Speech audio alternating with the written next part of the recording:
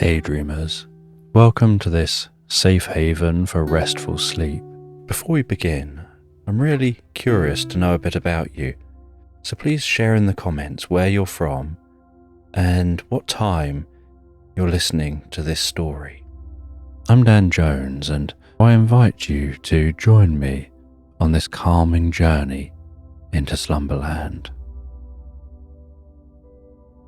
And if you haven't already and you feel more comfortable doing so, as we begin to relax, you can close your eyes, settle down comfortably, put aside any worries from the day, and lazily exhale and have a sense of gazing at the evening sky, perhaps after the sunset.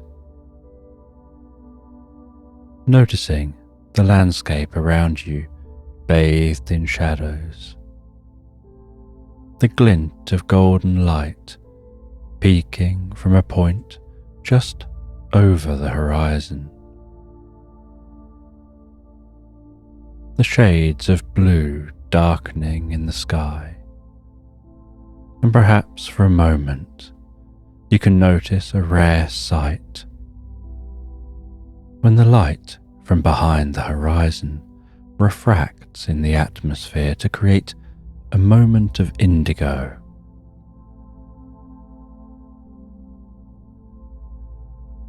And perhaps you can imagine that indigo light carrying with it the magic of sleep as it travels into your eyes and begins to wash over and through you.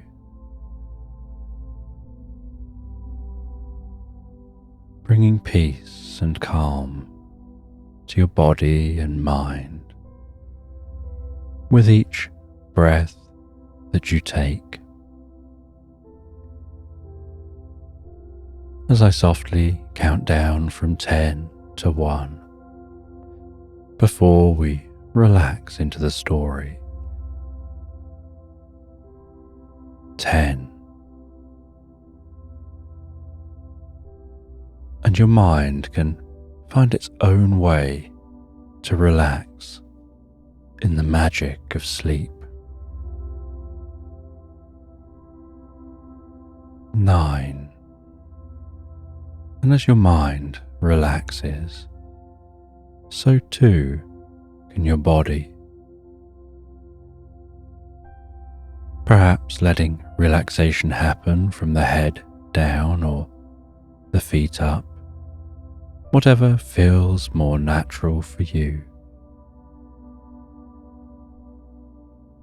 8. And while listening to this, it's okay to let that deeper part of yourself take over, the automatic process of falling asleep. 7. 6.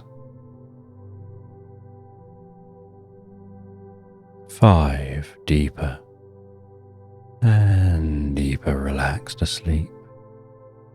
And when listening to this story, you don't have to do anything.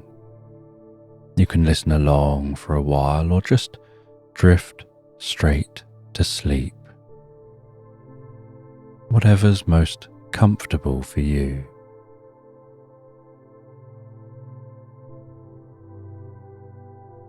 4. And as the process of sleep is an unconscious one, you can't consciously make yourself sleep. It's something you have to just let go of and allow to happen all by itself.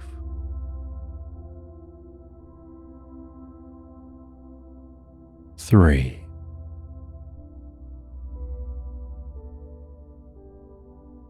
2. And gradually you can experience a gentle shift in consciousness as your brain slows down and you start to instinctively and automatically fall deeper and deeper asleep.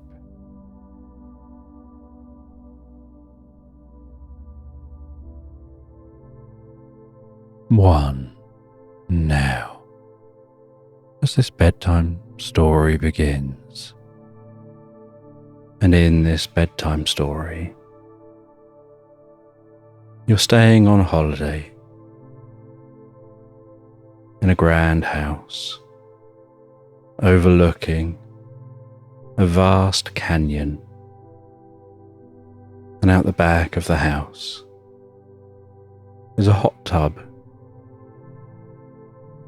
and you're resting in that hot tub, gazing out across the canyon, watching the way the sun is passing across the sky. Occasional wispy clouds coming and going. The feeling of the water bubbling around you. Perhaps noticing a bird flying high in the sky, circling on an updraft.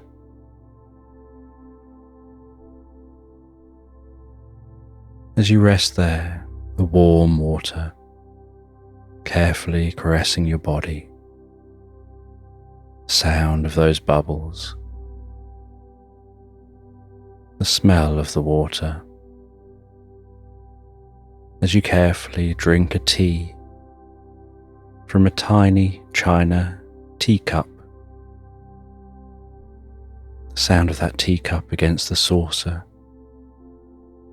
As you lift it up, move it to your mouth, take a sip of the tea, feel that tea passing down through your body, before carefully placing that teacup back down on the china saucer. Just enjoying this holiday, this breakaway. Enjoying a sense of peace and calm, an occasional sense of drifting into a reverie, while your arms rest on the side of the hot tub and your body relaxes under the water.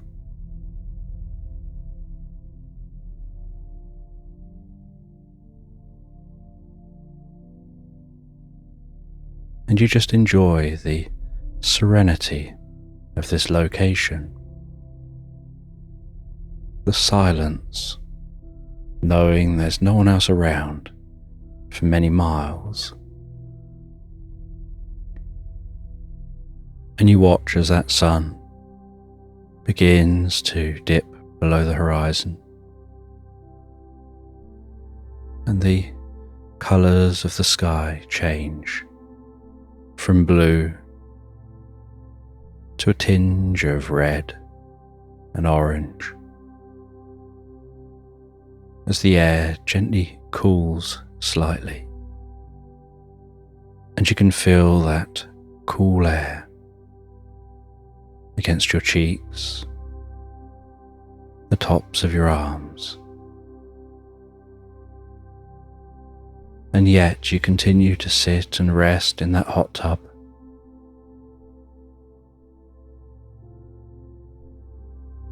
And while you continue resting in that hot tub, the sun continues to set,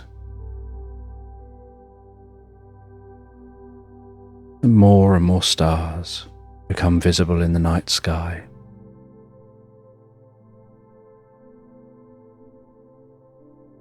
And once the night sky is an inky dark blue, and the only light is the gentle glow of some flamed torches dotted around the garden.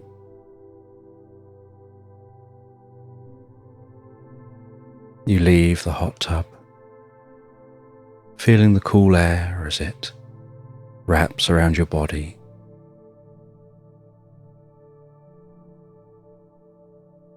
And you wrap a warm dressing gown around your body. That robe with its soft, fluffy material, hugging your body, bringing warmth to you in the cold night air. And you walk over to sit on a chair, and you lounge back on that chair, gazing up high at the sky.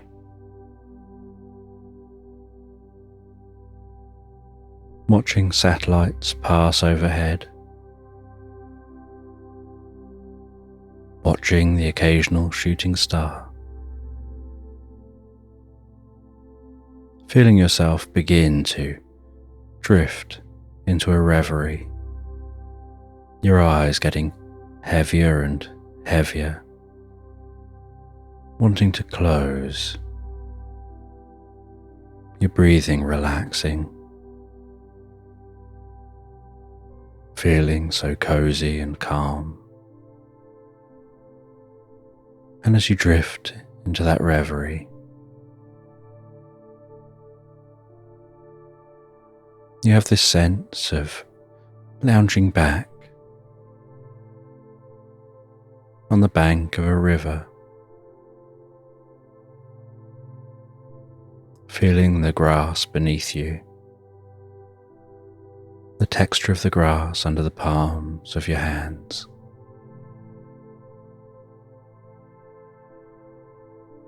Breathing in the countryside air, the different scents of wildflowers, hearing the rustling of the leaves in the nearby trees.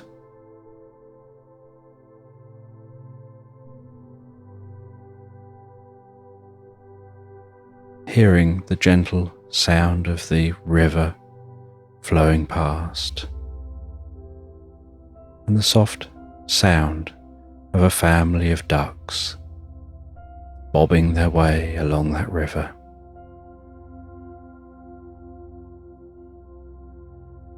As if the river is the duck superhighway. Ducks bobbing along and being carried by the current, speeding down that river.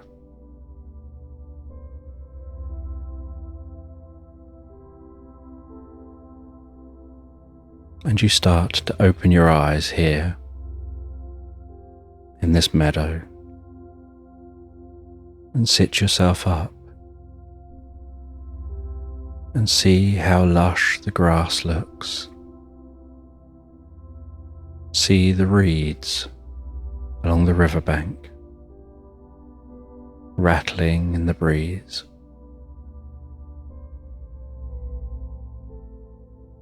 A swan pushing against the current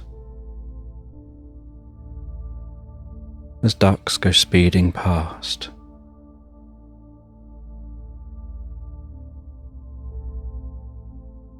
And beside you, you see your teddy bear just resting there, sitting up, propped against a bag, with its own small cup of tea and saucer. And you see your cup and saucer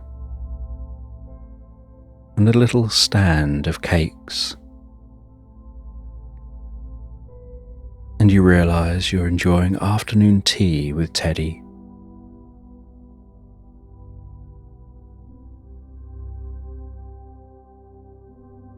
And you take a scone. You slice it open. You place some cream and jam in that scone.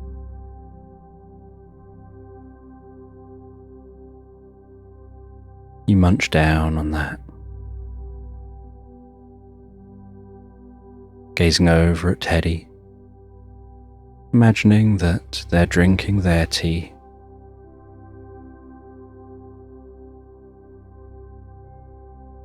And after eating and drinking, you stand up and wander over to the edge of the river,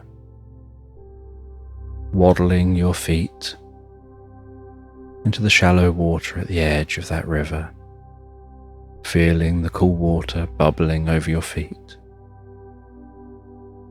listening to the sounds of the ducks,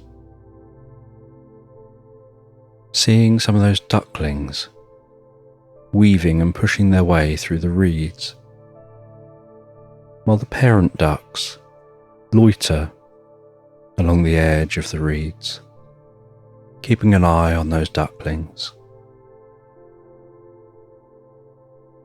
And then in the water, you see something glistening, and you reach into that water and scoop up that glistening object. And as you pull it up out of the water, you find that it's a necklace with a clown hanging from that necklace, and the buttons down the front of the clown's clothing appear to be sparkling diamonds catching in the sunlight. When you take a closer look at that necklace,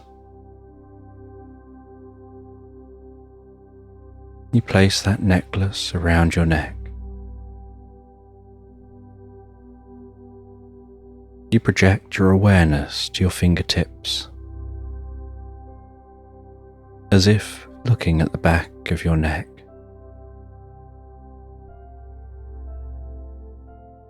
As you maneuver those fingertips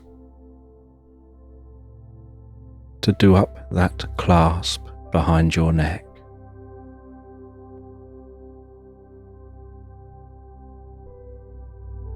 and then just very gently pulling on the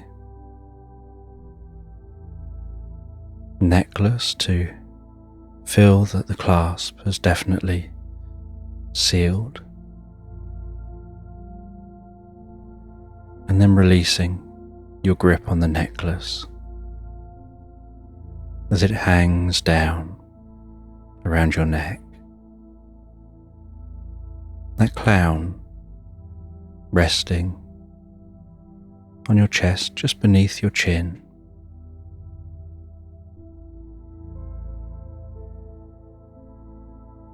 And you feel a certain weight to that necklace.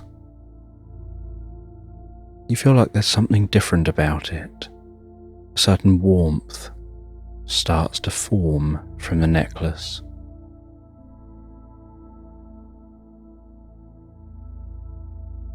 And that warmth begins to infuse gently within your body, weaving its way through your body. And you hear a low and comfortable rumble, like a low hum, emanating from the necklace and through your being.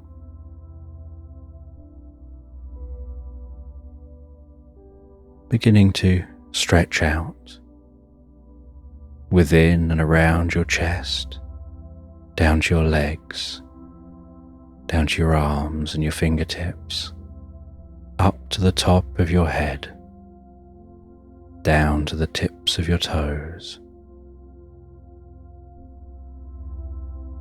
And then you instinctively feel your arms and your legs thrust outwards and your head thrust upwards. And with that movement,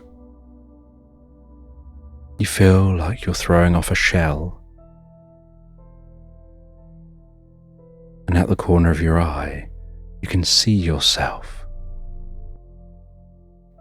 And where you could see your arms, your body, your legs,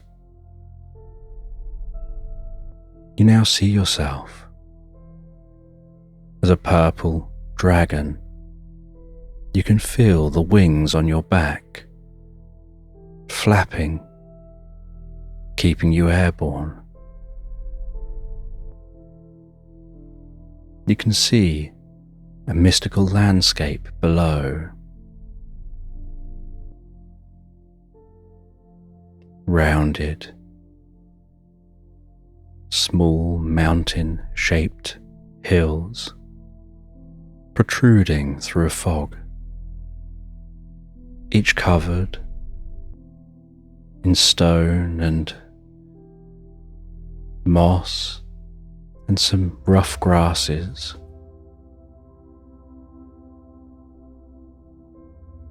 Like upturned cups dotted everywhere. And as you look around, you find yourself flying as instinctively as when you walk from A to B without a thought. And you fly down into the fog, feeling that fog against your skin. Flying down beneath the fog, low to the ground. And you find that this ground, this landscape,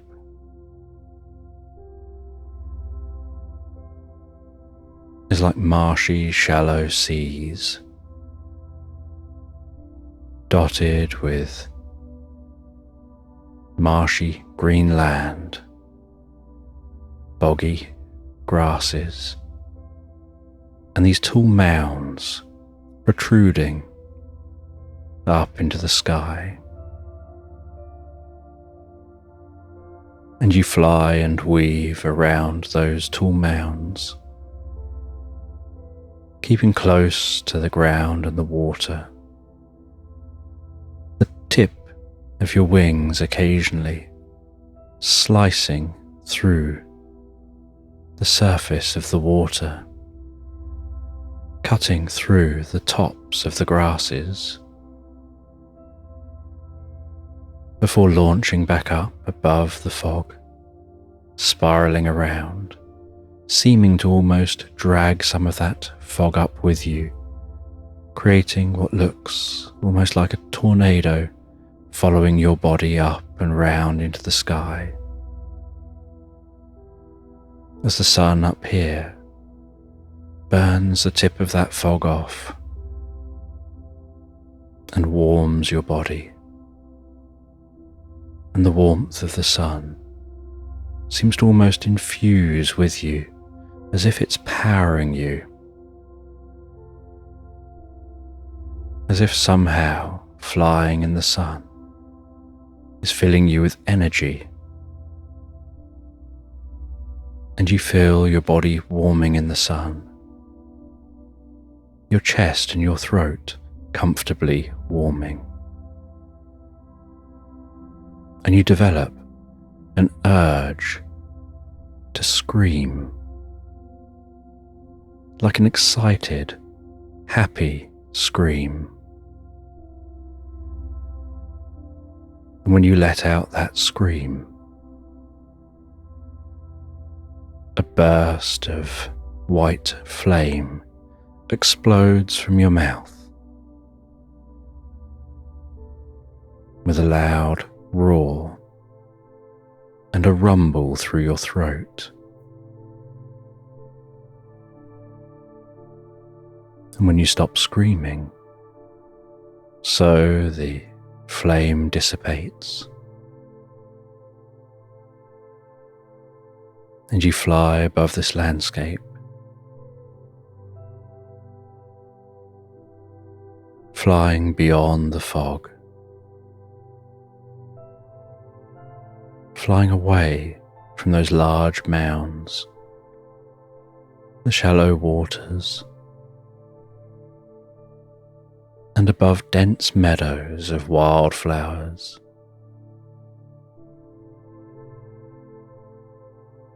Seeing deer huddled together in the meadows, munching on the ground, swooping down, seeing birds flitting from tree to tree, hopping around on the grass, bees and butterflies pottering around from plant to plant.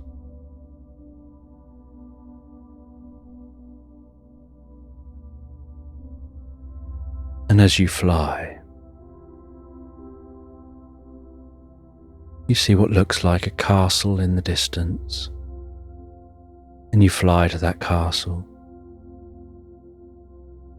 And as you land in the courtyard of the castle, so you land so softly and delicately. And when you go to move towards the castle entrance, you realize out your peripheral vision, you no longer look like a dragon. You seem to have become a mouse, walking so daintily through the courtyard. Your fluffy body slightly frizzy with the moisture in the air, and you tootle along, heading up towards the entrance to that castle.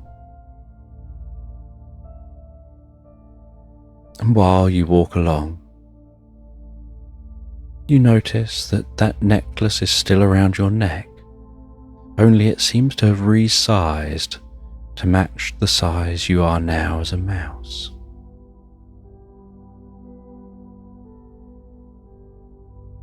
And you head up to that castle, and there's no way you can knock on this door and be heard. So you look around the doorway and you find a small hole in the corner of the wooden door, where the wooden door is beginning to rot slightly. And you softly squeeze your way through that hole, heading into this castle, unsure what you'll find.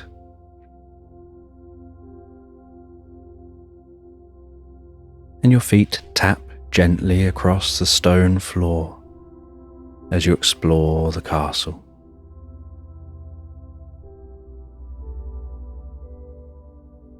And the castle seems deserted, almost as if whoever was here disappeared in an instant. And you climb up a table leg and see food still laid out on the table.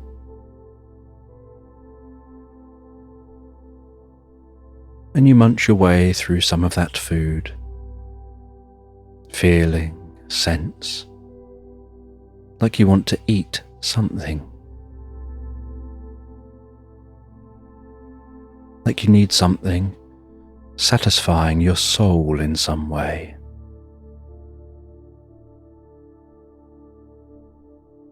Then you head over to a bowl that looks like a punch bowl, and you scramble up, poke your head over the rim, and begin to drink some of that drink in the bowl. And as you drink, so you stumble and fall in. And as you fall in, you give the tiniest of splashes,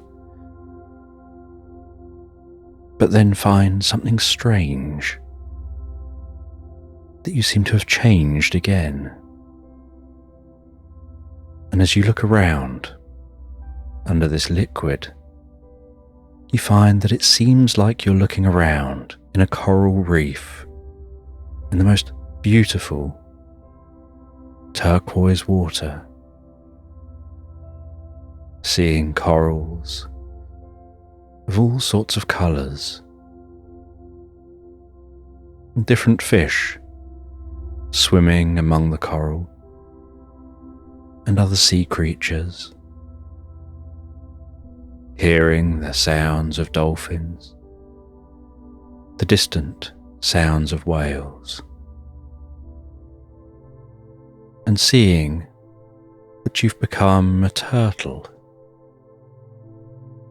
almost flying under the water with such ease and so little effort required. And you swim as a turtle down towards the coral. You weave your way through the coral, that necklace still hanging around your neck.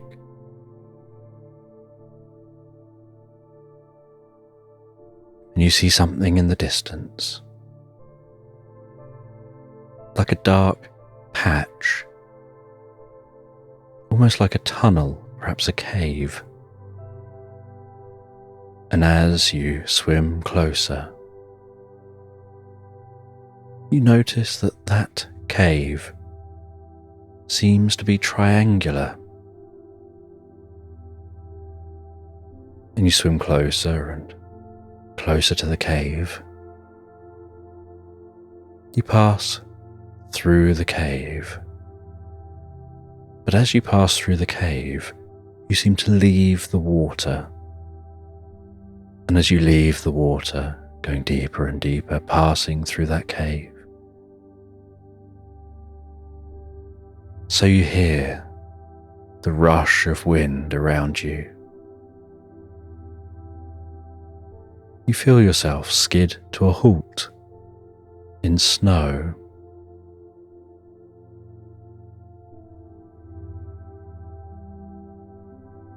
You stand up and notice that you're an incredibly fluffy white fox with a bushy tail, thick fur,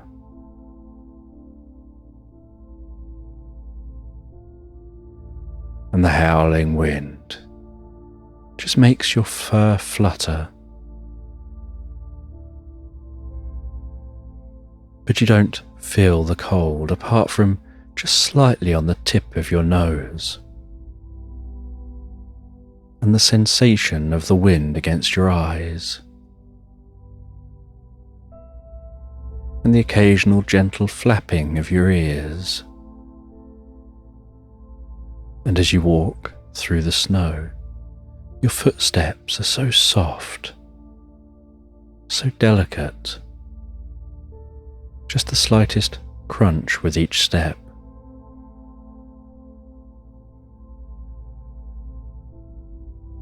And this landscape seems so barren. All you can see in every direction is snow, blending into a storm. And while walking through this snow, you spy a gentle glow, a slightly silvery white glow. You walk towards that glow, and in the snow, you see the most beautiful, glowing angel. And as you get closer and closer, so she seems to tingle like the sound of delicate bells. And she seems so friendly, and in the softest voice, she introduces herself as the Snow Angel. And with that, the wind calms down, and she stood before you in a delicate white cape, draped down, touching the top of the snow. The only thing showing behind her, her translucent wings.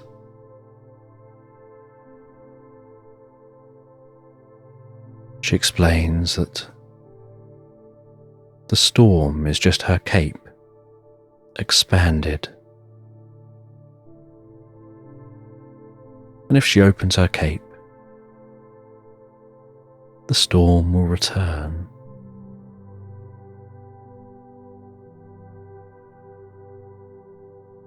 And she tells you that you're here on a mission of inner discovery, of learning something about yourself that you'll only know by accessing multiple different aspects of yourself. And each aspect of yourself is contained within a different being. And so you have to explore each of those aspects of yourself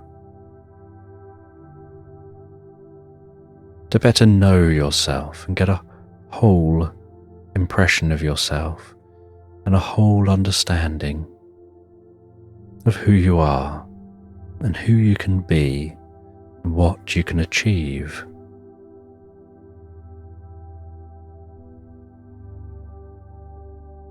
And she hands you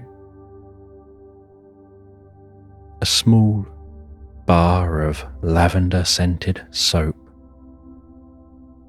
and tells you that this will be the secret to finding your way from here. And with that, she opens her cape, the storm returns, and she fades into the distance.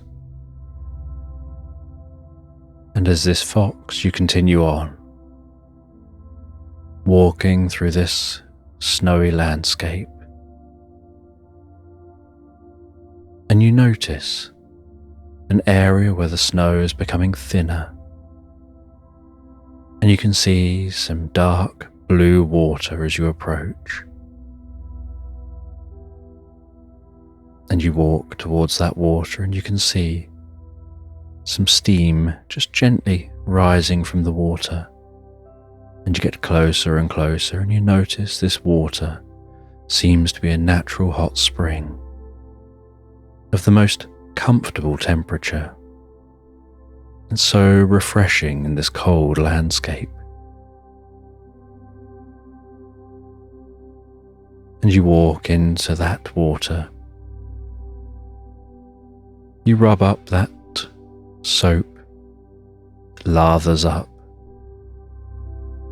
You begin to wash that soap over yourself, absorbing yourself in the scent of lavender. That scent of lavender filling your nostrils, breathing in through your body, tingling at the back of your eyes, twitching in the tips of your ears. Feeling yourself relaxing deeper and deeper. And your eyes closing. And as your eyes close, so you feel the water fade away around you. And while the water fades away, you feel that you're resting in a meadow on a beautiful summer's day, you open your eyes and you find that you're now a gopher, and you're exploring this meadow. And in the middle of this meadow is a large rock, and sticking in that large rock is a sword, and that sword is gently humming, as if it's vibrating a song.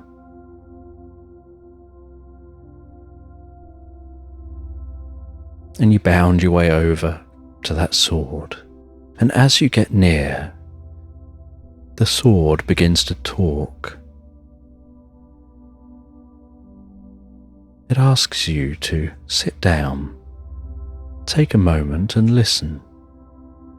I'm going to tell you a story. A story about a child called Heather. And Heather was out one day in a pumpkin patch. And she was gathering up pumpkins for pumpkin pie.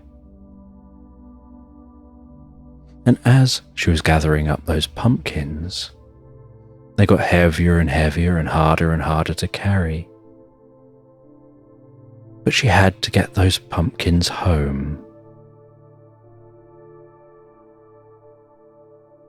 And she tried to carry that basket of pumpkins. But the more she walked, the heavier they felt.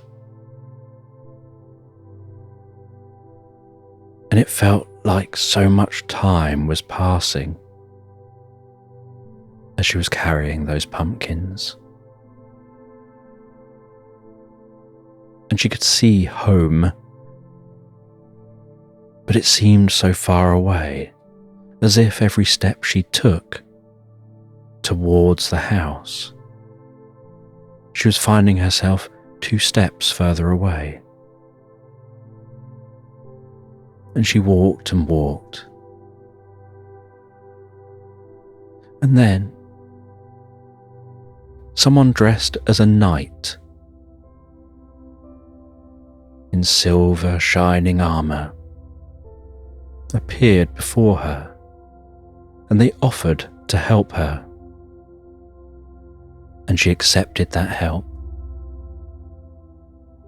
And that knight helped her carry the pumpkins all the way home. And once home, she offered them a cup of tea. And they came in for the cup of tea, but when they took their helmet off, she was surprised by what she saw. Underneath the helmet, this knight was an octopus. And they removed their armour and flopped to the floor. And they spoke to her about magic and about taking on different forms, about how they can disguise themselves and how they can use their strong arms to shape themselves, whether it's filling armour or hiding in a crevice. And while drinking tea, they share knowledge. And Heather sets about cooking pumpkin pie.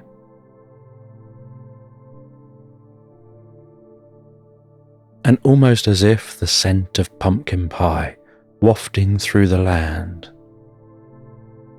her father appeared at the door. And he arrived at the door wearing socks and sandals, dressed as a bandit. And he wasn't happy to see a knight's armour lying on the ground. He worried that there was a knight here in his home. And he had his stolen items in a sack. And as he arrived, the octopus camouflaged itself, and so he couldn't see the octopus there.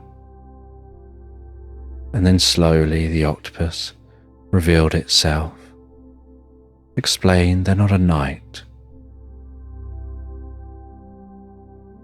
And the father explained why he did what he did,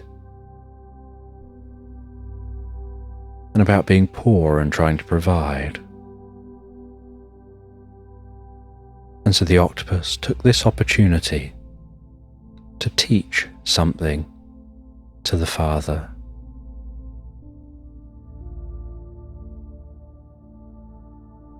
He spoke about a story he had heard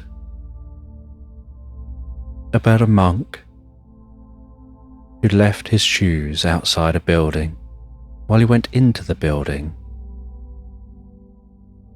And when he came back, his shoes were gone. And the monk's friend said how angry he must be at his shoes going missing, at whoever stole those shoes. And the monk explained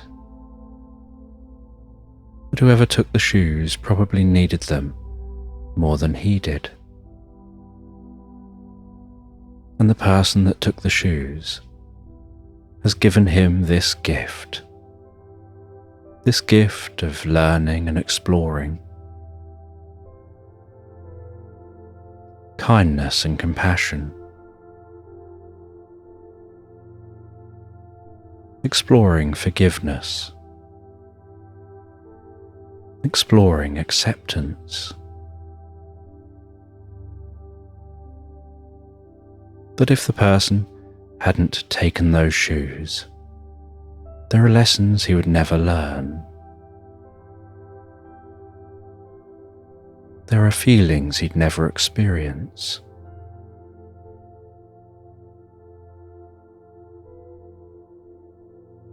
And the friend didn't fully understand.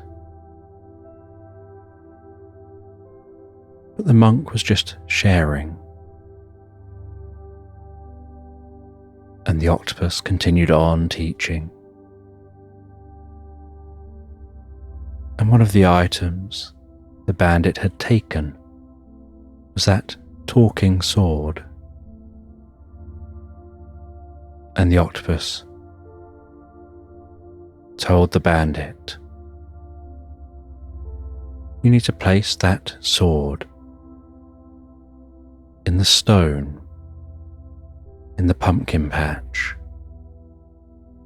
and it will stay there until someone comes along who's capable of removing that sword."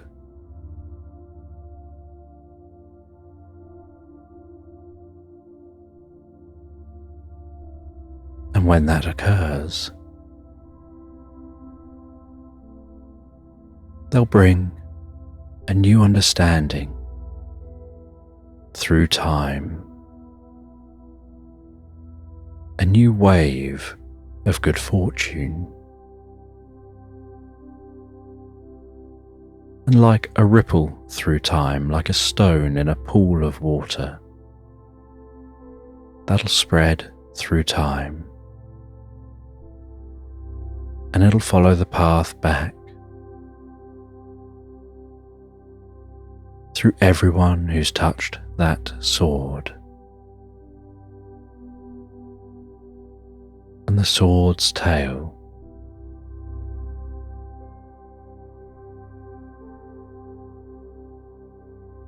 will bring peace and new understanding.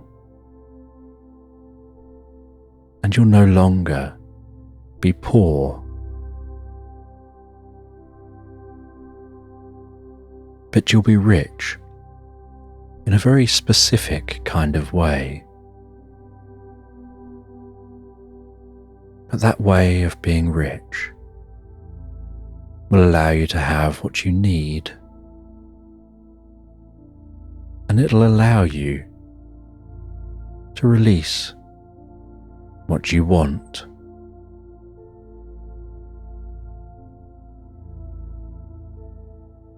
And the octopus then climbs back into the armor. The bandit takes the sword out to the stone. The octopus follows. And once the sword is in the stone, so the octopus rests an arm on the bandit's head and says, "I'm the keeper of dreams," and passes a dream to the bandit. And the bandit's eyes close, they become very still. They drift into a deep and powerful reverie, going through an experience much like the one you're going through now.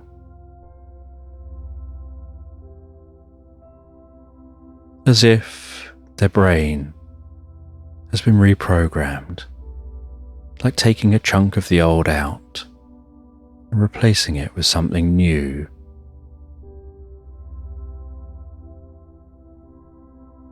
And when they release that bandit's brain, and the bandit returns back to themselves, they find the fields full of lush crops.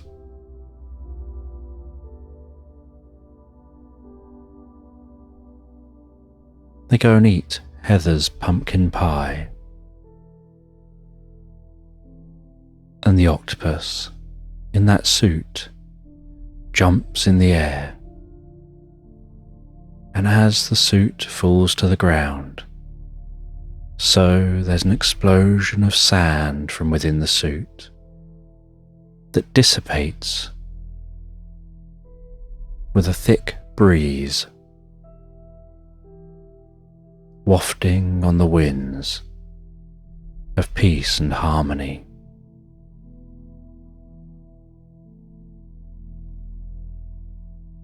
And so the sword continues telling the story and says that you, as a gopher here, is the one who's destined to remove the sword from the stone. And as a gopher, you question whether you'd be able to remove that sword from the stone. They say you're not called a gopher for nothing. You're going to go far. But to go far, you need to remove that sword. And the gopher climbs up on the stone, and as this gopher, you take hold of the sword and so easily and effortlessly manage to lift it out of the stone. The sound of that sword sliding its way through that stone, humming as it stretches into the air, like a lightning bolt sparking from the tip of the sword up into the sky, arcing overhead, like that lightning is dancing from cloud to cloud, back down to the earth again,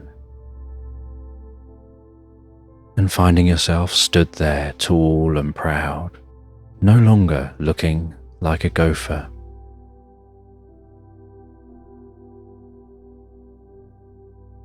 And as you gaze up and around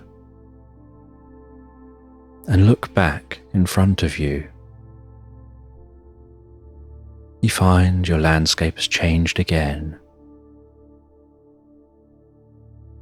You're stood in a large, empty room. A room that's pitch black and so large you can't see the sides. And a man in a purple cape is stood in the shadows.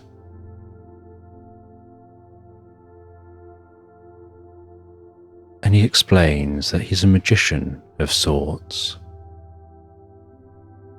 He's the observer. He watches over everything. And he creates transformational experiences like this one. And he gestures for you to follow him. And carrying that sword, you follow him on a long walk through this dark room, an almost soundless room, just the most delicate spatial hum.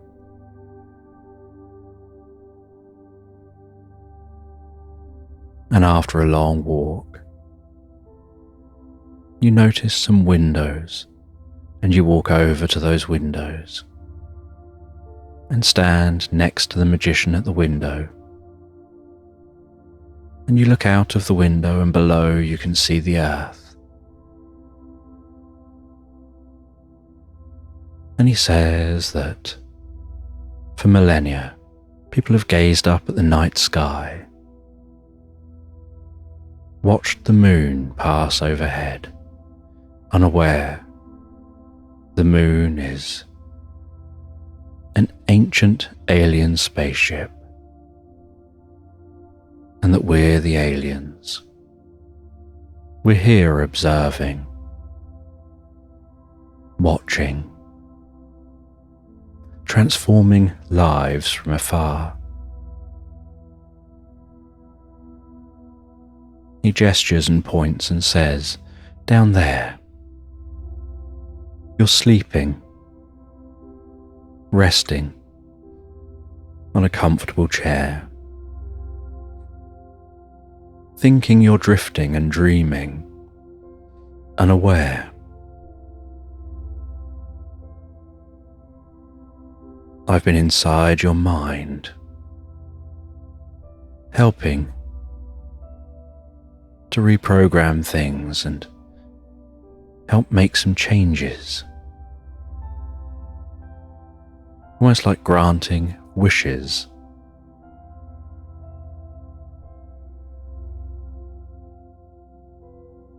And in a moment,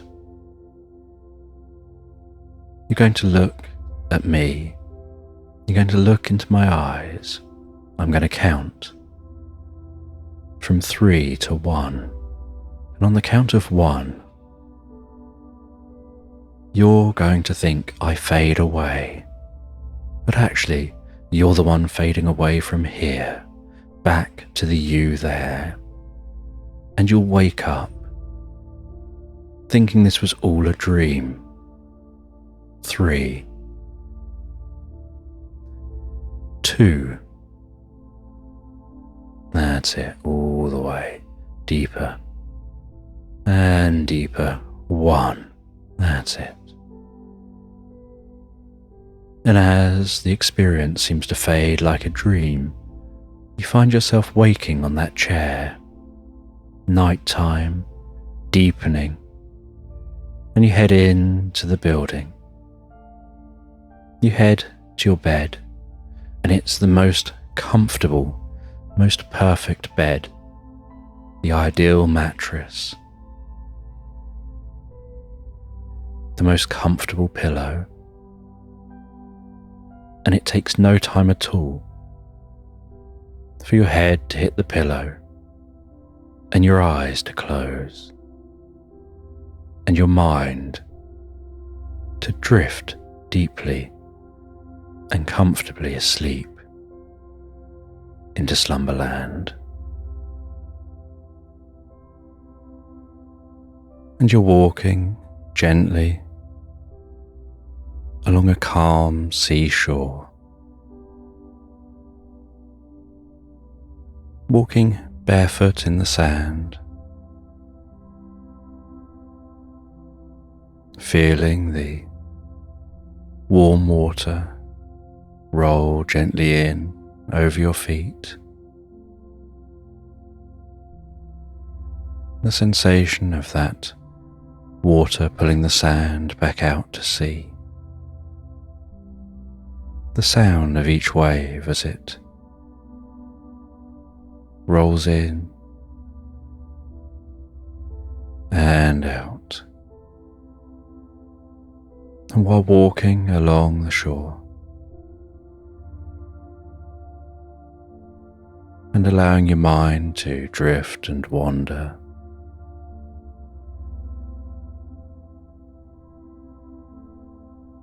you can feel the warmth of the sun, hear the sound of seabirds, smell that salty air,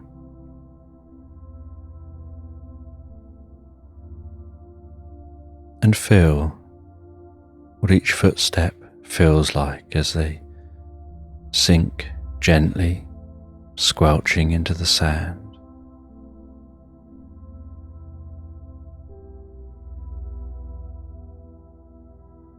And you walk for a little while, and you can see a family down the beach, children playing and laughing, the parents sitting in the sun with lashings of sun cream plastered over their faces, their body.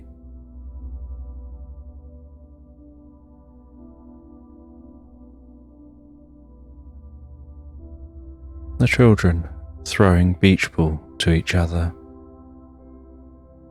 The way that ball almost floats through the air. It doesn't matter how hard the children throw the ball. Within a fraction of a second, it slows right down and almost floats through the air.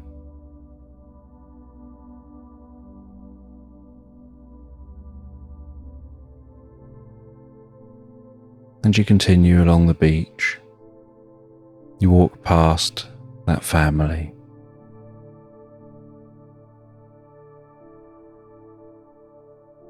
And you head to a beautiful white horse.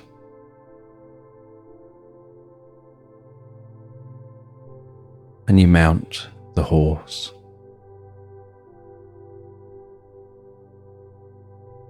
And you begin to walk the horse along the beach. Its feet trudging through that sand, splashing up some of the water.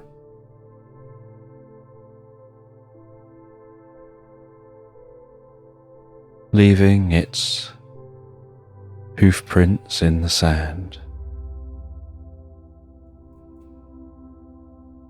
And then directing it up from the beach, directing it through some woodland as the sounds from the beach begin to fade into the background, and the sounds of that family fade away. And the sounds of the seabirds, now beginning to hear the gentle song of songbirds wafting through the woodland. The light dancing before you as the leaves above rattle around in the treetops.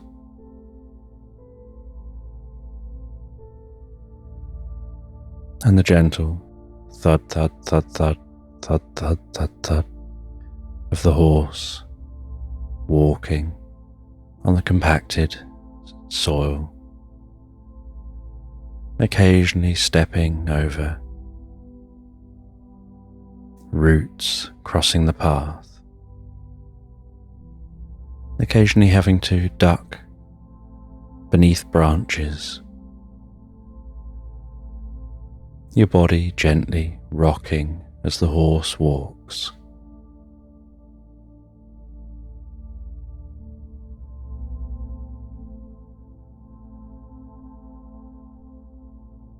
Until you reach a gate, and you reach down, you flick open the gate, and the horse's body gently pushes on the gate, pushing the gate open, then turning around, the gate swinging closed, clunking into place. You just check that the gate is closed properly before walking onto the road. And as the horse walks along the road, so its metal shoes clang against the road surface.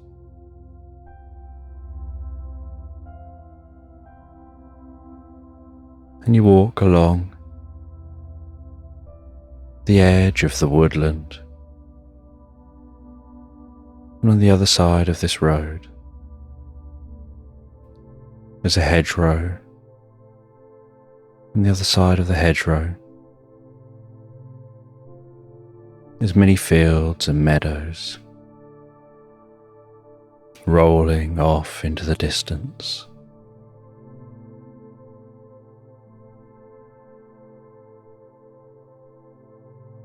And you continue along this road.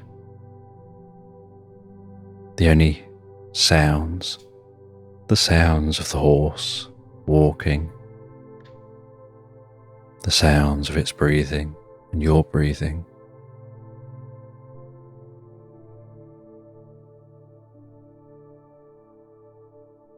The sounds of songbirds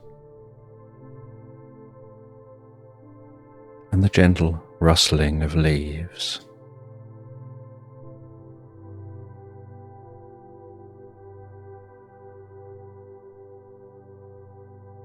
And the horse walks following the road.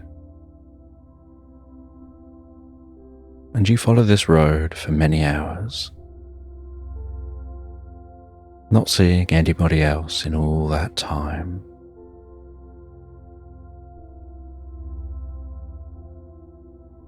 Until you decide to stop for a moment.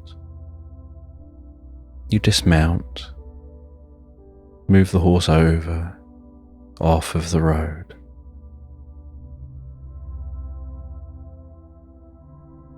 You loop the reins around a branch.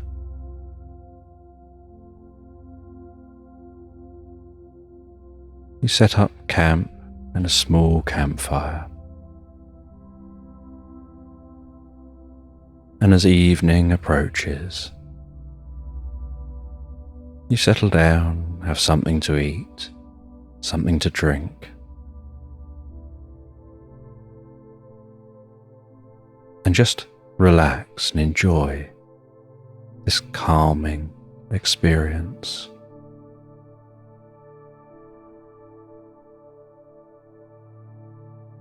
And while you eat, you see a small bluebird fly down a short distance from you, its tail flicking gently, making small jumps, keeping its eyes on some bread that you have.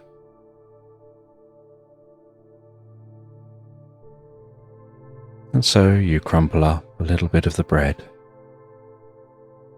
You throw that over for the bird. It tentatively skips towards you, pecks up some of those crumbs, looking up at you between each peck, and skips back.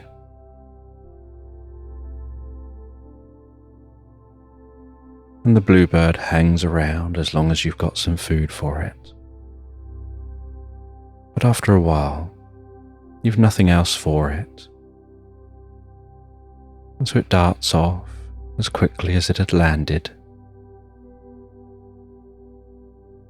And while the sun begins to set, so you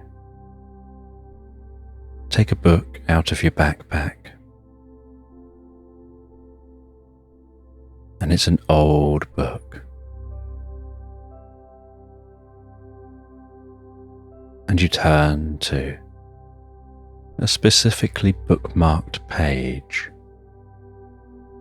and continue reading from that page, really trying to understand what's written on the pages, the meaning of what's written there.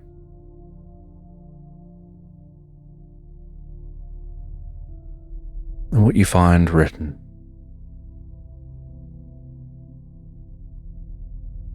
is largely written in hieroglyphs, an ancient script. And so it takes some time to understand that text. Because not only do you have to work out exactly what it says, but there are often multiple meanings for different words.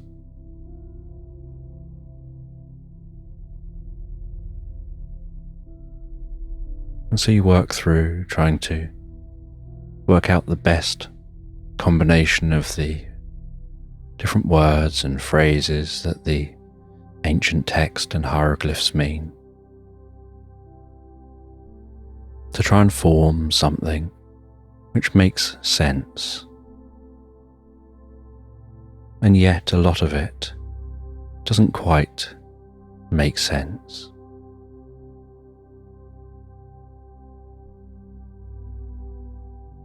And you find what seems like a ritual written down. And this ritual describes creating a circle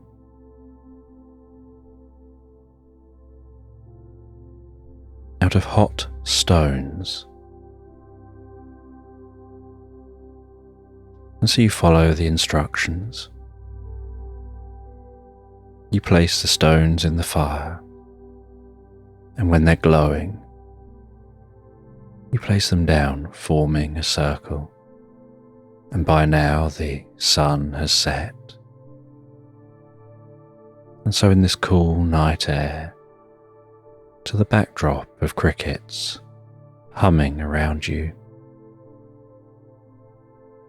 you've got the campfire flickering, gently rumbling, and that glowing stone circle on the moist grass.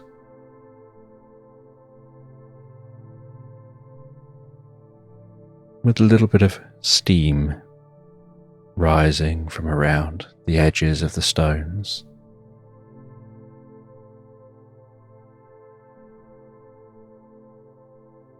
You then take a branch and you slice that branch lengthways until you have a plank. You place that in front of the stone circle across some raised stones, like a table.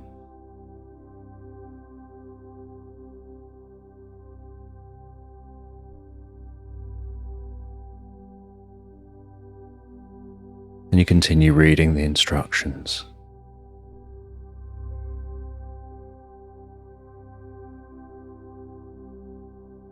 And you get some charcoal from the fire, and you draw a symbol on the left-hand side of that plank, and you draw another symbol on the right-hand side.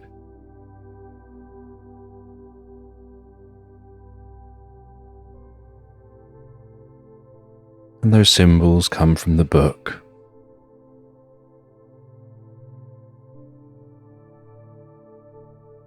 And then you grab a stone. You follow the instructions to wrap some thread around that stone in a specific way that the stone hangs almost like hanging in a basket,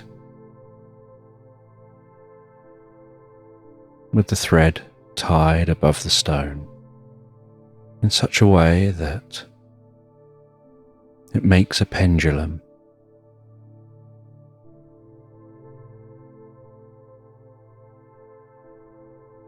And then you tie that pendulum to a stick. And it's a long willow stick that has a little give to it that flexes with the most gentle creak.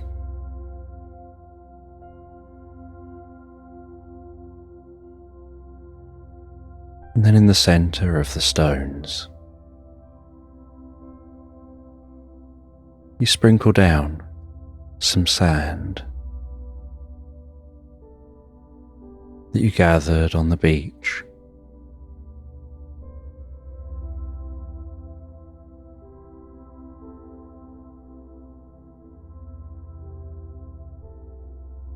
And among the sand, you place some pebbles.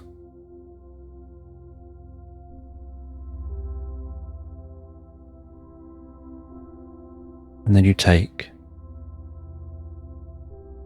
some of the burning sticks from the fire. You rest them with the flames touching the stones.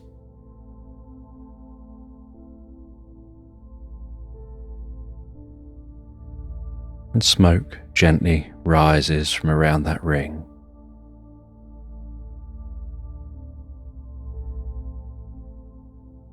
And you continue reading the instructions. And it instructs you to sit cross-legged, holding the willow branch,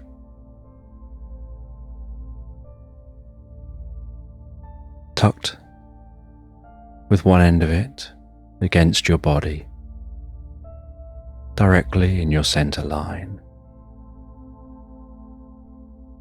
just below your navel.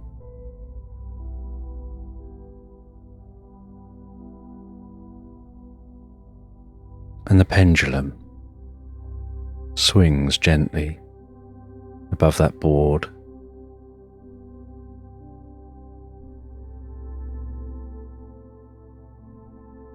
And it tells you that one of those symbols means yes. And one of those symbols means no.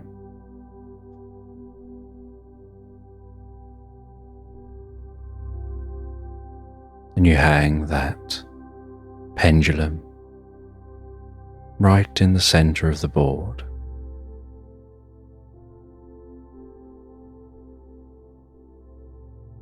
And the book instructs you to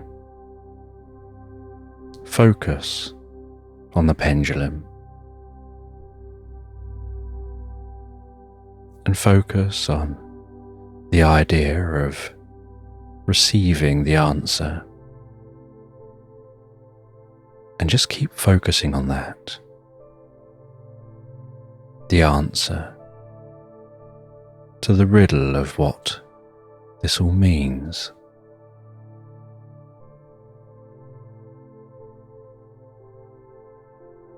And so you focus on that pendulum, and it just hangs so still, occasionally just slightly spiraling, but hangs directly down.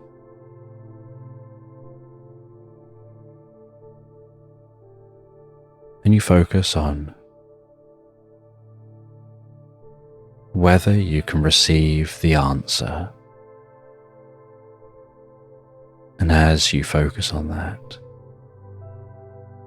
you notice the slightest movement start in that pendulum, and you're sure that you're remaining as stationary as possible, that you're not moving it. But you see it beginning to move, and the more you see it, the more it moves, and the more it moves, the more you notice it moving. And the more you notice it moving, the more it swings. And you notice that it's not just swinging left and right. It begins swinging in a circle, and that circle is slanted towards the yes symbol, as if it's swinging in a circle, like the orbit of a comet, swinging out to the yes and back to the center,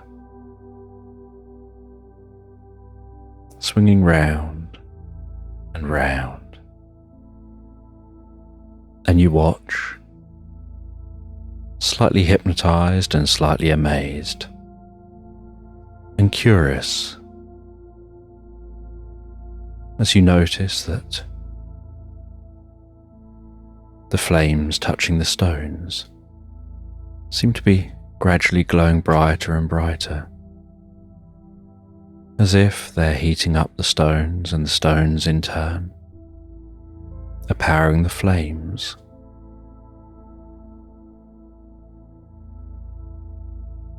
And the fire seems to be seeping somehow onto the sand. And as you continue watching, while the pendulum's swinging, in the darkness of the night, with just the blanket of stars for company, and the horse resting beside you, and the sounds of the crickets,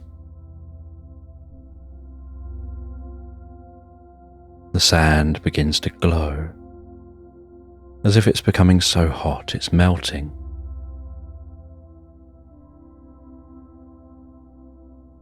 And it glows red and orange and yellow and white.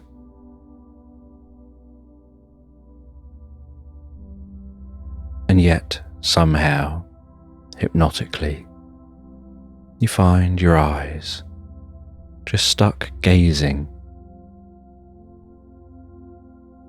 at that sand. And then the sand begins to cool, but as it cools, you notice it seems to have been turned to glass.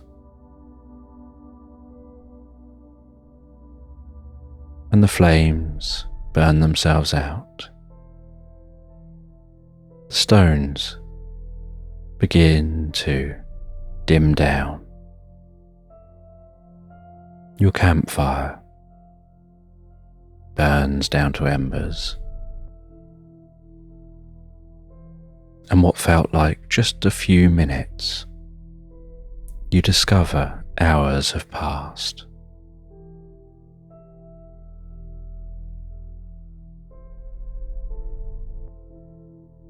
And you place down the pendulum. You stand up. You lean over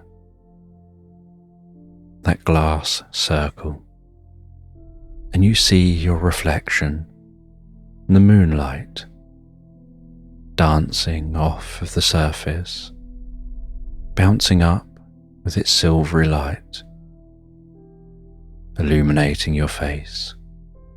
You feel like you're glowing in that moonlight as you gaze into that circle, and you can see your reflection, and then you notice a slight haze around your reflection. And then, almost as if someone's just stamped in the center of the glass, it shatters, and in its place there seems to just be a dark hole. And you hear a whispering voice coming from within that hole, almost summoning you in. Jump. Jump. Jump. You feel a gentle pressure around your shoulders, your back. A calming, comfortable pressure that seems to be encouraging you. Jump. You gaze down into that hole. Jump. And as you gaze into the hole, jump. You feel this urge. Jump.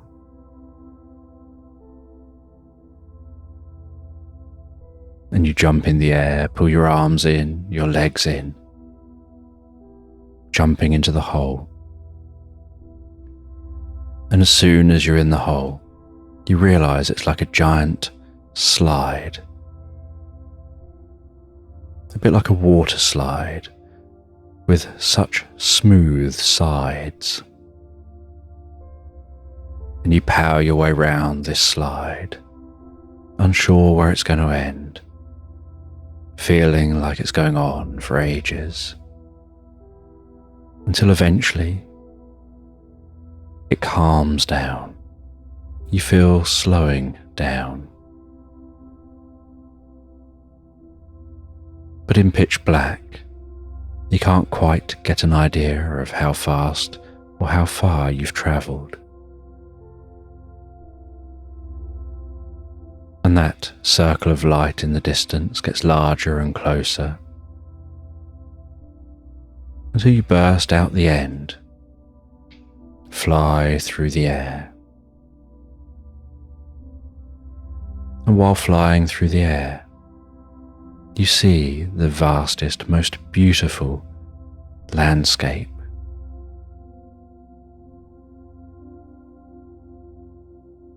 And you see what looks like a bouncy castle being moved around.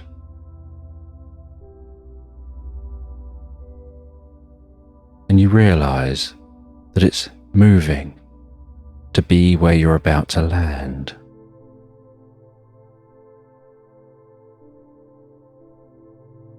And you strike that bouncy castle. You bounce vertically high in the air, and then land back on the bouncy castle, bouncing up and down a little bit until you come to a halt. And you rest there for a moment on the bouncy castle, catching your breath, just taking a moment to take in what just happened, feeling a sense of relief.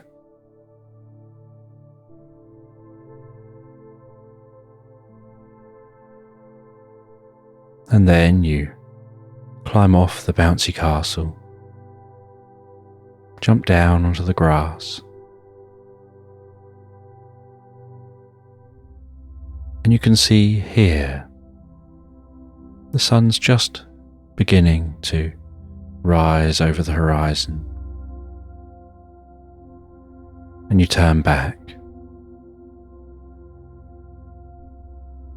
and you see underneath the bouncy castle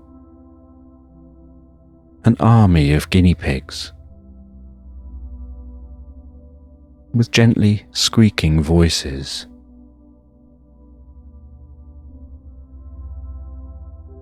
Each one wearing sports shorts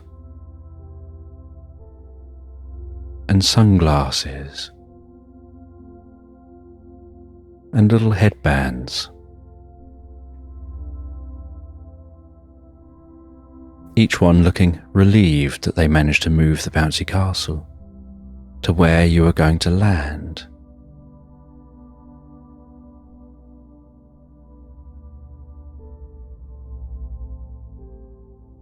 And you see, in front of the bouncy castle, is a kangaroo. And the kangaroo has a notebook and a small pencil.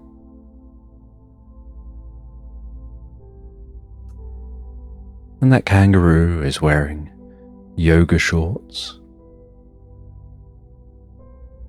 and also has a headband and some wristbands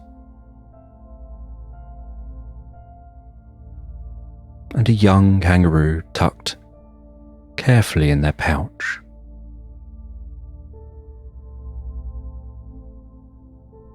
And you see that in the notebook is some mathematics showing the arc you travelled through the air,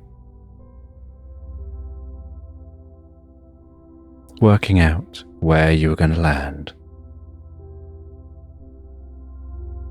The kangaroo says that they're usually the yoga instructor, but when they saw you flying through the air and they realised they've got a visitor,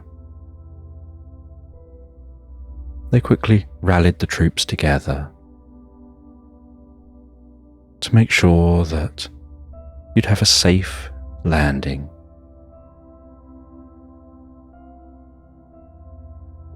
And you thank the kangaroo, and you thank the guinea pigs. The kangaroo says that perhaps you found your way here to meet with the Ancient One, because that's the only way someone would have come through that tube and found their way to this land.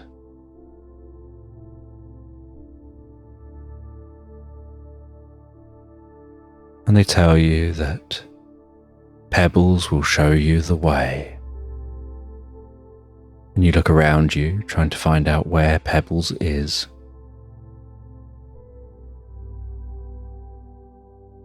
And then you see a small chicken trotting along beside you. The kangaroo says, "This is Pebbles. She's one of the most powerful witches in the land.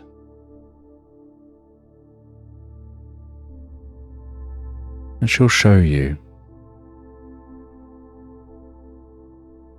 the way to the Ancient One." And so you follow Pebbles. You walk across this land. And as you walk across the land, you try and engage in conversation with Pebbles. But Pebbles just clucks away.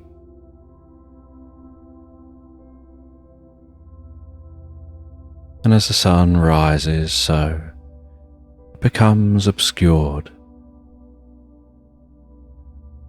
by dark and looming clouds.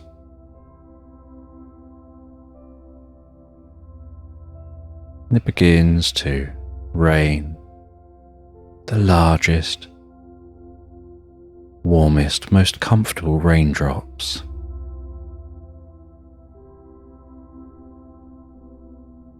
And Pebbles takes a small cocktail umbrella from behind one of her wings, pops that up over her head, with the large drops slapping the top of the umbrella, bouncing off, as she just about manages to keep the top of her head dry, while the rest of her is getting soaked. As you walk in the rain running down your face, that gentle smell of a landscape that hasn't been rained on for a very long time, finally soaking through.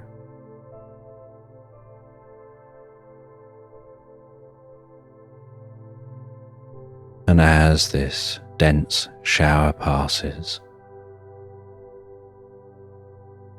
Pebbles pops down the umbrella, and the rain begins to gently evaporate, and against the dark backdrop of the clouds, the most beautiful rainbow forms overhead, almost guiding your way.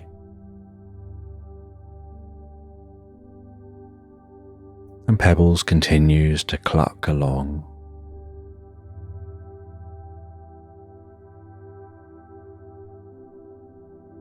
And a gentle mist rises from the damp landscape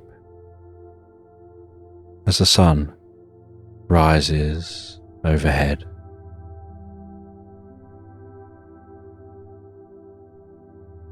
And you see in the distance what looks like a small hut. And outside the hut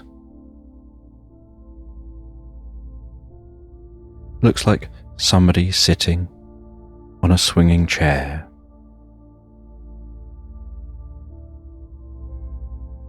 And they seem to be playing a musical instrument and absorbed in their playing, almost as if they're in a reverie of their own.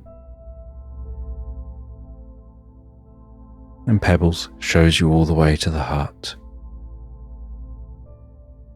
nods as if to say goodbye, then jumps up, pops up that umbrella, twirls the umbrella with her beak. Sparkles come off of the umbrella as the umbrella lifts her up into the air, her bottom flailing around while she hangs on with her beak, her claws just gently dangling. And that umbrella fizzing and spinning and sparkling as it spins, creating a ring of sparkly light.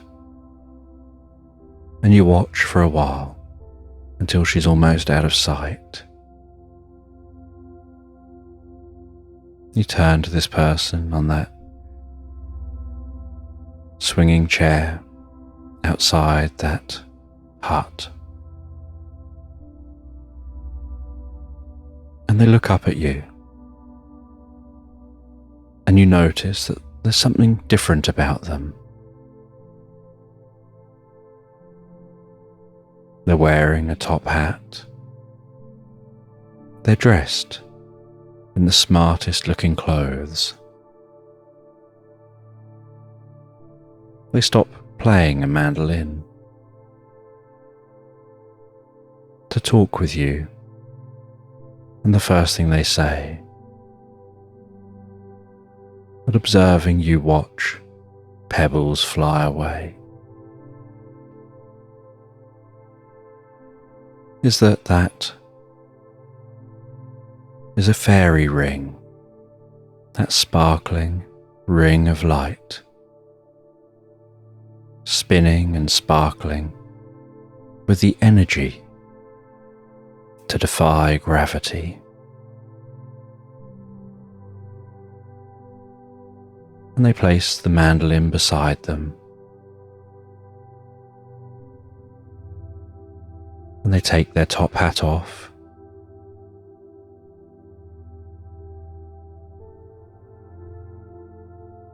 and they pull a scythe out of their top hat.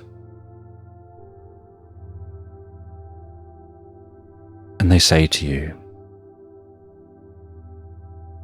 there's somewhere you've been looking for that relates to that book you've been reading. And they say some incomprehensible words.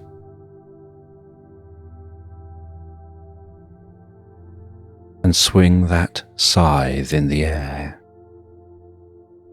And you hear it cutting the air.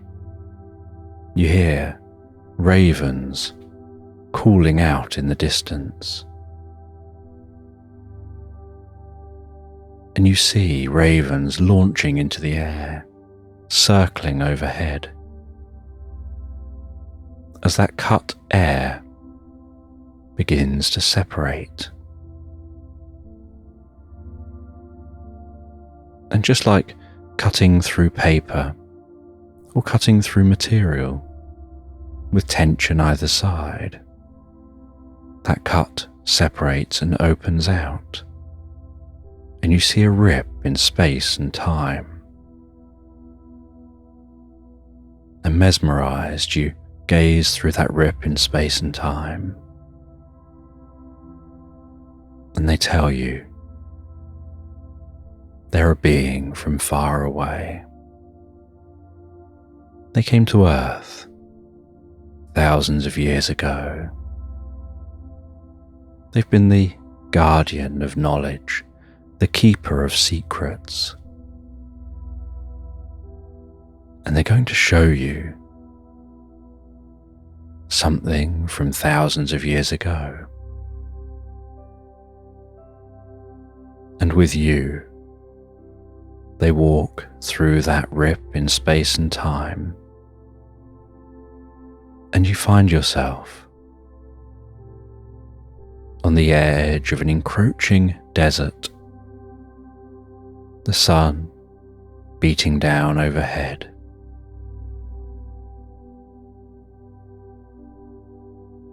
And lush green landscape before you, wrapped tightly around the edge of the Nile.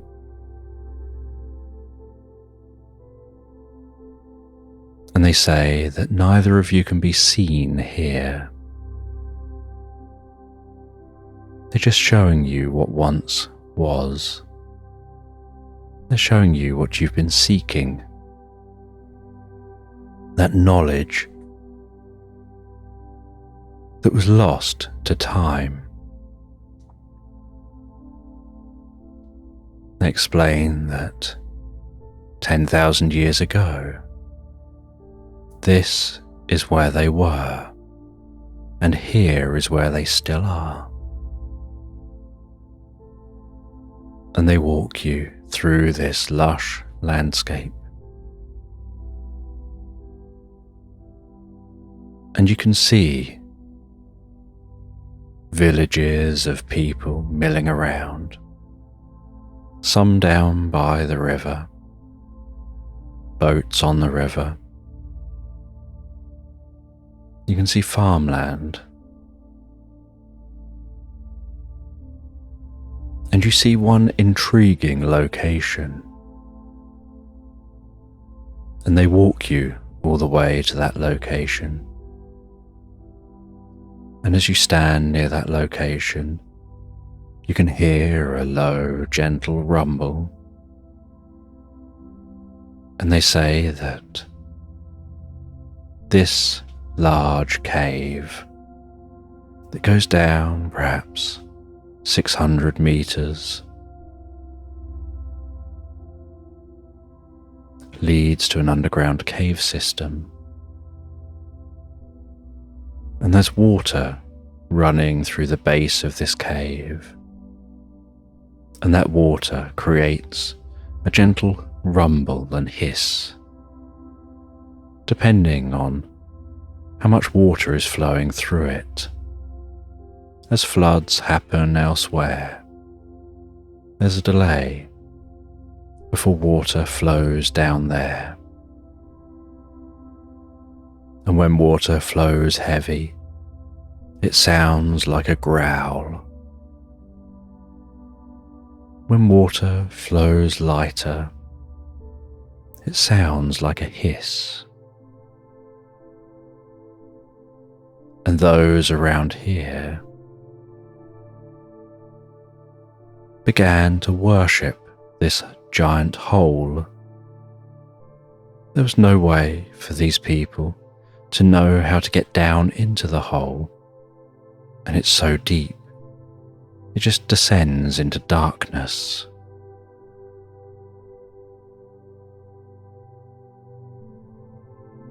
But as time went on, we arrived.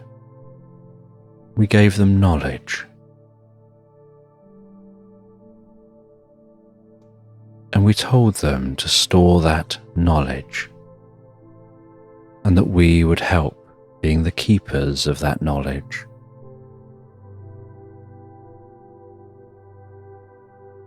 And we placed the knowledge in emerald crystals.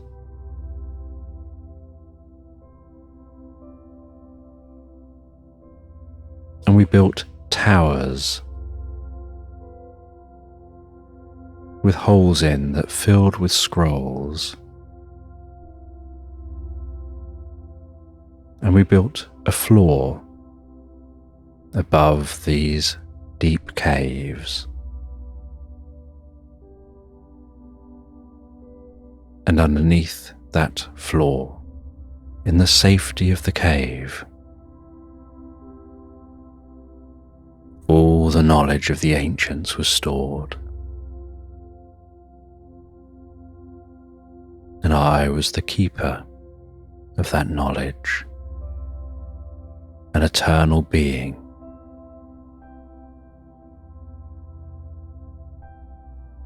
And as time went on, other civilizations started building up. And as they built up, so there was a fear that they may try and take that knowledge or destroy the knowledge, thousands of years of history, of learning, of wisdom.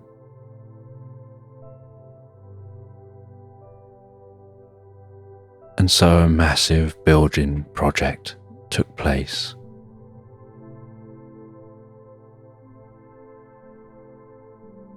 And a giant pyramid was built over the top of that chamber of knowledge.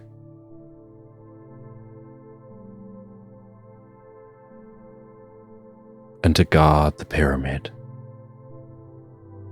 a sphinx was placed with a secret tunnel that would lead to the chamber.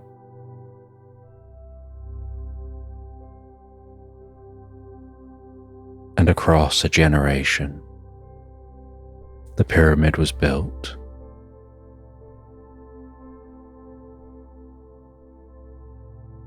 And the legends continued that there was a snake down there, perhaps a dragon, some kind of creature that growled and roared and hissed, that guarded the underworld. And that legend protected the chamber from anyone investigating, because the legend became bigger than the truth of it being an underground library. And as the landscape dried out, so the library would survive, and with a giant pyramid over the top, and the encroaching desert, and the disappearing greenery, and fewer people, being right here, reduced awareness a memory within the civilization of the ancient library.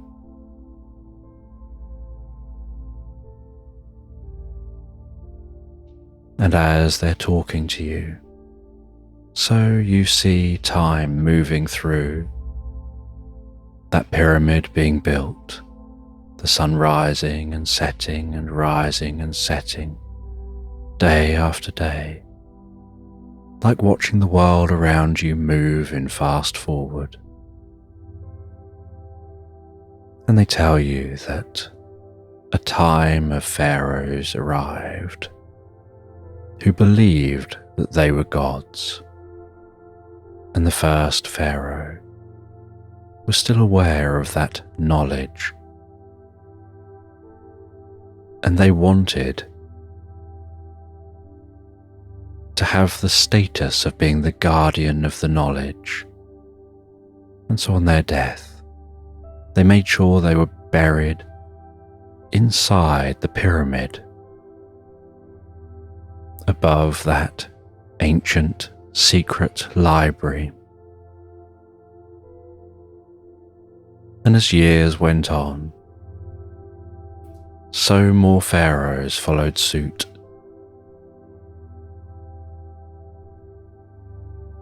In the older days, they just used to build smaller pyramids. But now there was this one large pyramid. Others wanted to do the same, but no longer to guard the knowledge. But now they wanted to do the same, to prove they were more worthy, more godlike than what came before.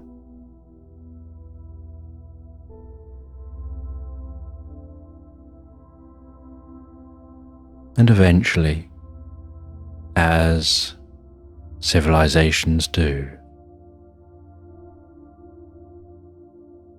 they lost their way, dispersed. History happened,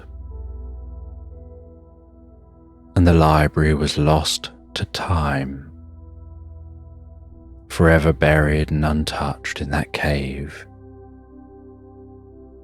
Tens of thousands of scrolls and objects and documents and knowledge stored from our ancient race.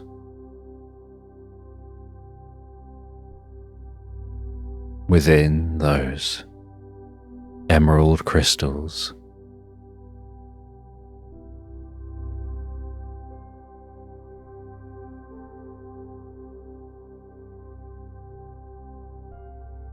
And this alien then guides you into that library as it looks today, guides you through a secret entrance. You descend a spiral staircase, and all the way down that spiral staircase are scrolls in holes in the central column, and you realize there are multiple columns stretching down to the cave floor. And at the base of the cave, you look around, and the alien lights a torch that illuminates the cave. You see the vastness of this chamber, each footstep echoing, and yet there's a certain stillness and silence to this chamber. You see how delicate the scrolls are that are stored here. You see the giant emerald.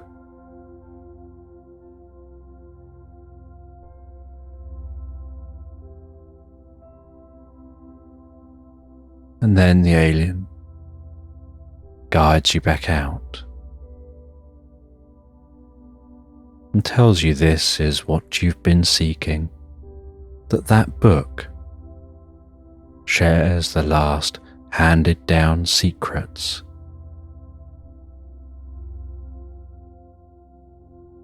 of the existence of this ancient library. And they've remained the keeper of knowledge. But since it's been filled in with a giant pyramid overhead, they now monitor it from afar, from a temporal realm between worlds.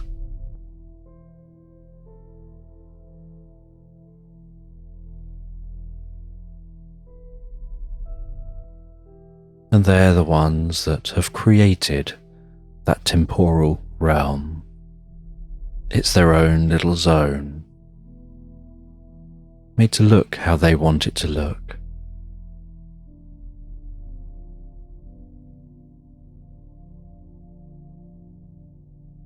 And they can come and go as they please. And with a click, the temporal realm can disappear completely.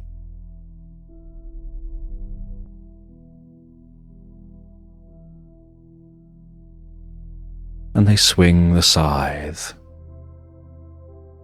slicing a rip in space and time. They walk back through to that temporal realm. You follow them back.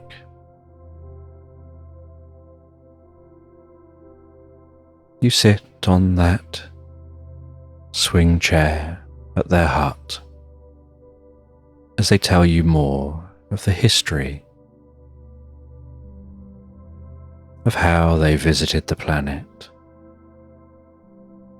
how they influenced civilizations despite trying really hard to just be observers. But they didn't bank on ancient civilizations and their tendency to find meaning and to imbue meaning upon situations, and to want some kind of explanation to the point that they're prepared to create their own explanation and then treat it as true. And so it didn't take long for them to be known as gods here, when they're really just visitors from the stars.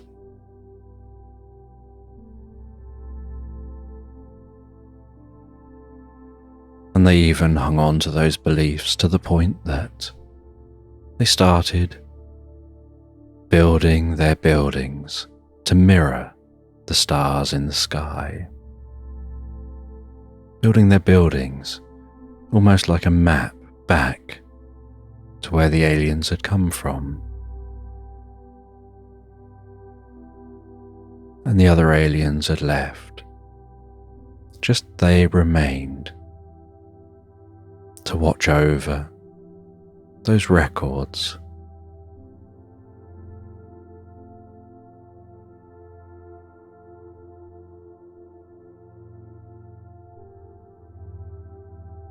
And then, after a little while, the sun begins to set, and they guide you into the hut. They offer you some food and some drink. They tell you that you can't go back the way you came, so you'll need to have some drink to find your way home.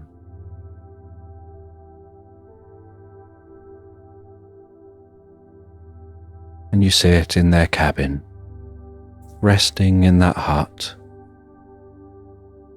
You start drinking the drink that they've made for you, and it's a warm and comfortable drink that tickles your nose as it wafts around your face, that tingles behind the eyes.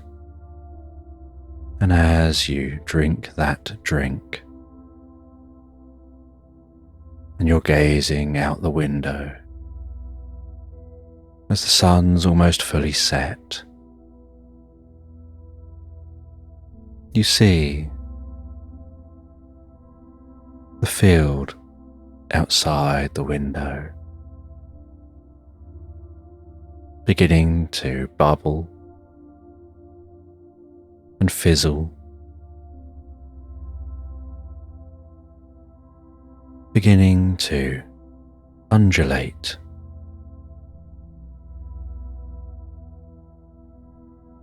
You see what looks like fog rising from the field, but the fog seems to be rising with the field, as if taking the field with it as it rises higher and higher. And you notice beneath the field, what's left as the field disappears and rises into the sky is just black. And you look out other windows. You see the trees fizzing and bubbling and rising from the ground, almost turning to particles as they merge with the fog. You see the kitchen tap jump down from the back of the kitchen sink and start dancing on the work surface.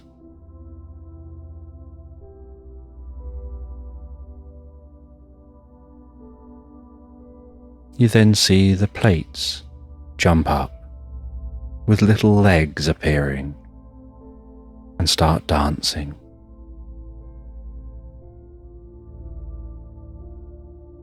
And everything around you seems to begin to separate into individual particles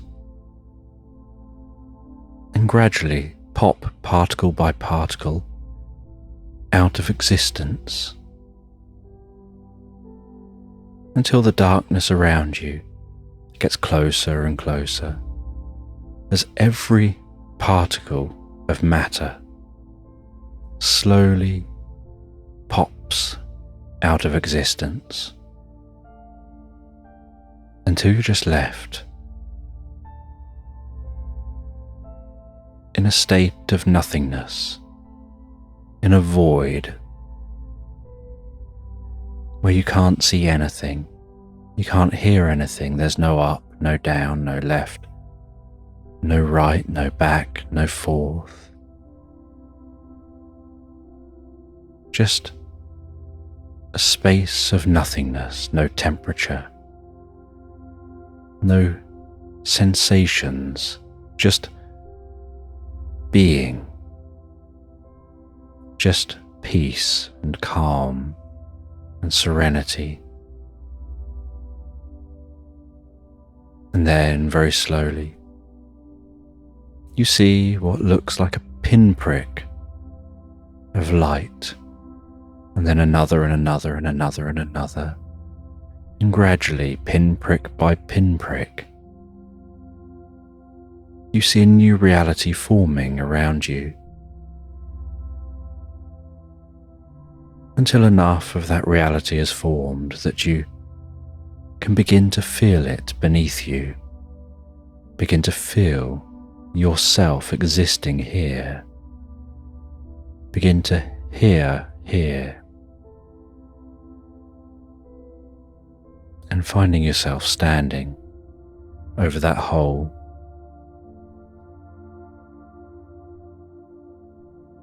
As you sit back down and look up and look around and see your horse resting beside you, as if just a moment has passed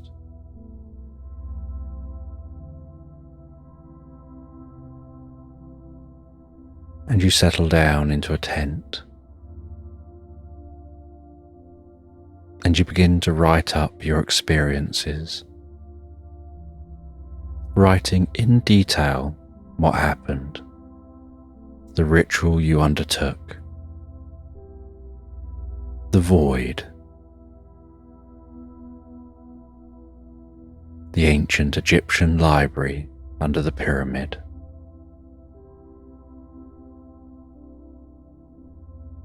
those you encountered,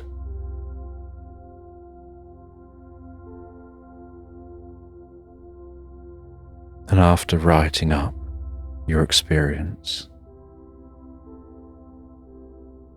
you leave the tent, you walk around, and occasionally jump up and down, just to make sure you have a sense of reality and being connected to reality.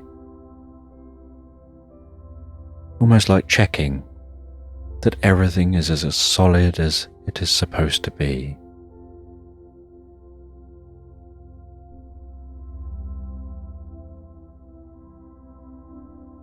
And then, with nighttime still set in, you settle down in the tent, curious about the future.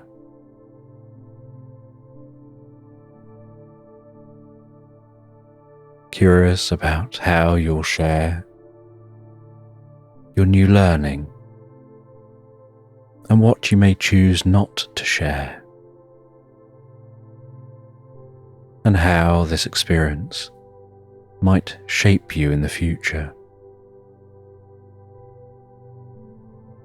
and feeling a sense of peace and calm, you gently drift and float, relaxed asleep, into Slumberland.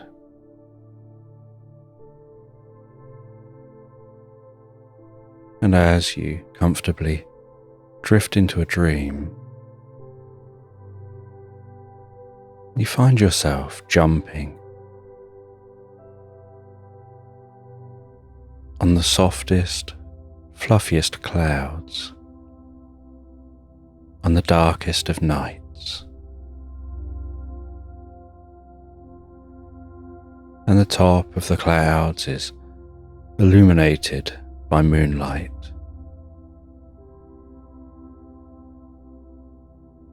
Almost making the clouds seem alive with brightness, with the most comfortable, peaceful glow.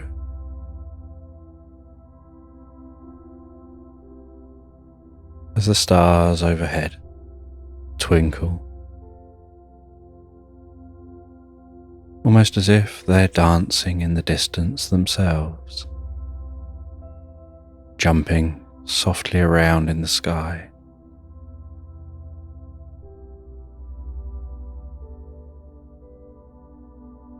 And as you jump up and down on that cloud,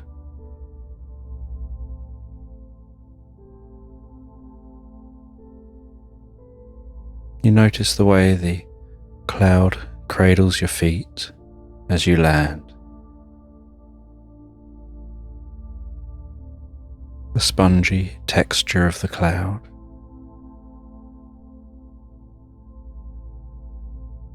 the soft feeling of the cloud against the underside of your feet,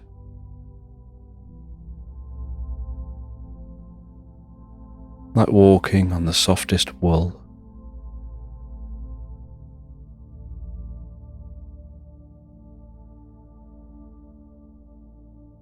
And noticing how springy the cloud is as you jump higher and higher into the sky, sometimes managing to jump so high you can spin in the air and then land on your bottom and then bounce back up again as if you're on the softest of trampolines. doing different somersaults. And each time you strike the cloud, so you notice yourself going a little deeper and deeper into the experience, at first in a way that goes unknown to you.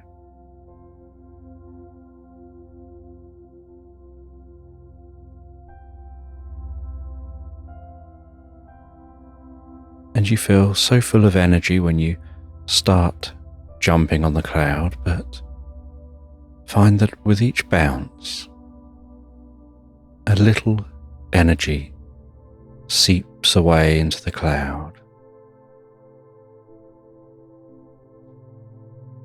as a little sleep seeps in to your senses.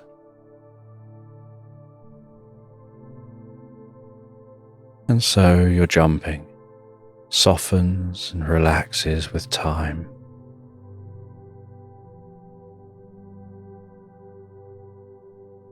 And you notice as you bounce on that cloud how peaceful it is up here in this sky, with that blanket of cloud stretched out beneath you.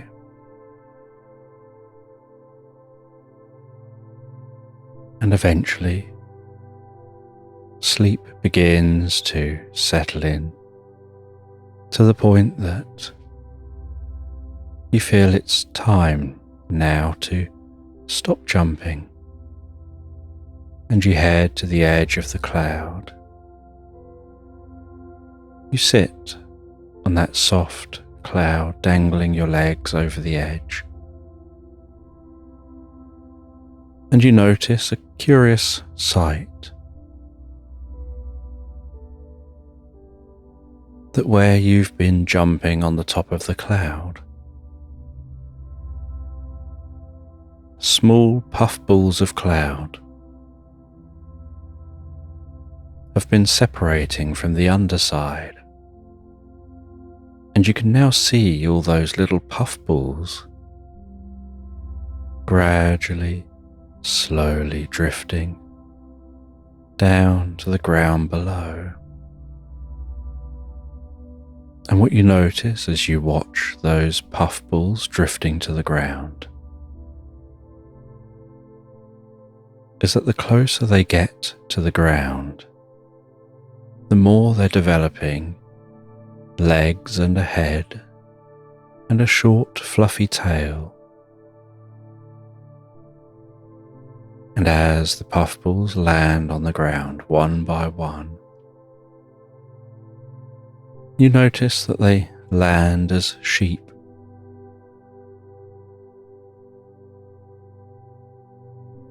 And the sound of each one baaing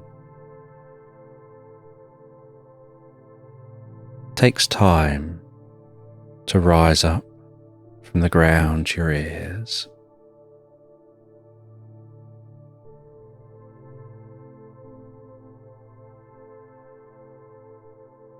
But you watch as each puffball gradually settles into a field below,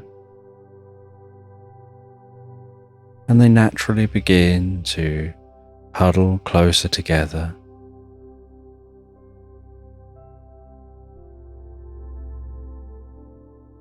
as if realizing they all came from the same place, and so they want to be in the same field.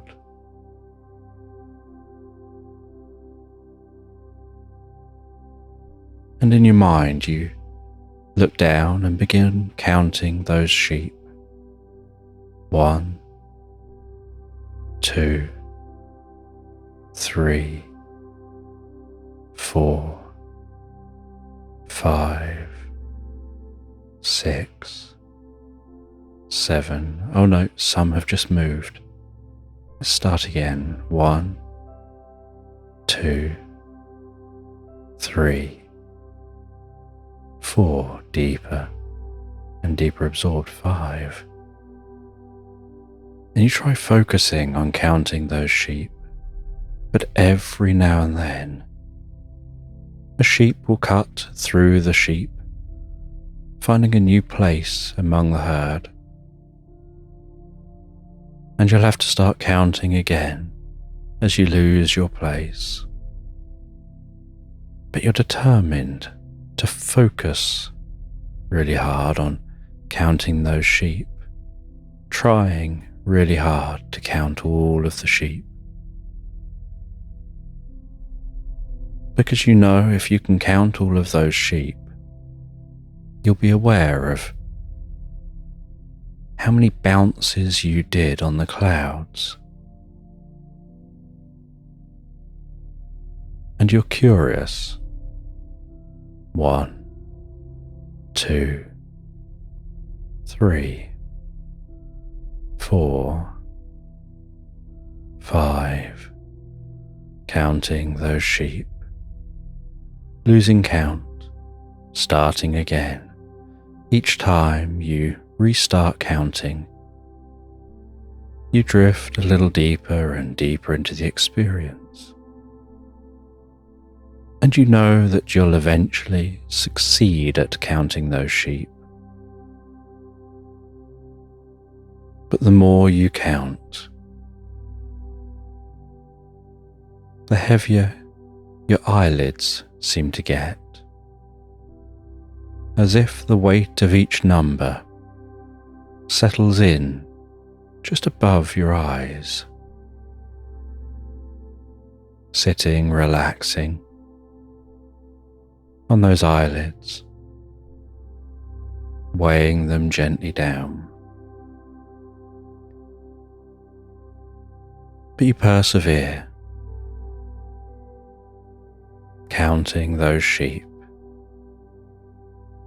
7, 8, 9, no, 1, 2, 3, 4, 1, 2, deeper and deeper, 3, 4,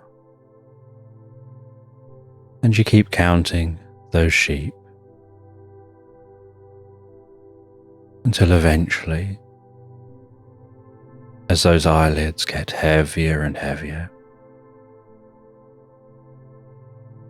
you succeed in making it to that last sheep. And as you count the last sheep, so you lie back onto the cloud, feeling a deep sense of relief and satisfaction at achieving counting those sheep. And that cloud under your back is so soft, like the fluffiest, puffiest blanket you could ever lie back on, relaxing back deeply, profoundly. And while you relax back onto that cloud, feeling the cloud under your lower back, your upper back, your shoulders, gently resting your head like the fluffiest, softest pillow. The sensation of the cloud on the arms, the hands, under those legs.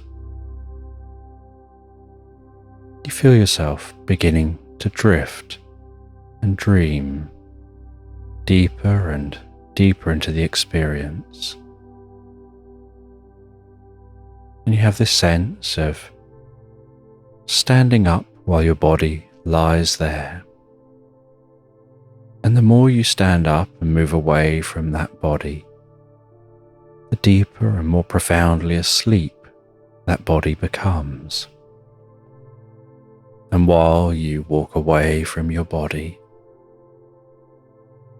you can see how deeply relaxed you look. The softening of the muscles around the face, the breathing so slow and steady,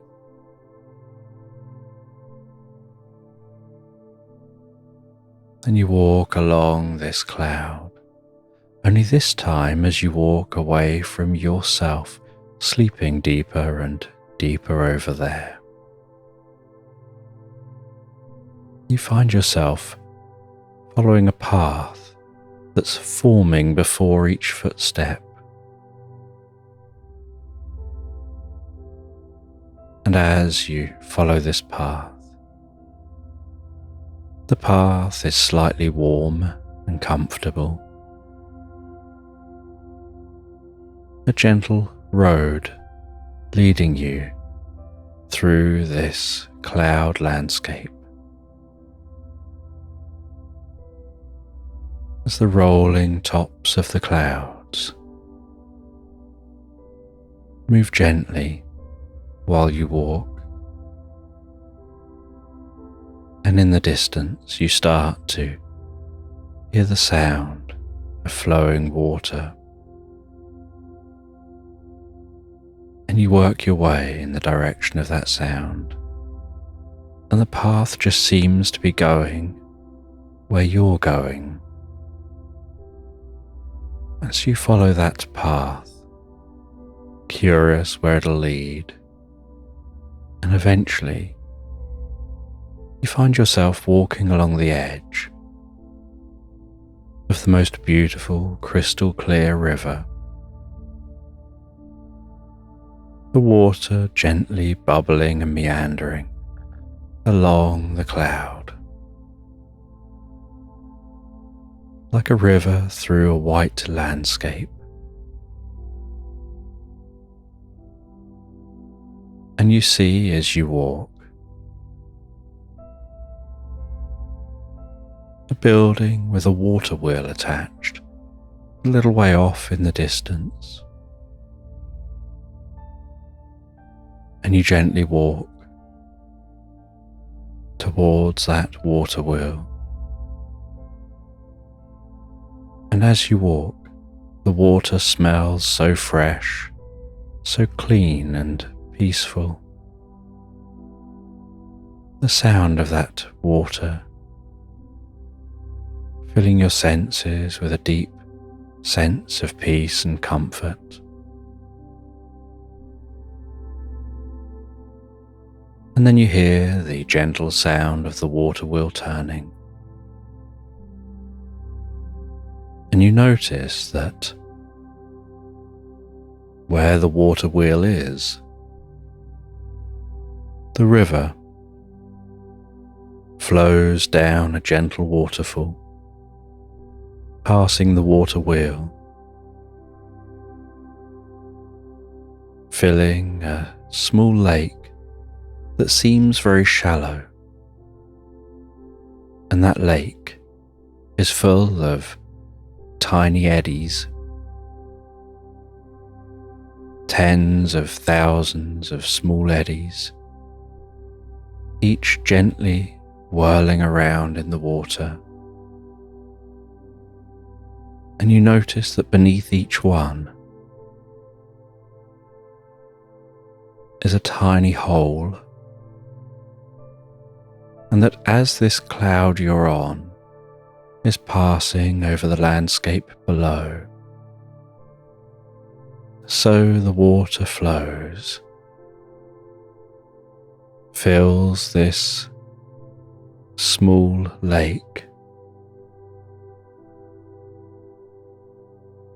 and then filters through those holes, creating rain beneath the cloud.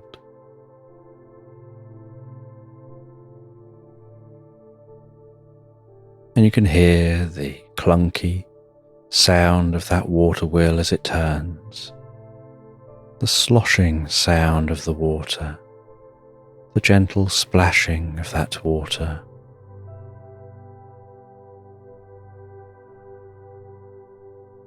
And you head into the building, and inside the building you see an alligator sitting in the most comfortable armchair, knitting a multicoloured scarf And next to the alligator is a backgammon board.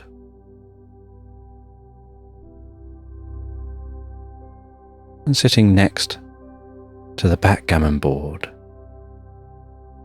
is an owl with some glasses perched gently on the tip of their beak.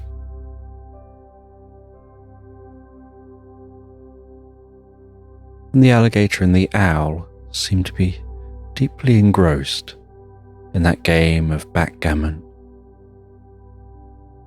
while the alligator is knitting at the same time.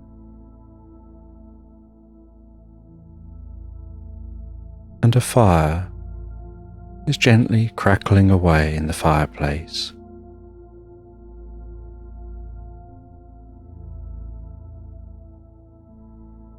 And with a hoot, the owl invites you to go to the kitchen, grab yourself a tea cake, perhaps take down the mug on the shelf, and if you like, you can make yourself a warm drink.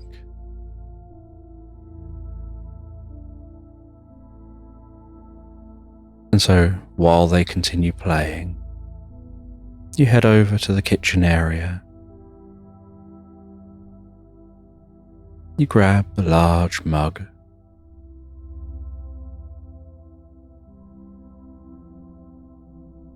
You mix yourself a drink with the ingredients that are right there beside you.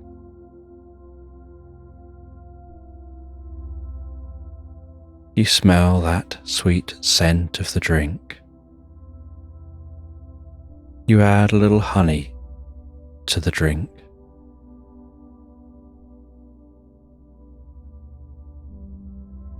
You take one of the tea cakes and you head back over to the owl and the alligator.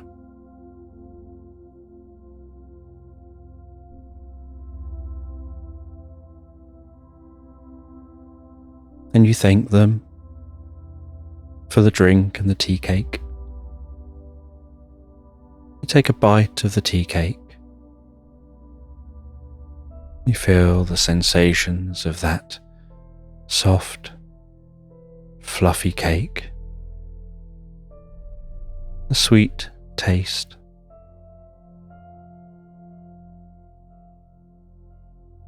and a slight appley taste to the cake.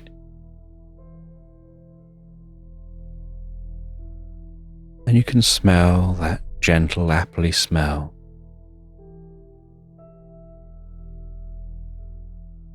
And you munch your way through the cake.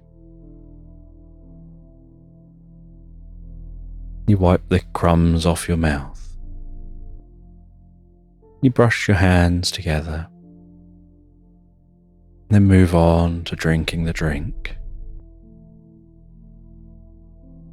And as you begin to drink that drink, so you feel the warmth of the drink passing in your mouth,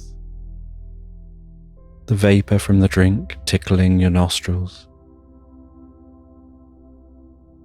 almost as if that vapour is tingling around the inside of your ears and the roof of your mouth and up behind your eyes, stimulating your brain before the warmth of the drink massages your tongue, your throat, bringing peace and calm down through your body, like a warmth radiating out, softening your shoulders, softening the muscles down the arms, relaxing the hands, massaging the shoulders, the upper back,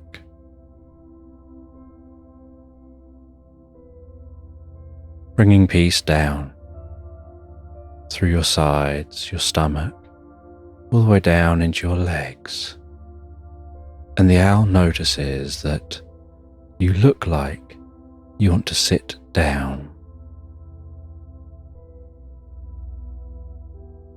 that you're becoming deeply relaxed. And so the owl invites you to sit in the chair opposite the alligator, beside the fire. And so you sit down deeply into that chair as you continue to drink.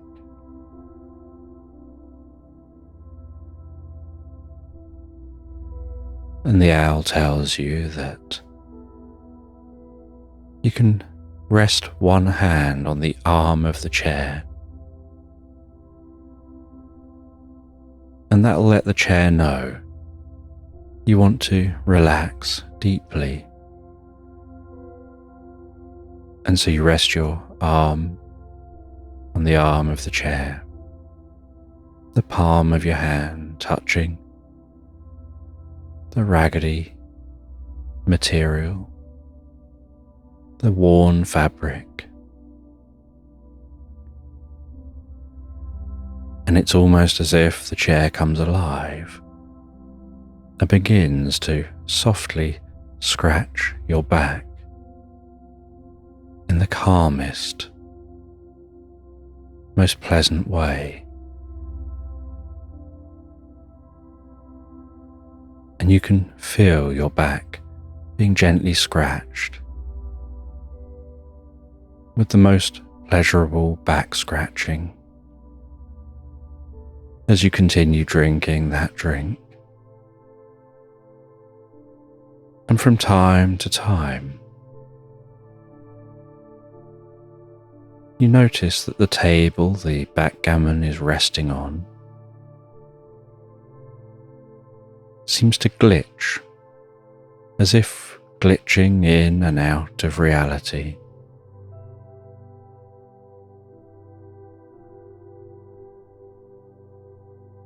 And the owl notices you noticing this and explains that the table is a periodic table. Sometimes it's there, sometimes it's not.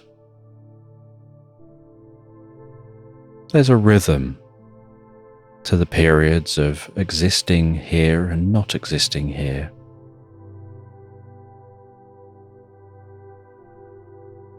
But the essence of the table remains. So even when the table isn't here, everything on the table remains where the table should be.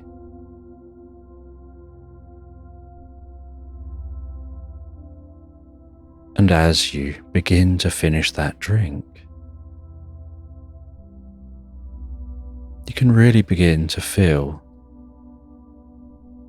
your mind drifting, as if you want to close your eyes and sink into an experience. And so you decide to close your eyes a moment. And the alligator says, "That's fine. They'll be just sat there playing." You can drift asleep and relax and dream.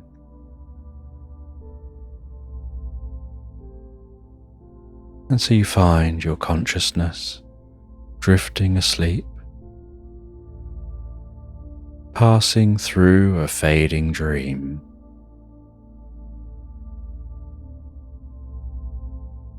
And you start to have this sense of grass tickling your cheeks and the backs of your ears and the back of your neck. The faint sound of rustling grass in a breeze. The delicate warmth of a sun massaging your face, warming your cheeks, your forehead, the tip of your nose. That gentle red glow through the eyes.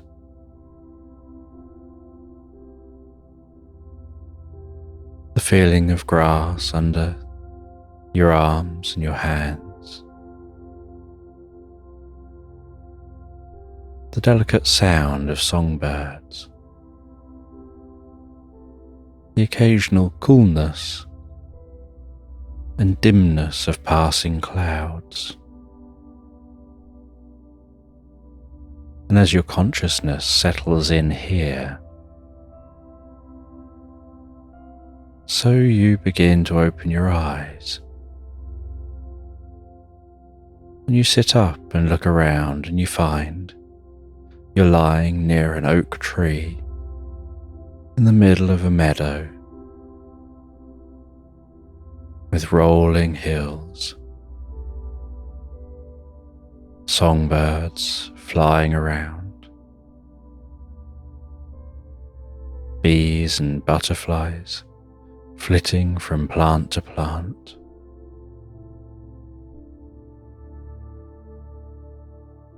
And beside the tree is a folded piece of paper.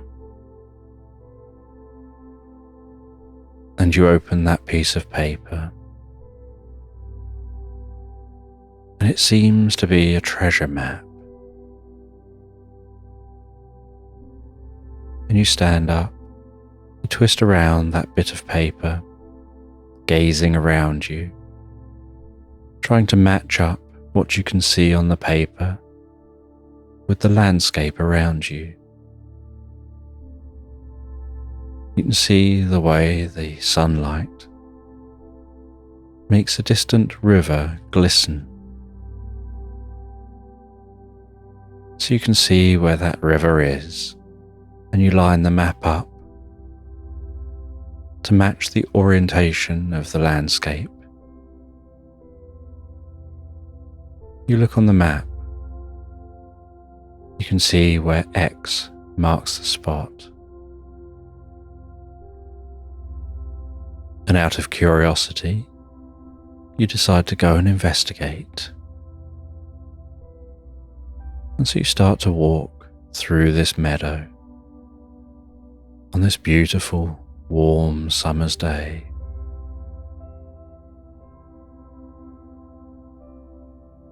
Taking your time to walk, enjoying the environment. And as you walk, you're curious, what will be at the X? From where you are, you can't see where the X is. You can't see the exact location.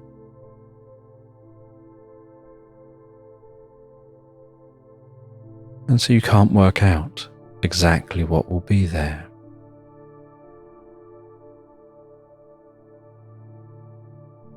And you try and work out what you think will be the best route to get to that X, based on the rolling hills and that distant river.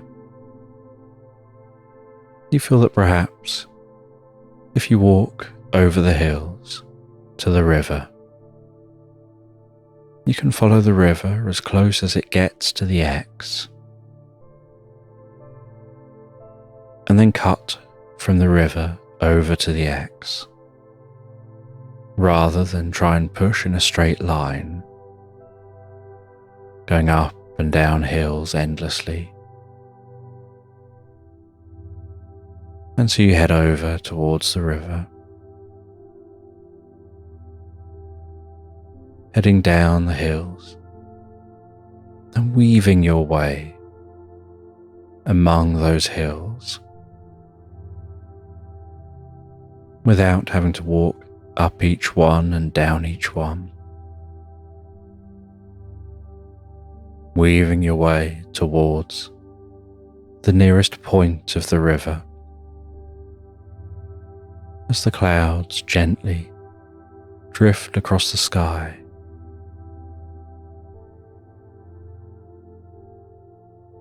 The more bulbous clouds already passed by, the wispy clouds dancing along very high in the sky,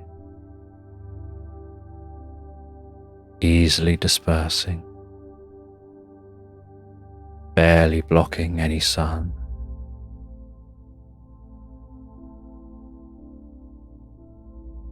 And eventually, after about half a day's walking, you arrive at the river. You splash some of that water on your face. You grab yourself a drink of the water.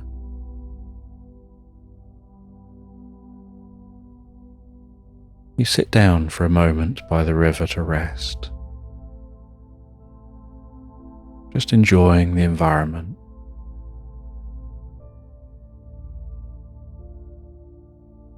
Before heading along the side of that river, the sounds of the reeds rustling,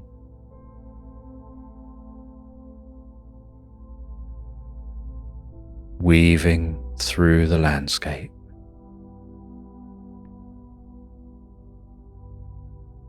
Until you reach the point that looks like it's probably the location where the river is nearest to the X.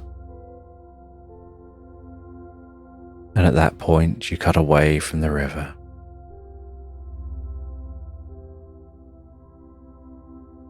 You head up a hill,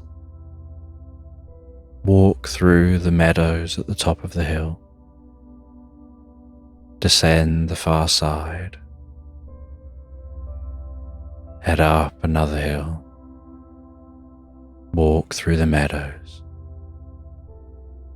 descend the far side as the sun begins to set over the horizon.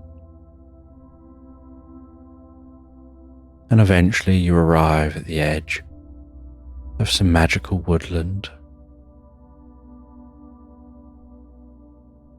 And at the edge of this magical woodland, with the sun now fully set,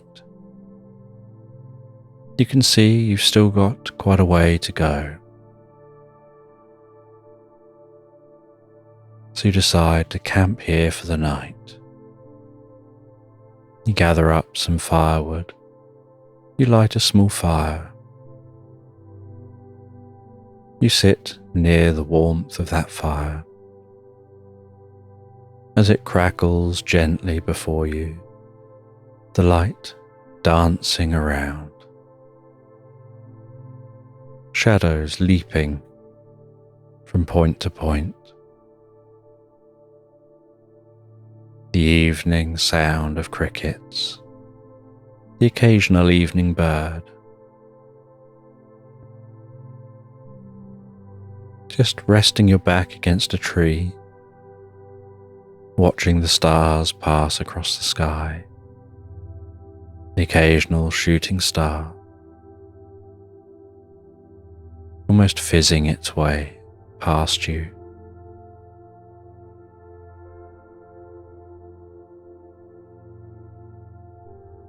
Before finding yourself relaxing off of the tree, curling up on the ground, the fire burning down to embers. As you drift and float into the most pleasant, deeply relaxed dream.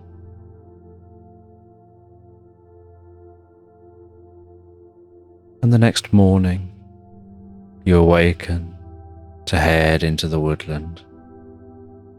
And as you walk into this magical woodland, so you can notice the morning mist wafting around your legs, the occasional ray of sun dancing through the canopy slicing along the path ahead.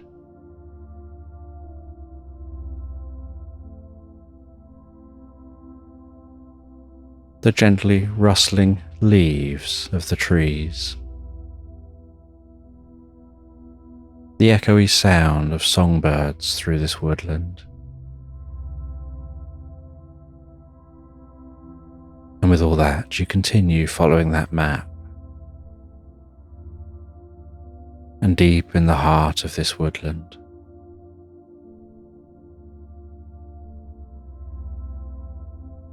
you come out to a well-lit clearing. And in that clearing, you see a pure white unicorn drinking from a pool of water. And you slowly approach that unicorn.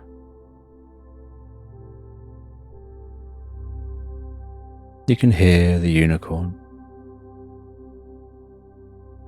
moving its feet on the shore, sound of it drinking.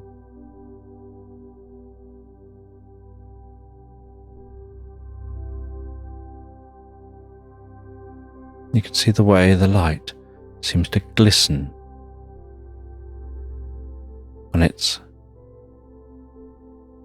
back and sides and in its mane.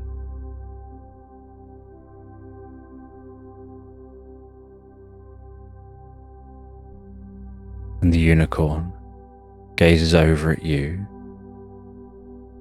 as you're walking towards it, and it begins to walk towards you.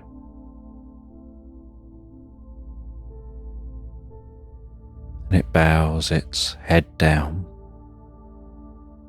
as if to signal for you to climb on its back. And as you climb on its back, so the world around you seems to shift and change, as if the unicorn was crossing dimensions and existed between dimensions. No longer did the woodland look like it did a moment ago.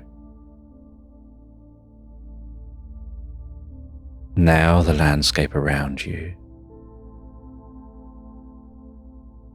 takes on a mysterious hue with multicoloured flashes of light passing through the grasses and the trees.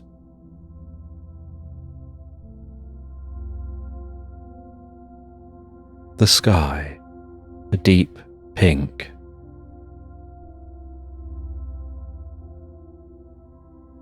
The water, an electric blue.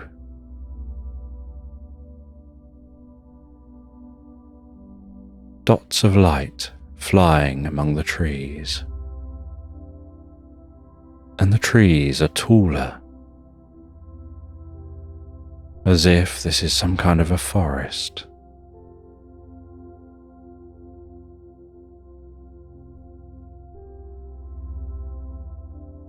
And light in the landscape seems to pulse and undulate.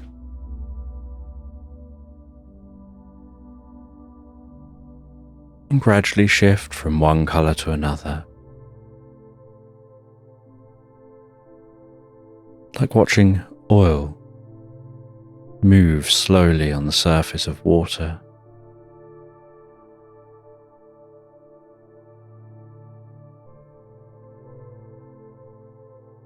And the more you find yourself absorbed in the experience, the more there's a detachment from the world as it was moments ago. And the world you find yourself in now seems to become more psychedelic.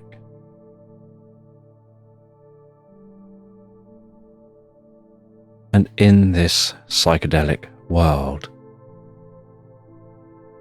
the unicorn continues to glow with the most pure white.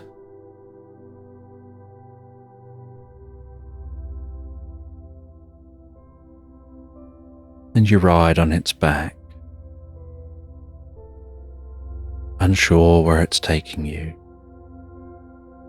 still referring to the map,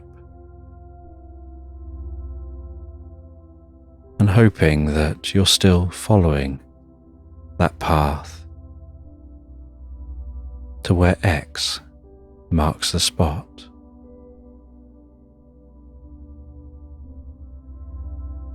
And the unicorn heads into the forest, and as it does, you notice that in this forest, what at first you thought were trees are actually tree-sized mushrooms, with stalks towering high up into the sky. And then the mushroom stretching out like a canopy of mushrooms overhead.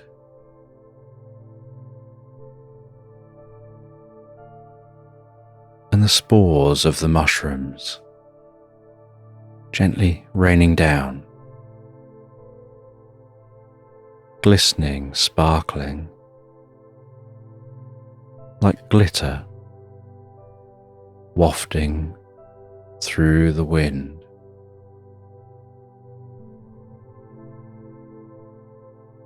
Weaving around through this forest of mushrooms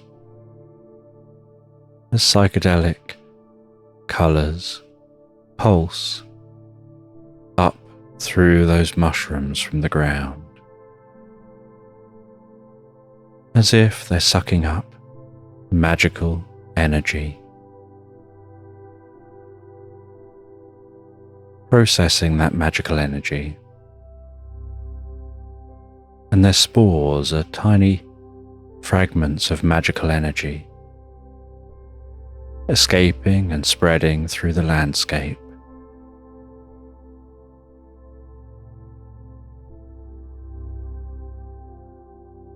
And yet you continue on, following that map.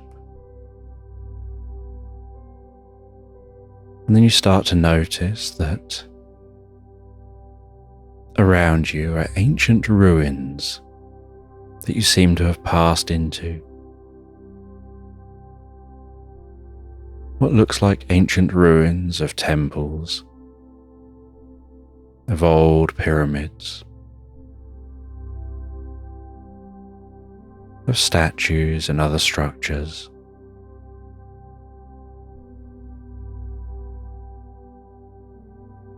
And the glittery particles from the mushrooms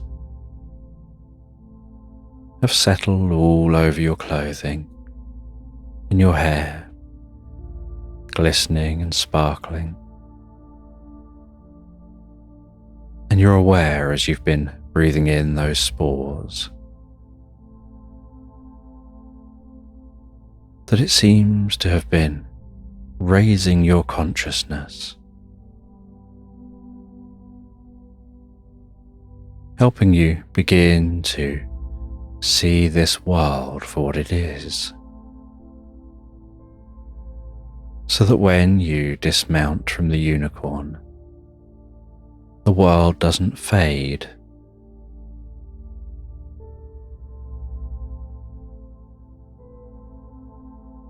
It continues to exist, powered by the mushroom spores.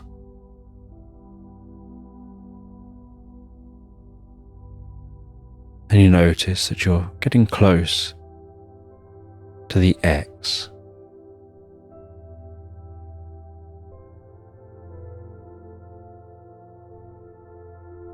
And you can see a ruined structure in the distance that looks like a collapsed pyramid. And it seems to be right where the X would be. And you head over towards that collapsed pyramid.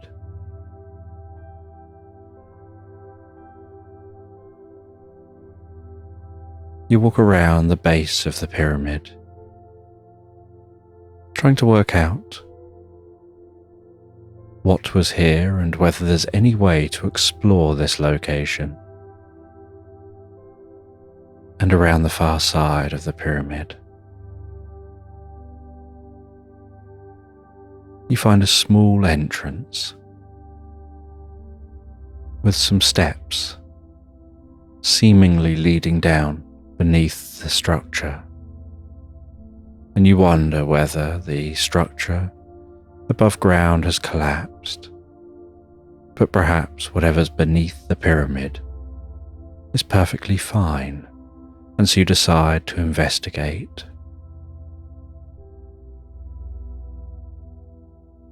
You descend those steps. 10, 9, 8, 7, 6, 5, 4, 3 deeper and deeper, 2, 1 all the way.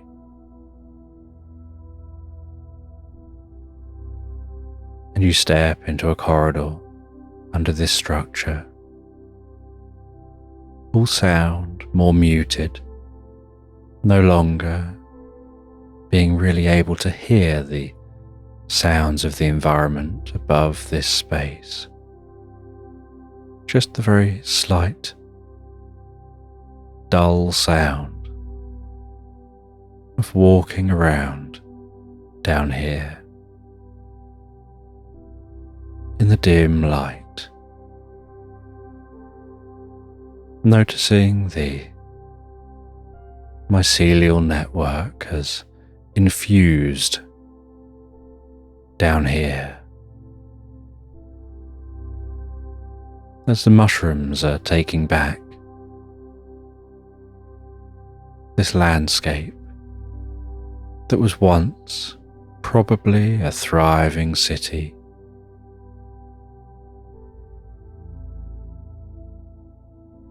And the mycelium network down here is gently pulsing and glowing, letting out a gentle green glow through this tunnel you're walking along.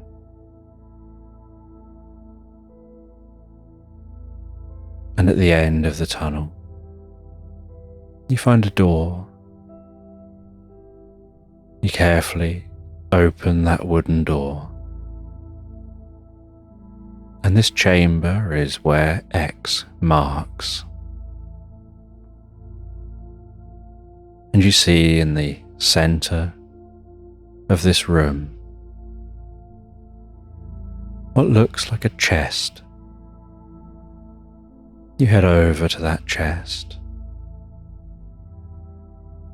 You carefully open the lid of the chest, and inside that chest you find a wooden mask. You hold that mask facing you, out in front of you, and it has the calmest, friendliest face to it.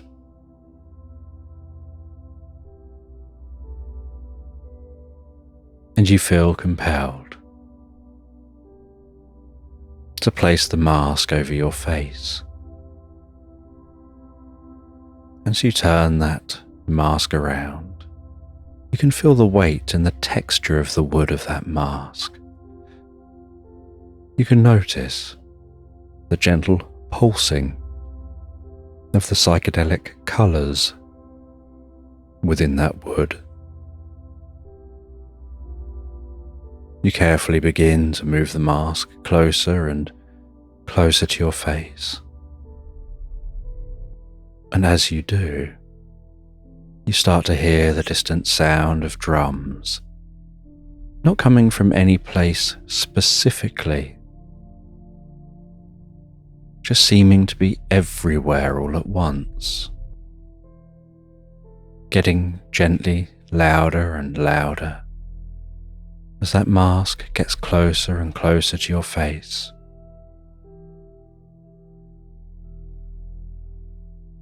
Until eventually the mask reaches your face and you close your eyes for a moment as you fit that mask onto your face. And when you open your eyes, you experience silence.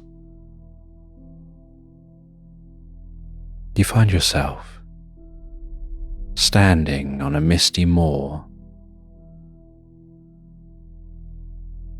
wearing a tweed jacket and a curious hat. And on this misty moor, you can hear the sounds of sheep within the mist, grazing on the grass.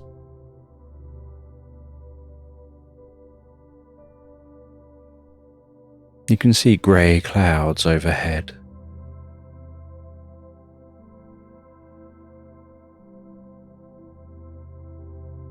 You can feel the damp air on your cheeks.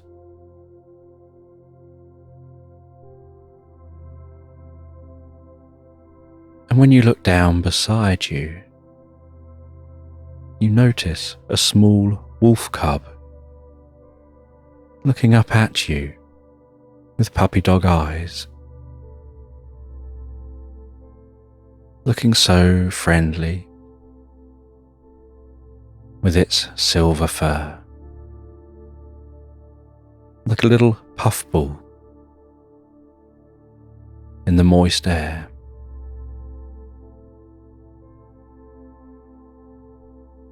And you start to walk through this moorland, noticing the way the ground is slightly squidgy and squelchy. And as you walk, you see small areas of light flying in the low fog.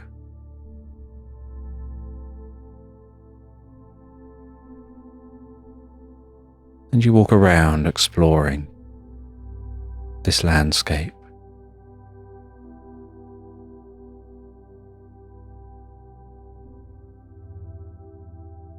And while you explore, one of the small flashes of light begins to move over towards you. And it flies out of the fog and introduces itself as a fairy.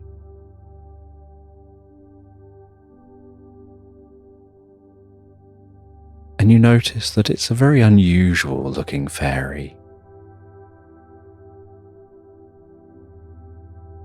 It explains that it's a fairy hedgehog. It looks like a hedgehog, but with butterfly wings that are translucent, sparkling, and rapidly flapping. As it hangs there before you, its little legs dangling, its small face bobbing before you.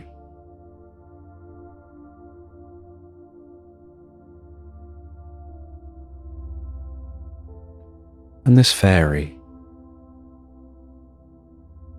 tells you that by wearing that mask,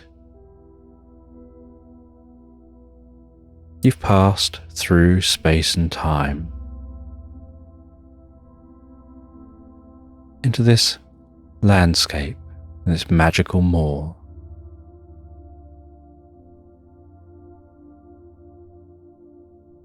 And that it's been a very long time since anyone wore the mask and came visiting here. But the landowner would probably like to meet you. and they tell you to head through the moor. They give you directions, but tell you to keep to the areas of more dense grass. And so you walk through this moorland, keeping to the more dense grass as you go.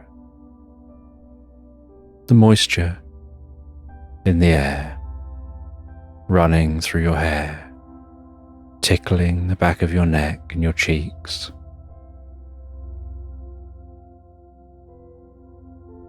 And in the dense fog, you can see the distant glow of light at windows.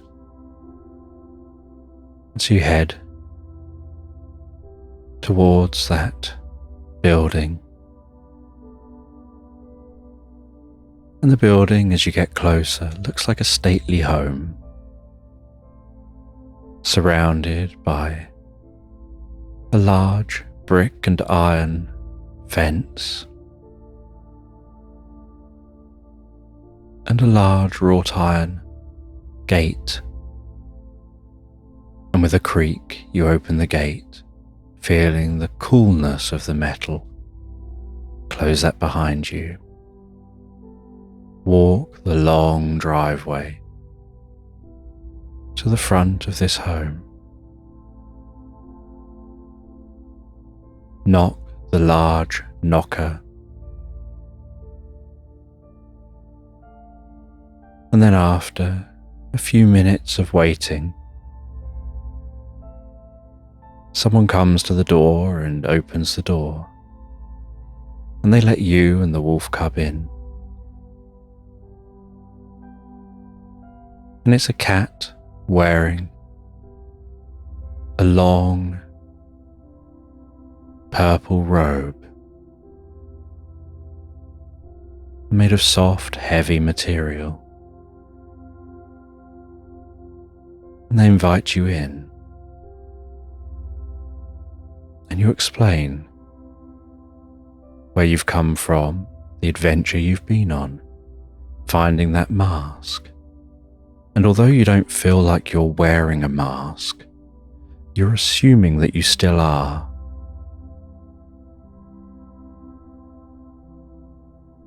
And they invite you through to the coziest of drawing rooms with a large crackling fire beneath a tall stone chimney.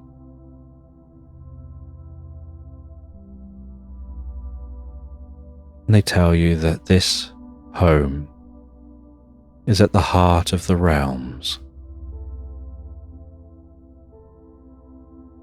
And they show you through to a magical room. And you see in this magical room multiple doors. And they tell you one door leads to a land of elves and dwarves and fantasy creatures. Another door leads to a land of talking animals, where everyone can understand everyone else. Another door leads to a land of portals and time traveling.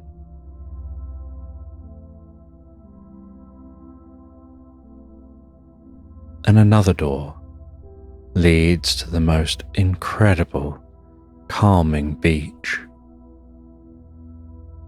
on the edge of a vast underwater landscape of incredible underwater creatures. And they guide you through to that beach, walking out of the door onto the softest white sand.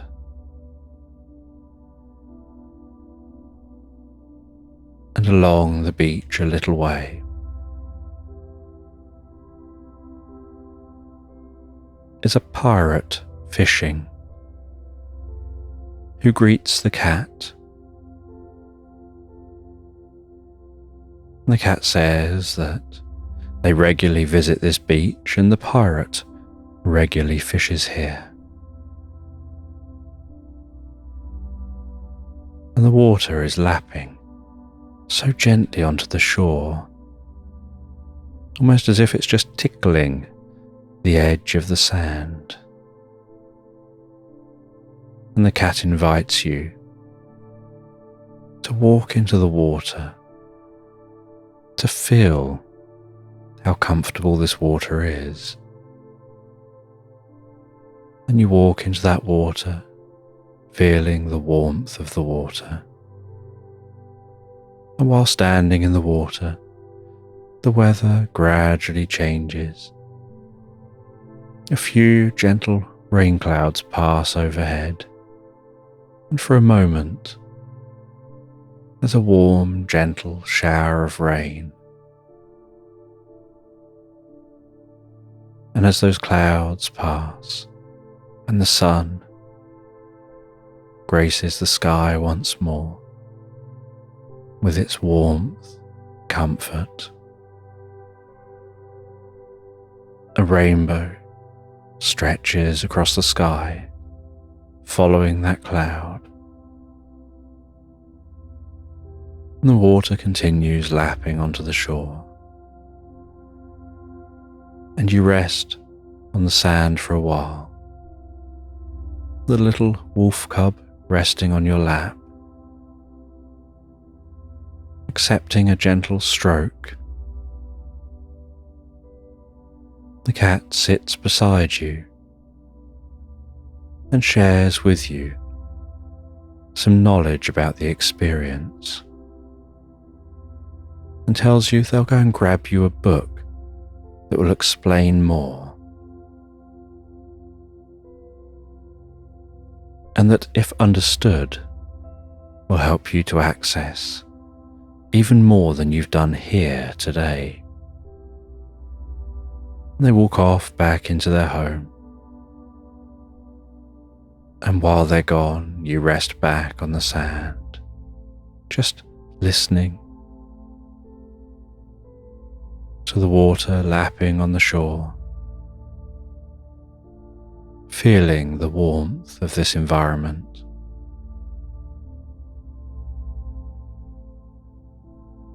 Occasionally and faintly hearing the sound of that pirate fishing.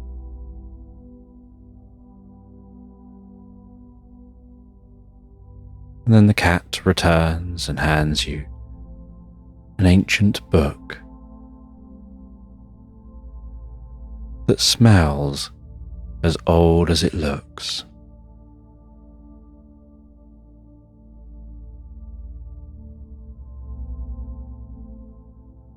And you leave this beach with the book. You head back in through the grand house. You ask the cat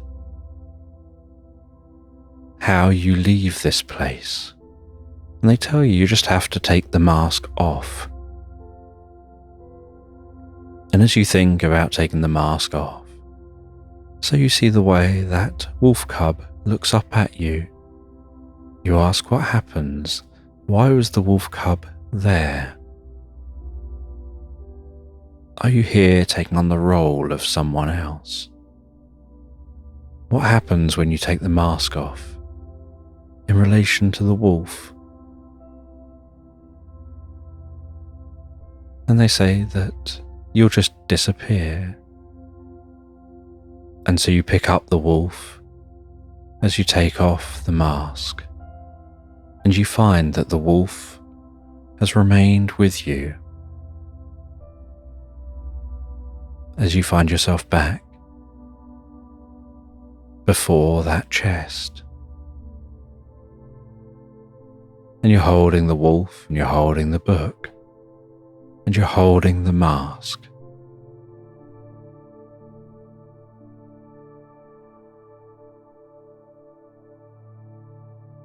And you place that mask back down in the chest.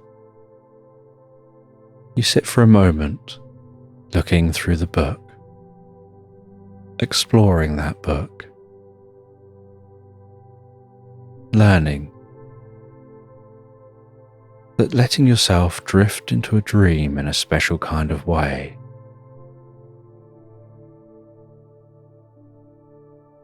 allows you to pass from one reality to another, and you learn the secrets of reality shifting dreams, and you learn how it's possible to begin to select the reality you want to go to, and to have the most pleasant night's sleep and dreams.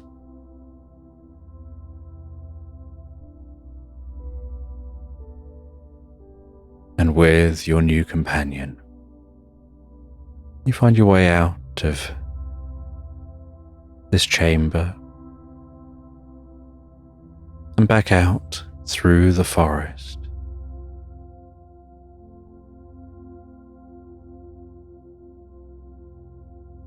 And that unicorn takes you back to the lake.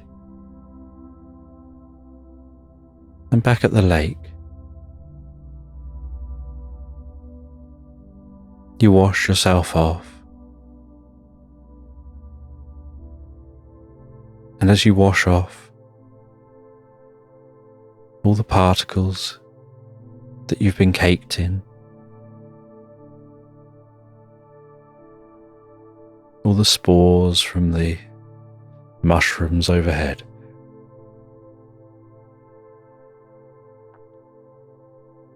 you find this reality beginning to fade.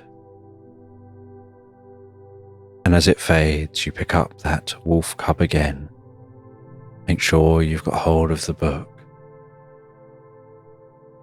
And you find yourself standing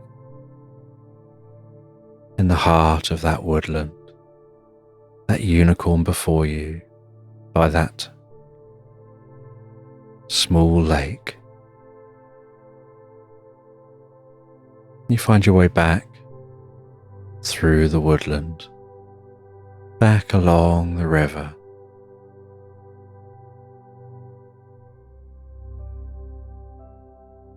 And strangely and unexpectedly,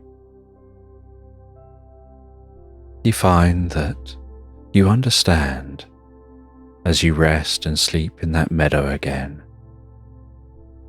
how to awaken in that chair, bringing with you the book and the wolf cub.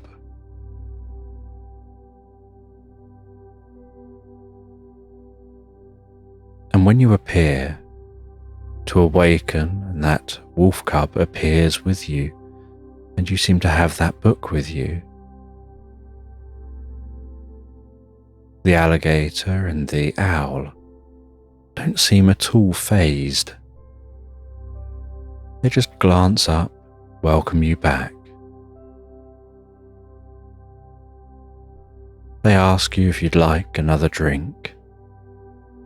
You say you think it's time now to go.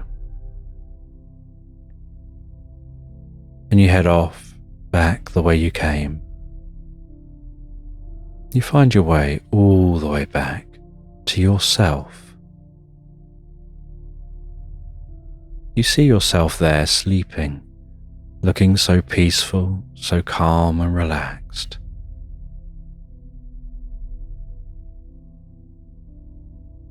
And as you awaken yourself there,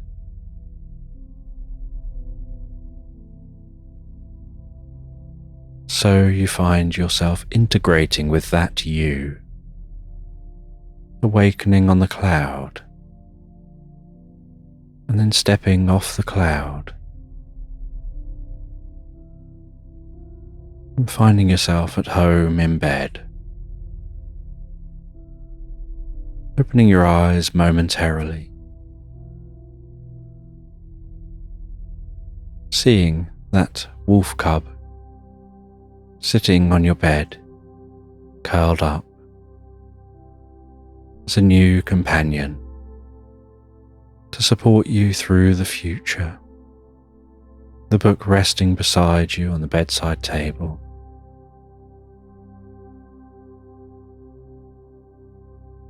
And with a deep sense of peace and comfort, you wrap yourself back up in your blankets. You snuggle your head back down into the pillow. And with a sense of curiosity of where your mind will now explore, you drift and float back asleep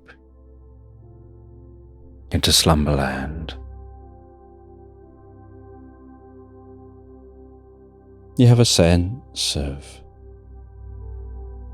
being a small child, sitting cross-legged on the floor of a cabin on the most comfortable, thick rug, listening to a gently crackling fire. The light of the fire flickering around the inside of the cabin.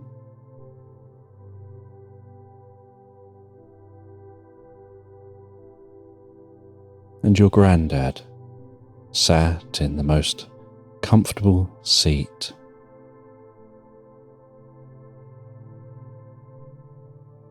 And they're smoking a pipe.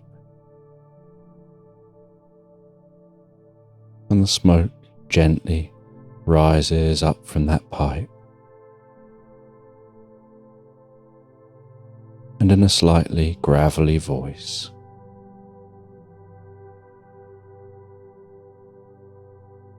they watch their smoke rising up, while beginning to recount a story from their past. And while the smoke rises up and twists and turns,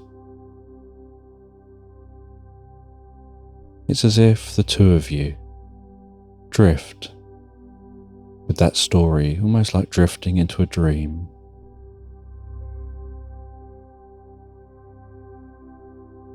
And they talk about a time that happened decades earlier.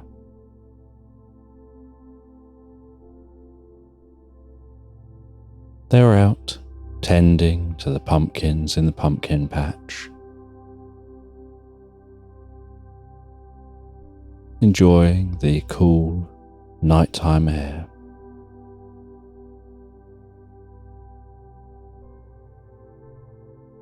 Listening to the nighttime sounds of crickets, an owl somewhere in the distance,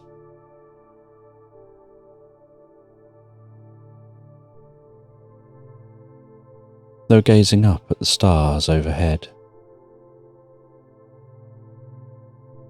watching the way those stars twinkled faintly in the night sky. And as they watched those stars, so they noticed that some of the stars were moving slightly faster than the others, and at a slightly different angle to the other stars. And as they found their attention drawn to those stars,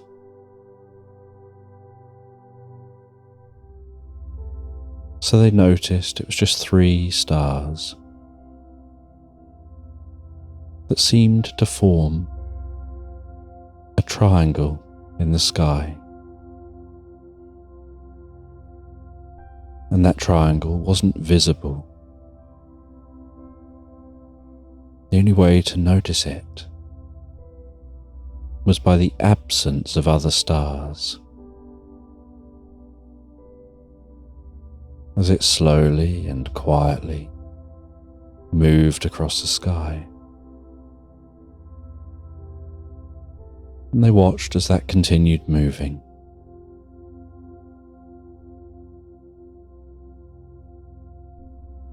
And eventually that triangle looked like it was getting larger and larger. Those 3 stars were moving further and further apart. And as nothing could be seen, it was hard to tell whether the 3 stars were moving apart or whether something was getting closer and closer.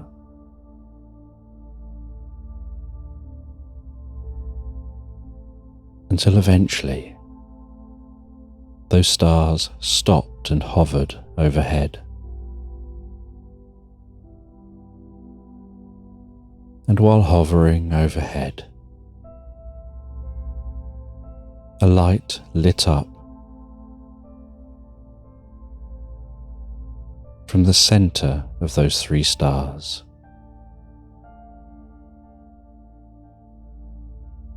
Right over the Grandad's head, like a spotlight beaming down upon them.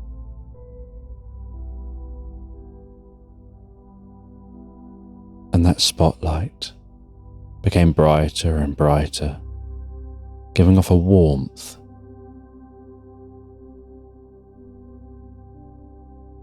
And then there was a fuzziness and a slight haziness, and mist could be seen rising from the ground beneath the Grandad. And then that light seemed to turn off, and as the light turned off, so the Grandad found they couldn't see anything, just pitch black. But they also couldn't hear anything. All the nature sounds had gone. It wasn't just their eyes adjusting to the dark. Something had shifted and changed.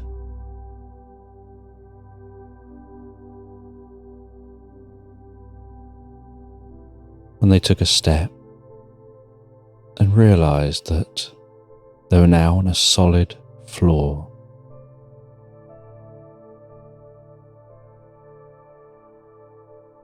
And their eyes very, very slightly began to adjust to the dark. They started seeing the faintest outlines of the environment, as if they were in a metal room. And with an arm stretched out, they slowly, quietly, and carefully walked across this room. Each footstep barely making a sound.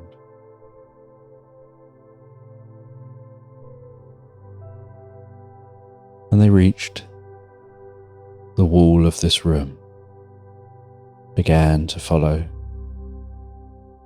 the edge of that wall with their hand, until eventually they found what felt like a door handle.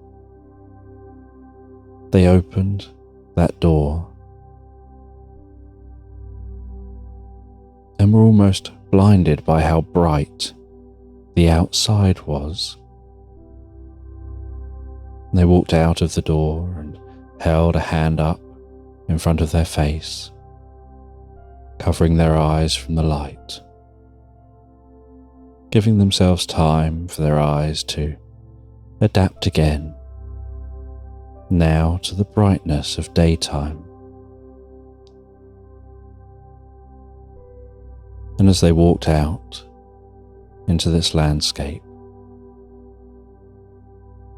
they saw a landscape of coarse, dry grass, small shrubs, a dense blue sky. And as they looked around, they noticed something unusual in the sky. A little bit like noticing some reflections. and some glare from light. And they realised that, stretched high overhead, it looked like there was a glass dome, almost as if they were in a fishbowl.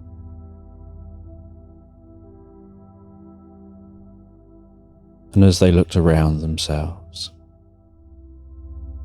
they could see other animals, some cows in a field, some wolves in the distance, an eagle flying in the sky.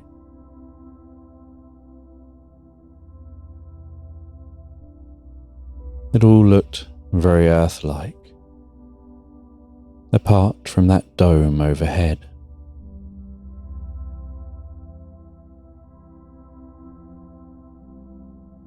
And so they walked away from that door, turned and looked back. And it looked like a metal door into the side of a cliff. And as they looked back, so the door closed. And they heard it seal. And so they decided to explore and try and work out where they are and what's occurring.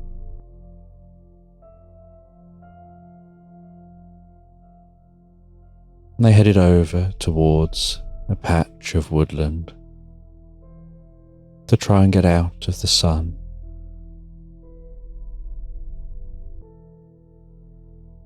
And so they crunched their way through that dry grass, walked over to the trees. And the closer they got to those trees, the more they could hear them gently rustling in the breeze.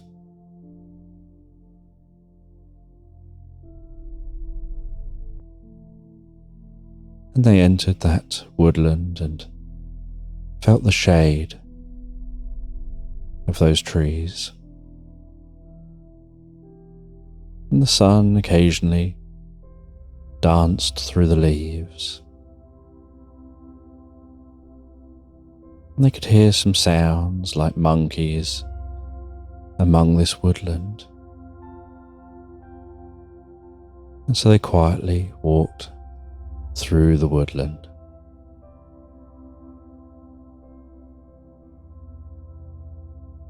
And as they walked, they got closer and closer to the sound of the monkeys. And then they saw among the trees those monkeys swinging from branch to branch, some running and jumping off the branches from one tree to another. Some young monkeys chasing each other around the trees and jumping from tree to tree. And one large monkey,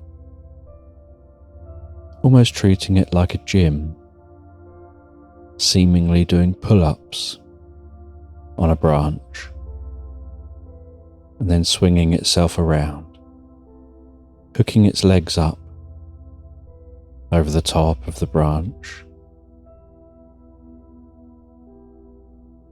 and seemingly doing upside-down sit-ups.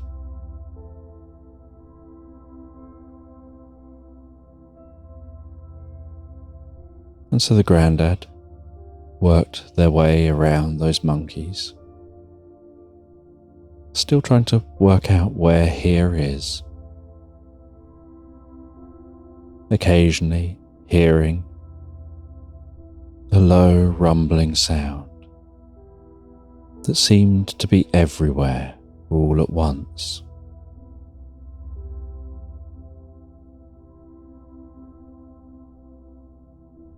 On the other side of this woodland, they continued on noticing that the sun here seemed to be beginning to gently set, casting the most comfortable golden light that reflected and refracted within the glass dome. And they decided to try and make it all the way to the dome, perhaps finding a way of knowing where here is.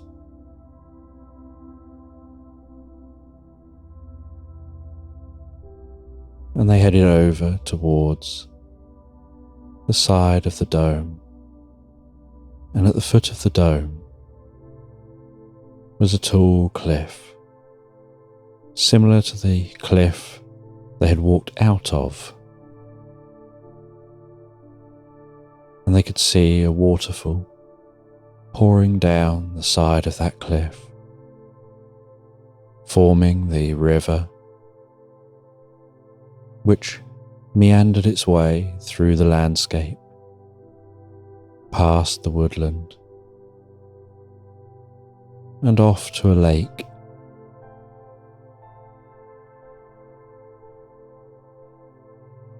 And they headed over towards that river, gently splashed their hands down into the water, splashed a bit of that cool water on their face, had a drink of some of that water, before heading over to the waterfall, surveying the cliff to see if there's a way up that cliff.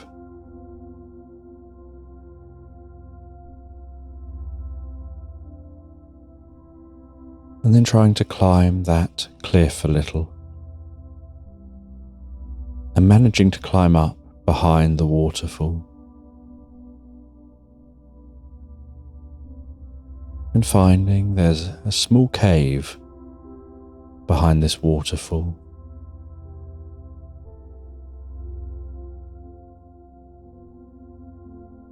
And they cool down that cave to listen for the echoes.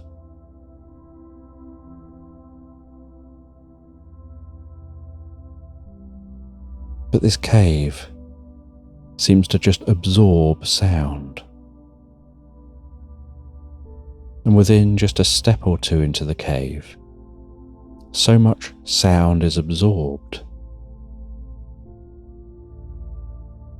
that the waterfall can no longer be heard. And when shouting down that cave, not only are there no echoes,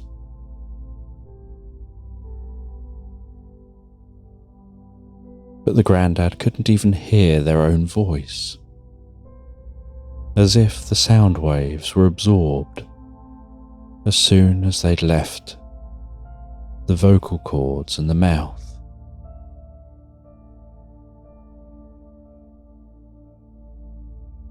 And each footstep was silent. And this silence made it very difficult to judge fully how heavy each footstep was, and what the ground beneath the feet was like.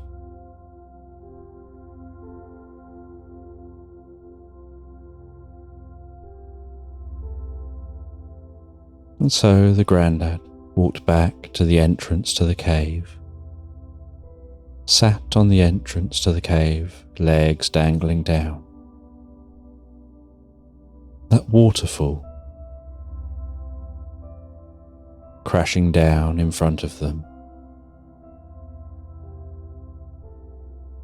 like a waving sheet of cloth.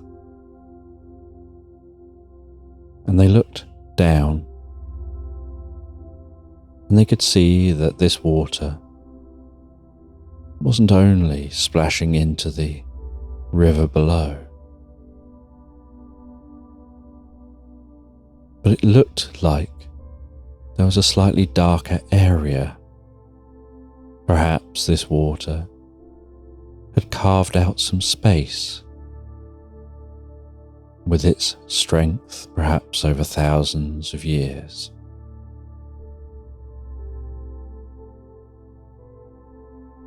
And so the grandad decided to jump down into the river, and as soon as they landed in the water, they took a deep breath in. They went under the water, and they were pushed incredibly fast by the pressure of the water. And they noticed it looked like there was a cave. And so they swam down, using the pressure of that water to swim even faster into that cave.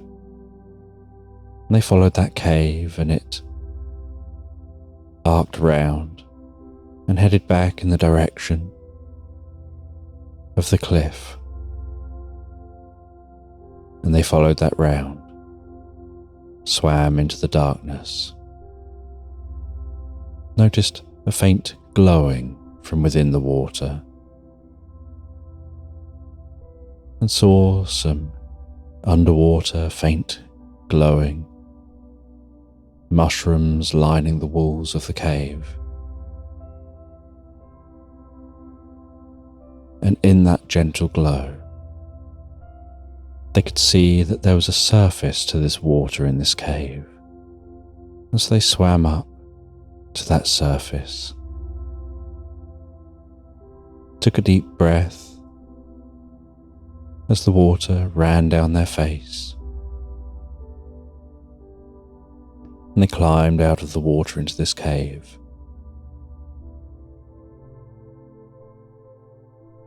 And this cave shared the same properties,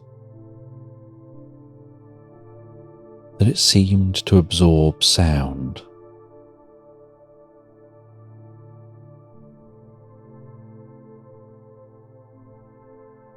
And they gathered up some of those mushrooms from around the edge of the water,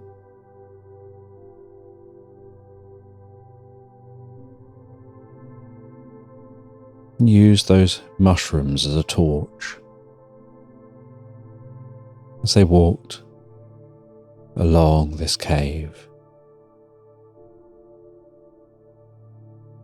And this cave looked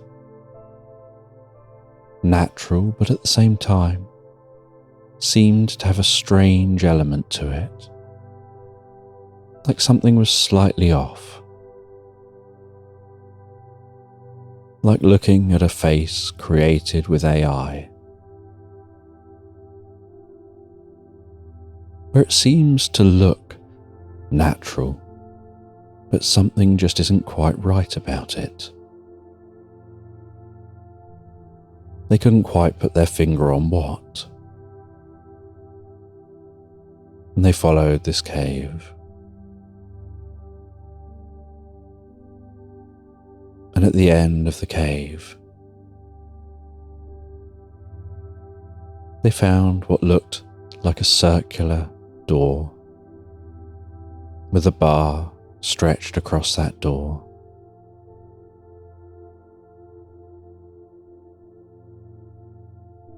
They pulled hard on that bar,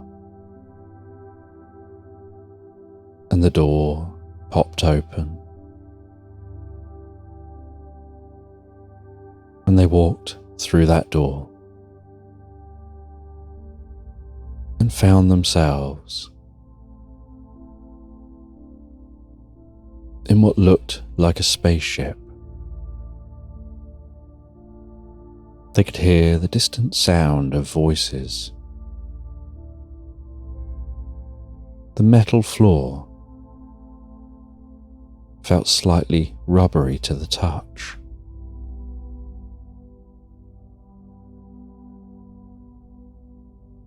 The rumbling was louder.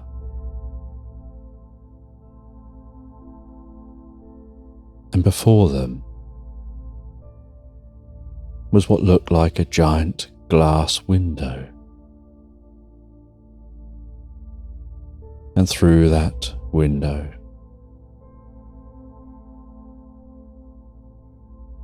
they could see stars and nebula. And they could tell that this ship was moving through space.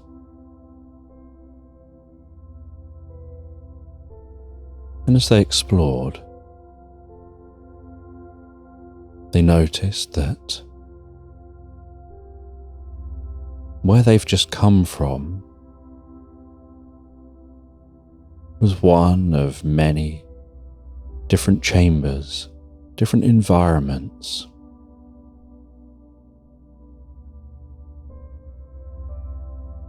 And they walked along to one of the other environments.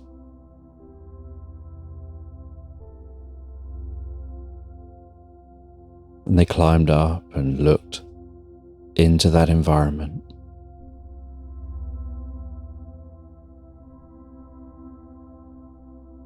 And in that environment, they could see unusual creatures they've never seen before.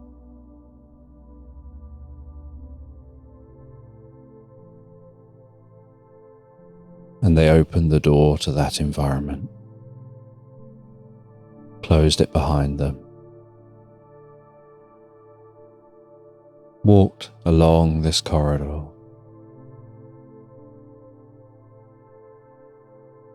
experiencing the same thing again, that all sound seemed to be fully absorbed by this corridor that resembled a cave.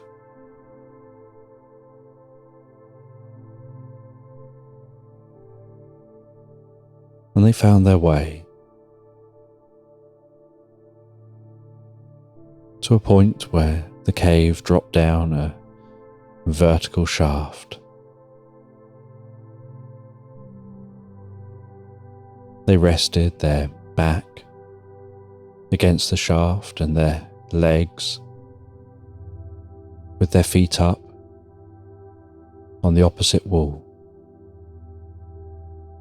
and their hands resting against the wall behind them.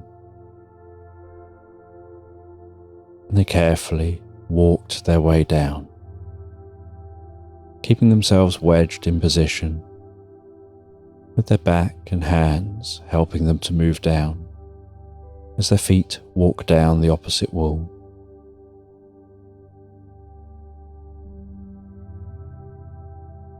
Until they reach the bottom of the opposite wall, and then drop down into the shaft below. And they walked along that shaft and found that they were right behind a waterfall.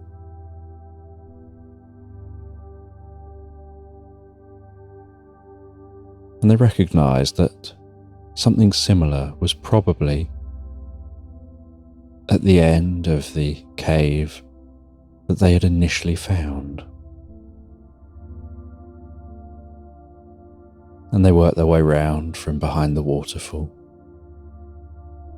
and looked out across this landscape, seeing that dome overhead.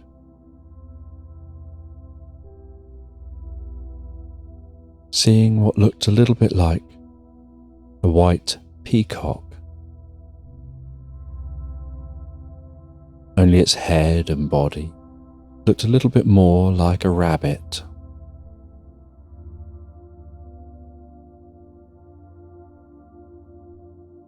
And its legs and feet looked a bit more like the swan's legs and feet.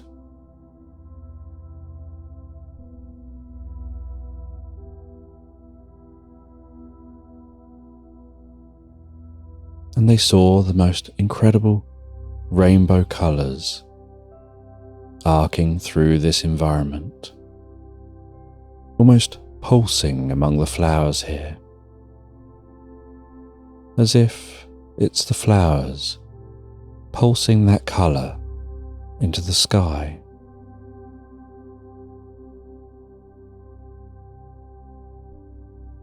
And then noticing as that peacock creature moves its chest and head as if it's making noise, but instead of noise coming out, circles of rainbow colour emanate from that peacock.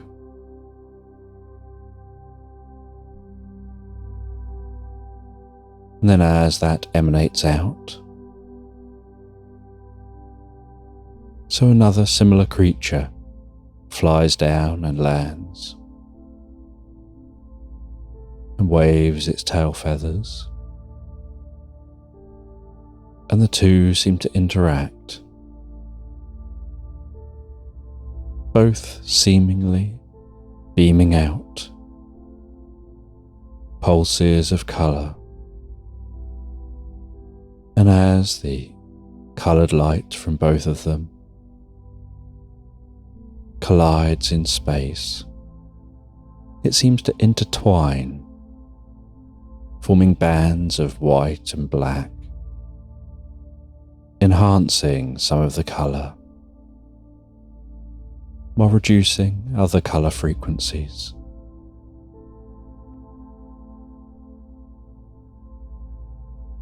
And as each of them changes their movements, a little bit like a person changing the pitch of their voice, the colours shifted and changed, as if the two of them were trying to get their colours in sync with each other. And then when they do,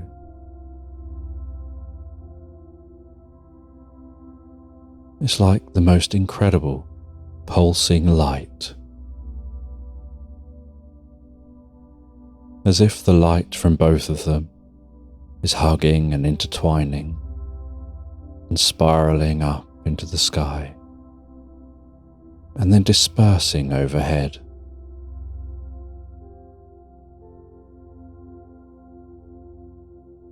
And as they look around and they see this going on with the plants, with the trees, with the grasses, with everything communicating through pulses of light, and all that light radiating up into the sky, reaching high in the sky and seemingly condensing, and then falling down like rainbow drops of rain.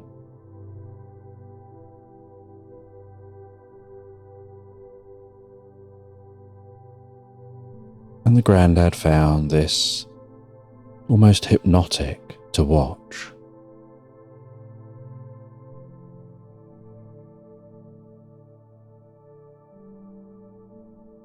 And they went over to the trees. They grabbed one of the vines from the tree and broke off a branch and tied the vine to the branch.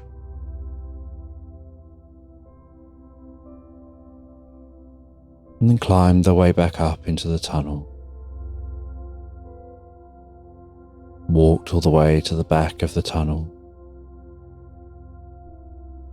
threw that branch up as high as they could. The first time, the branch just fell back down and met them again.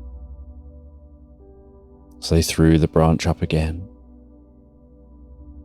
and once again it fell back down. But the third time they threw that branch up, and it managed to straighten out above the hole, catching across the hole,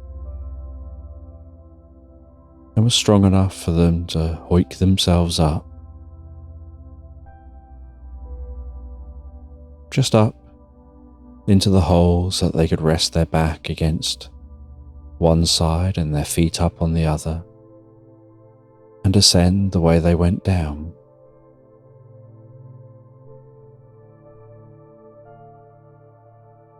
And once up out of that hole,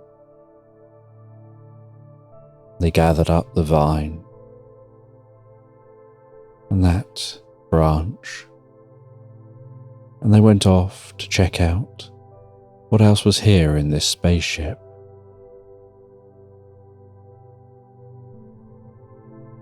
And as they walked around the spaceship,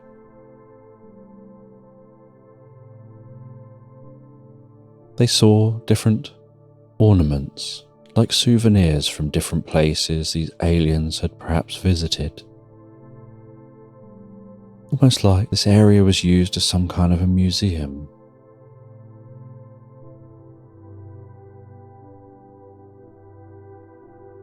They could still hear the mumbling of voices off in the distance.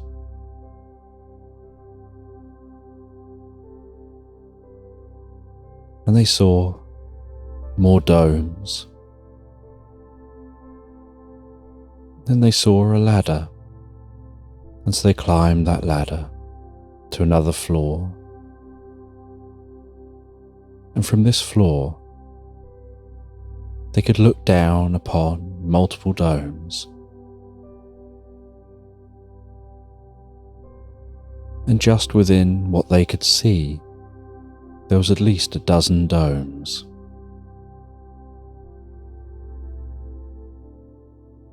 And each dome had a very different environment. And from up here they could see some small creatures looked unfamiliar. At different computer consoles, seemingly studying what's taking place within the different domes.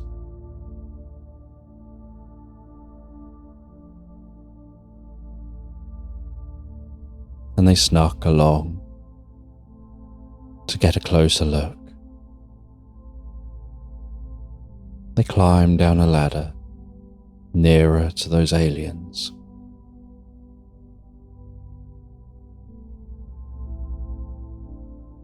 And then they walked their way out to confront the aliens.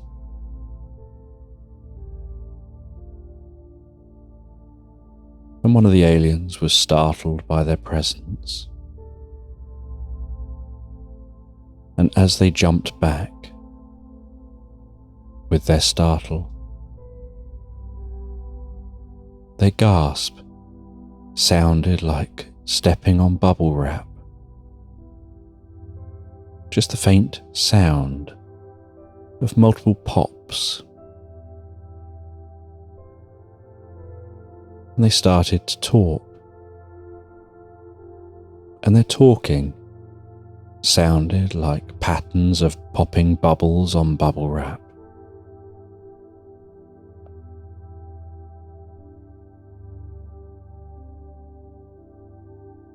And then the alien went over and picked up a machine and began talking into the machine. And then the machine began talking in a language they could understand and asked where they came from. They were supposed to be in their environment. And the Grandad explained they'd found a way out and wanted to know what was going on. And they said that they visit different alien worlds. They beam aboard different creatures into an environment they've created to resemble the environment those creatures have come from. They watch how those creatures interact, how they explore. What they do when they have to just survive. And then once they've gained some knowledge, they beam all the creatures back to where they found them.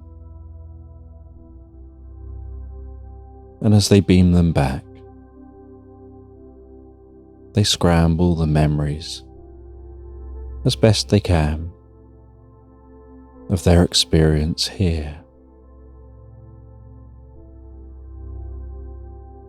But because the neurology of every creature is different, they can't guarantee totally deleting the memories. So they just do their best to scramble them.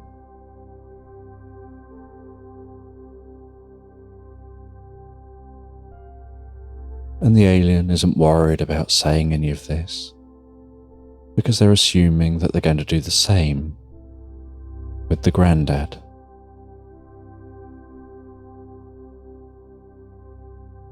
And they say that they're the machine elves.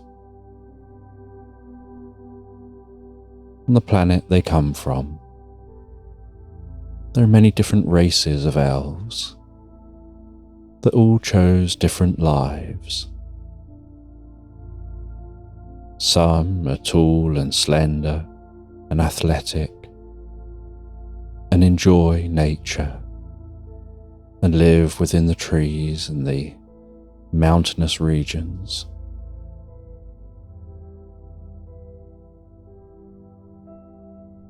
Others are shorter and more squat.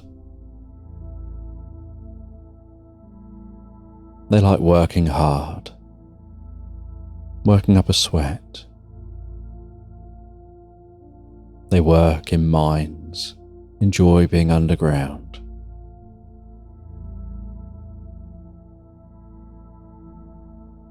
And then there are those who are driven by knowledge and invention and exploration. And they're the machine elves.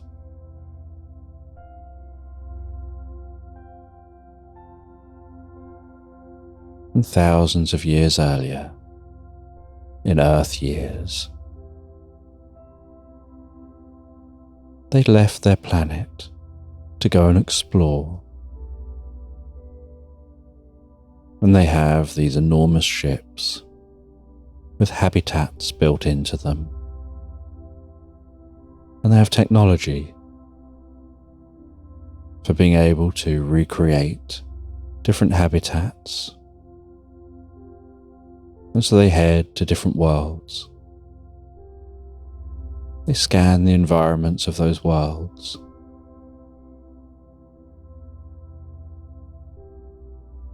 They then beam up different creatures, study them for a while,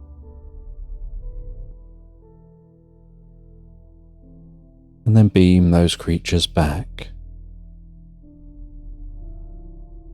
And then nanotechnology dismantles the world within the dome, ready for it to reform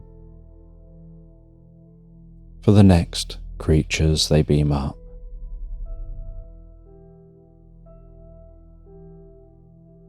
And they have some emergency ways of getting into the dome if they need to check on something, or if a creature has a problem within a dome and they need to intervene.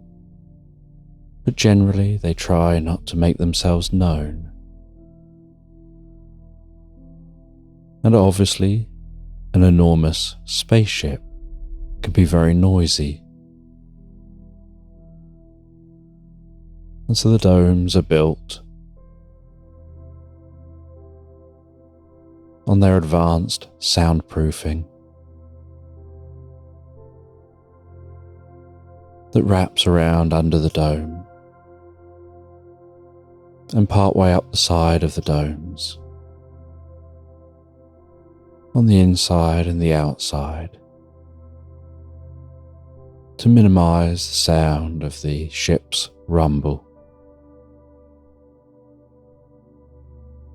And they do their best to try to minimise anything that could give away that this environment isn't natural. But obviously, if there's an intellectual species, they may figure it out, but they're unlikely normally to figure out a way out of the dome before such time as they've been beamed back to where they were found. But the Grandad had found their way out of the dome, and now here they were.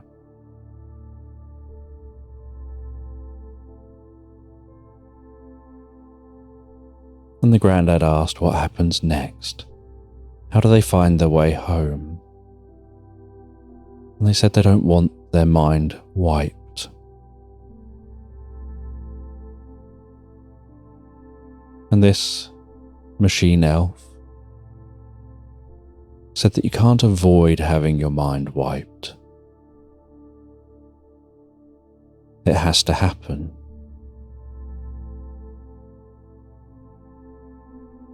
And then they started punching in things on the computer. And what looked like eyeballs formed, almost like holograms. And the elf began talking, looking up at those eyes.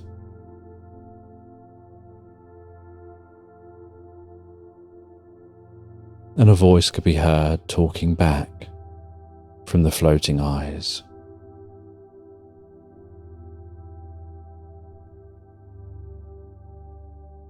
And the Grandad realised they were talking about what had happened and what should be done. And so they decided to take off before any action was taken by the elf. And so they ran back to that ladder, ascended back up to the top floor where they'd get a better view. They saw the eyeballs fizzle out, saw other elves dash into the area below. All those elves suddenly ascending and chasing the Grandad. As he ran along and slid down the ladder at the other side and ran around all of the different enclosures and ran past an enclosure that seemed to be full of giant snails with slime up the glass domes and snails even hanging from the top.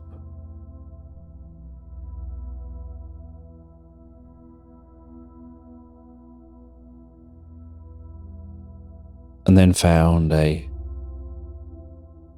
way down to a lower level, and using the branch and the vine managed to quickly descend down that level and then attach the vine to the bottom of the door they just descended through and tied it off to a step at the bottom.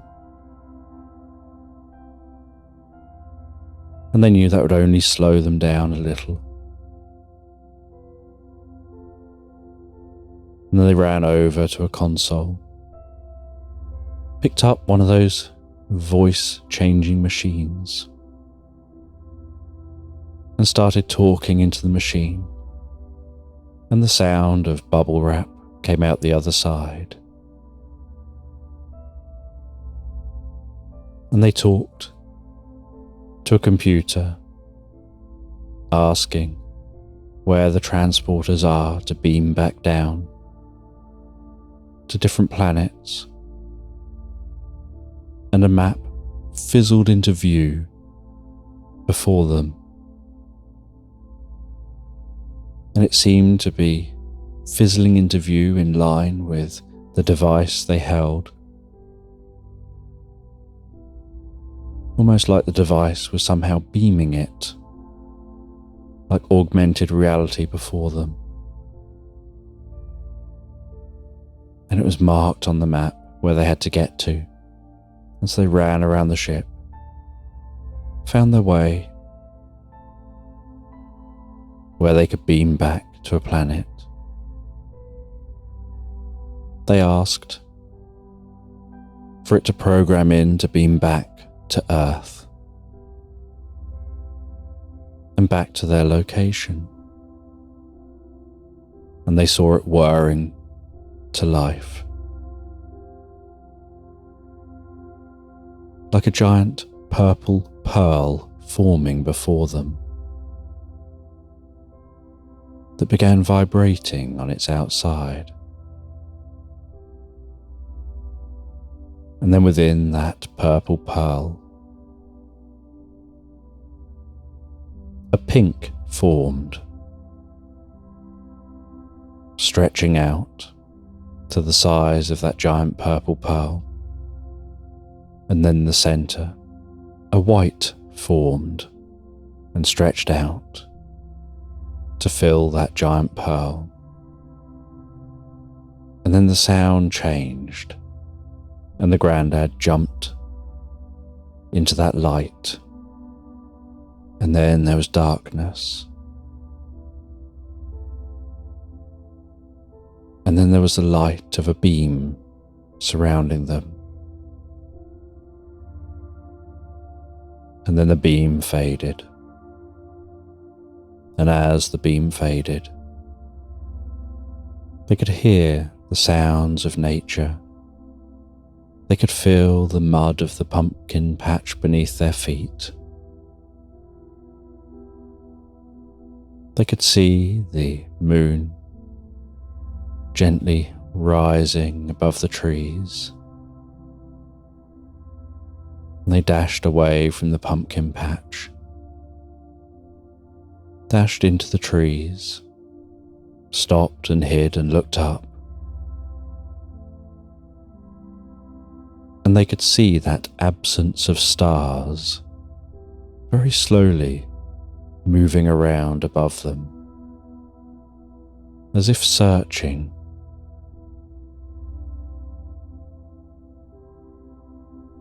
Then they could see beams of light pulse beneath the ship onto the ground, and out of the beams of light they saw machine elves nosing around in search of them. And very quietly and carefully, the Grandad weaved his way among the trees before finding a large tree. Climbing up into that tree, hiding on a high up branch,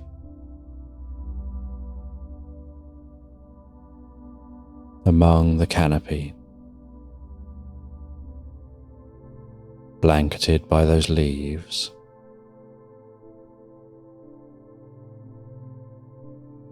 And resting up here in this tree, feeling the breeze blow through these leaves, tickling his cheeks, wafting his hair around. He could see the lights of those machine elves as they scan around the environment below.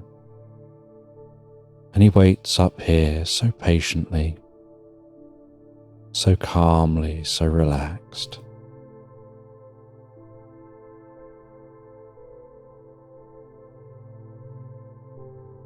As the night ticked on slowly, minute by minute,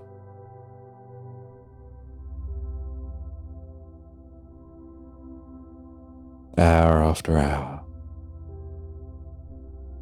to the point he could feel himself fighting the grumbling of his stomach.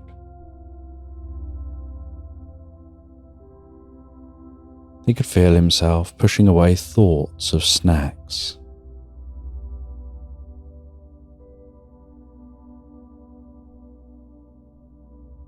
He could feel that he was fighting the approaching sleep, but knew that once he gets a chance, he'll probably just fall asleep deeply and quickly and easily.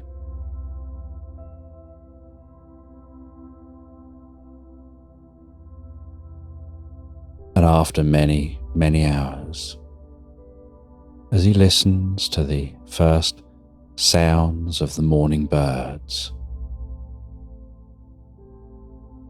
and sees the slightest tinge of red of morning light glisten through the treetops, he sees those machine elves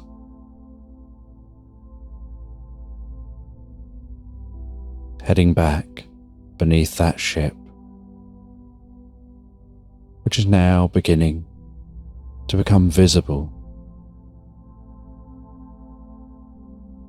under the lightening sky.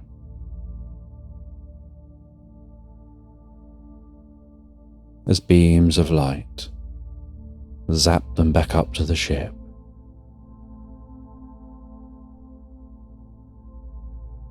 And he watches as that ship silently rises up into the sky higher and higher, and then in a blink vanishes off into the distance, as if launched into space.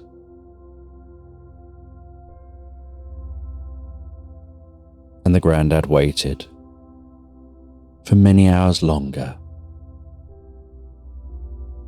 before climbing down from that tree, his body feeling so tired. He found his way home,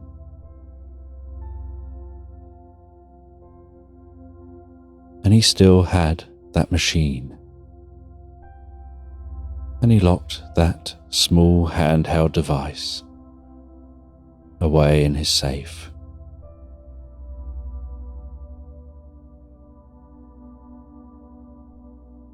And with it he placed some of those glowing mushrooms.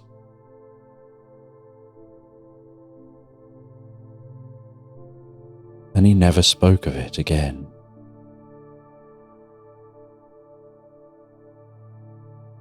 Or so he said, until now, when regaling you with that story, smoking his pipe,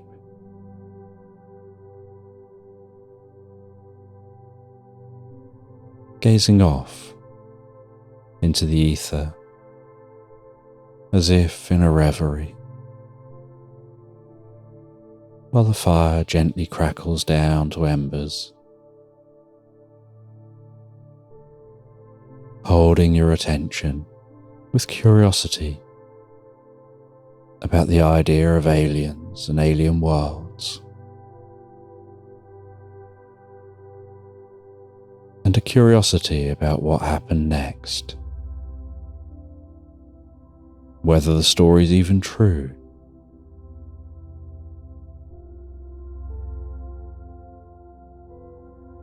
And the Grandad just smiled and took you to bed, tucked you in, kissed you good night, turned off the light, and went back down and sat by the fire for a while, until it was their turn to go to bed, as tiredness began pulling at their eyelids, and sleep began yawning from their mouth.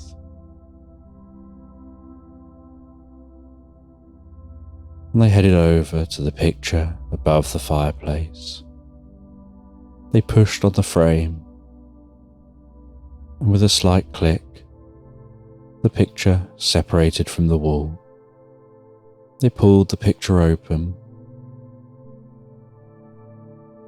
They dialed in a code on the safe, opened the safe door,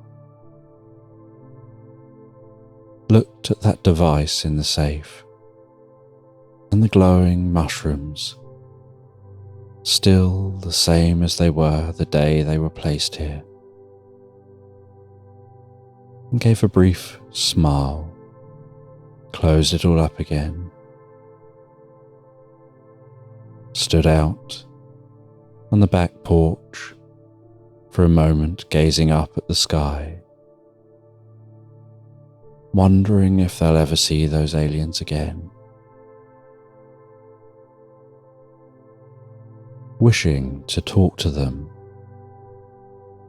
but not to have their mind wiped, but to learn, with curiosity about the universe and what they may well know that humanity doesn't. And with a few lungfuls of fresh air, they head back in, they head to bed. They rest down in bed. They begin to drift asleep, and in the back of their mind, they can hear that low, gentle rumble of the spaceship, lulling them deeply and peacefully asleep as the cabin gently glows and they drift and float so peacefully, so calmly asleep into Slumberland. And the woodland has the most gentle fog, weaving and creeping its way around the foot of the trees. The delicate sound of birds waking up and chirping for the morning. And each footstep that you take through that fog pushes through that fog like parting the seas.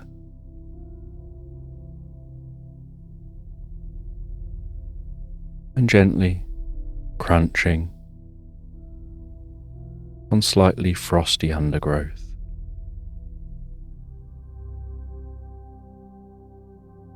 And while walking softly through this woodland,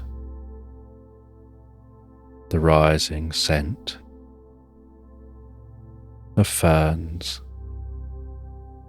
the smell from the bark of the trees,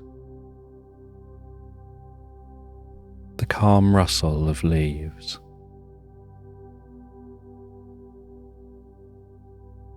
it's almost as if you can feel the coolness from the fog seeping softly into your legs with each step that you take, and that softness working its way up through the legs, up to your waist, weaving its way through your body, all the way up through your stomach, your lower back to your upper back and then down those arms, softening and relaxing, like a gentle coolness setting in through the body, like a numbness or a nothingness as the mind gets drawn into the experience. Hearing an unusual, curious bird call in the distance.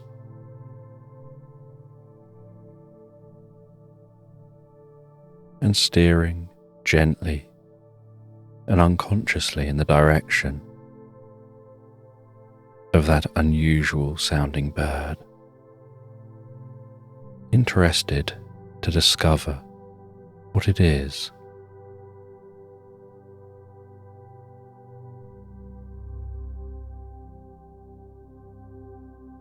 And as you veer off the path, crunching through longer undergrowth,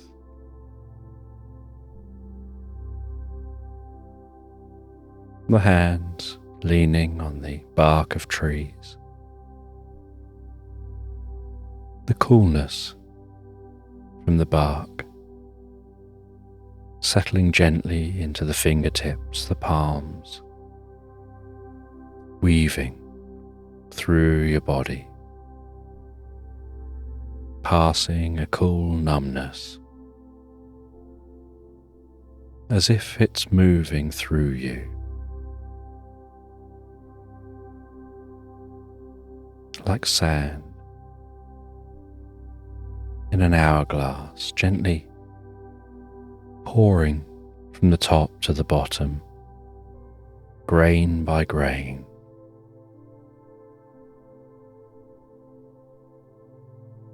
As the sensations within your body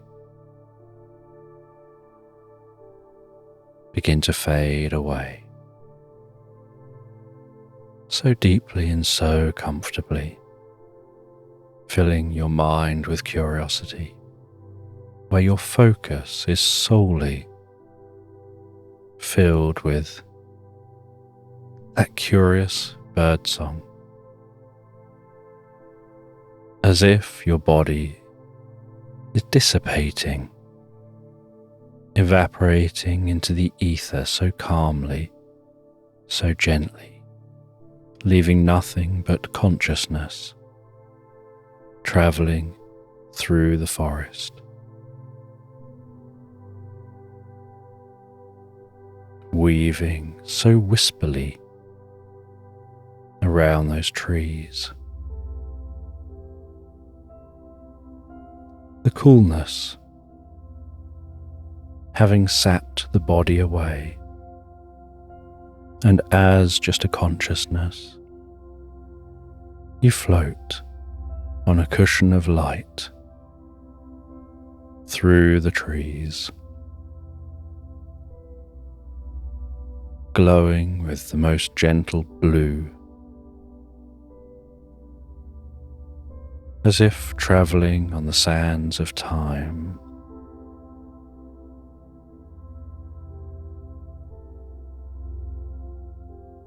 Getting closer and closer to that curious bird sound.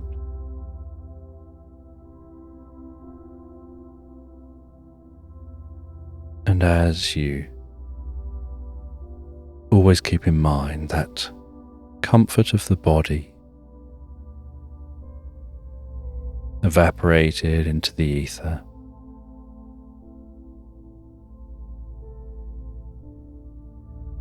your consciousness spies in a tree a yellow bird,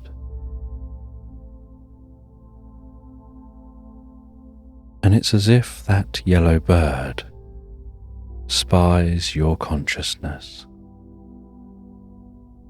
and your consciousness flows towards that yellow bird with the gentle sound of wind, the gentle touch of breeze through the leaves of the trees.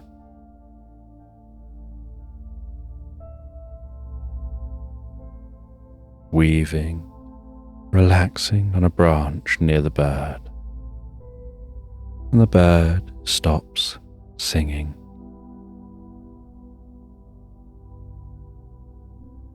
And the bird introduces itself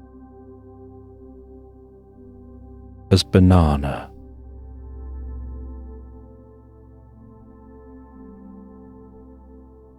And the bird understands what you are, that you're just a consciousness, and as just a consciousness, so you're capable of things you're not capable of while in a body. And the bird starts doing a dance on the branch, almost like break dancing, and starts singing a curious, fast-paced song. And with its feet starts beating out a rhythm on the branch, like the sound of a beating drum that echoes and reverberates through the tubular, hollow branch the bird's dancing on.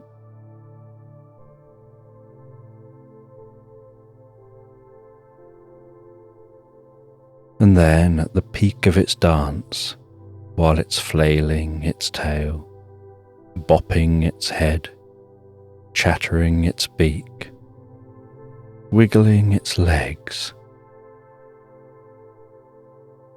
it flicks out its wings in a flourish, whips them around, spins, jumps, and lands as a small yellow explosion forms around the bird. And with each flap of its wings, a yellow portal opens wider and wider, until it's much larger than the bird. And the bird then stops singing and says that this flick and flourish of its feathers is called the banana peel. It unlocks the sands of time. It opens a portal to a land of deep inner discovery that only the ethereal can pass into, and so as a consciousness, while the sands of time keep ticking gently down,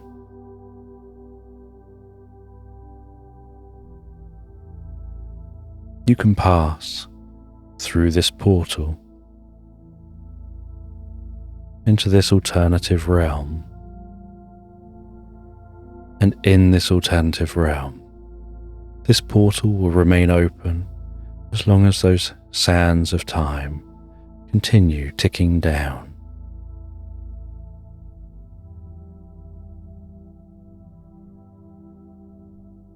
And so, as a consciousness, you head through the portal. And once through the portal, the bird continues dancing, now dancing a swing on the tree.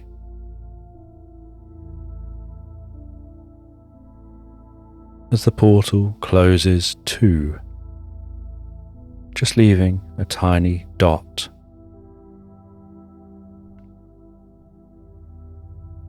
And you'll have to return to this dot to trigger the portal,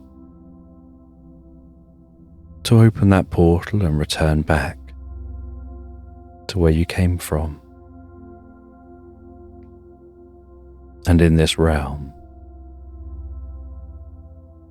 as a consciousness, you find yourself above a meadow, stretching out with different coloured grasses blowing gently in the wind, whipping up those grasses across this meadow atop a cliff. And you head across this meadow. You see some flowers drawing in butterflies and bees. You see birds flying high overhead, wispy clouds trekking gently across the sky.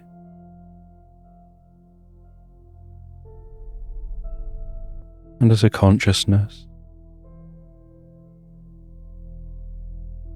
you weave your way down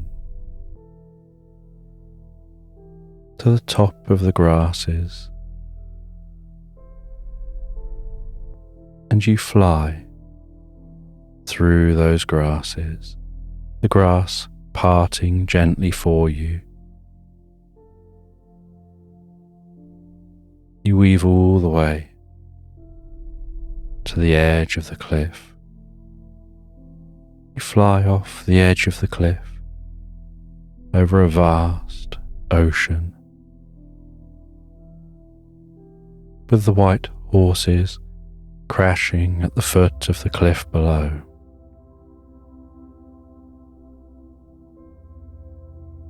Before diving down, descending into the water. And as you pass as a consciousness into the ocean, there's a slight fizzle as the energy of the consciousness and its ethereal nature passes into the water.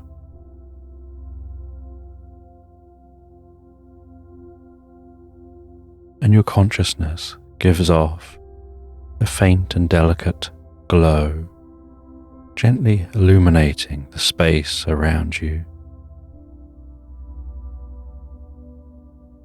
And you can see shoals of fish swimming in synchronized fashion. You can hear the distant call of humpback whales, a distant gentle rumble coming from within the ocean. And you head down deeper and deeper, and the deeper you head,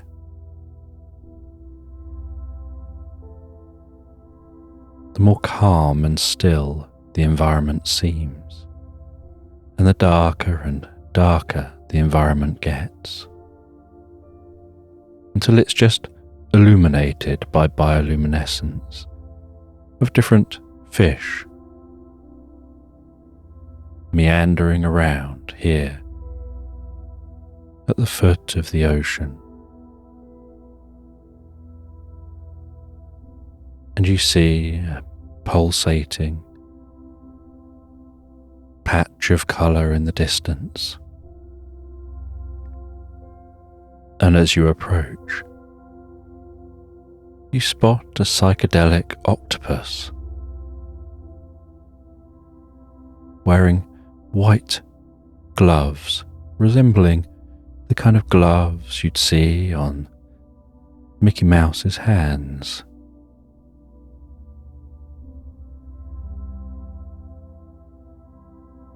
And this psychedelic octopus pushes its way through the water.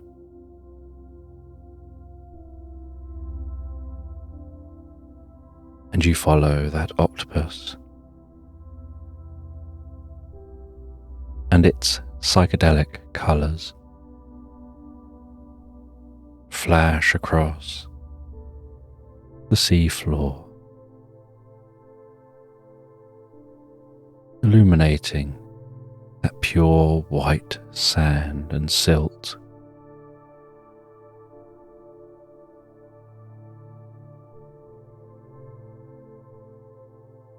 Before you notice a light blue glowing in the distance,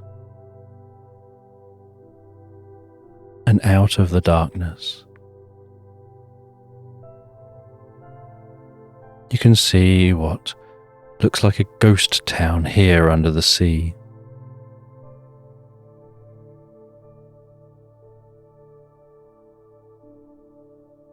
You can see creatures swimming around among different buildings, all ethereal deep under the ocean.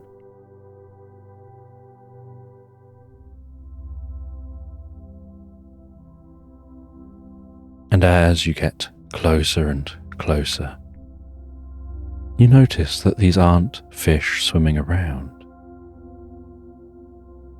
They look like people. And this ethereal undersea ghost town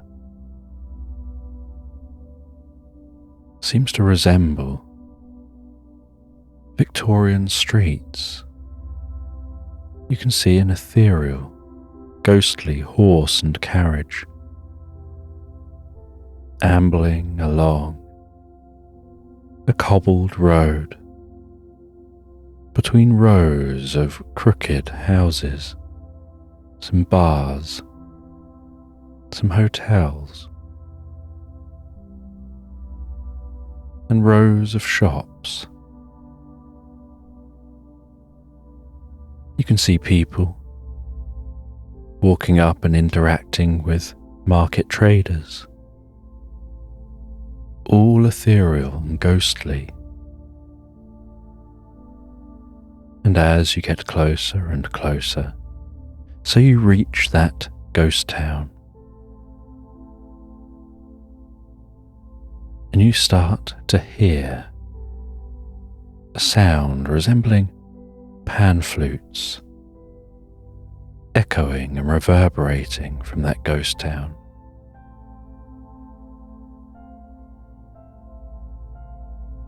And as you reach the ghost town and you pass into the town, so it starts to take on a physical form.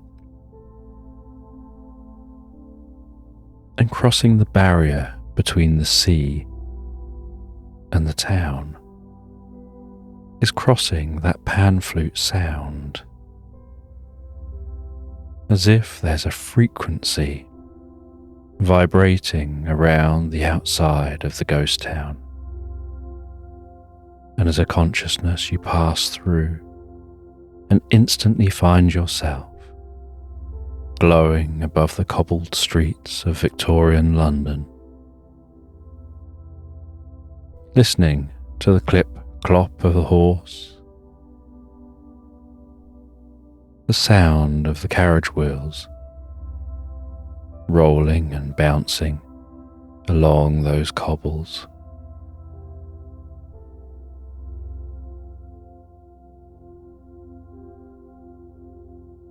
And while you drift around this Victorian London,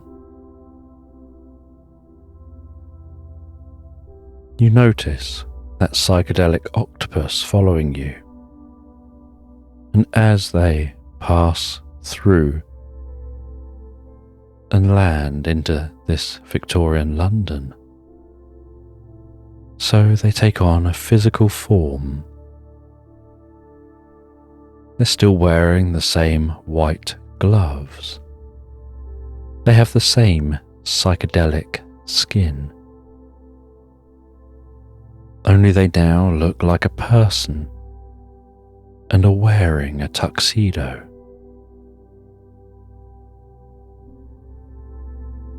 And they introduce themselves to you as Max Headroom. They say they called themselves that after finding a sign years ago with that name written on it, sticking out of the ocean floor. They thought it was a suitable name for them.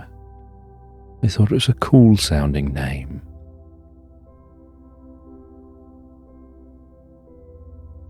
And max headroom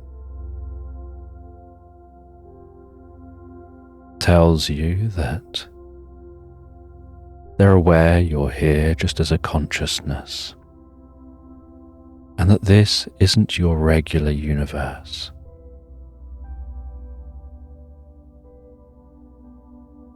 You've come from a land that's taken you here. You've swam down and seen this place. And there was a portal through time, like a bubble in the ocean. And through that bubble, you enter a section of Victorian London.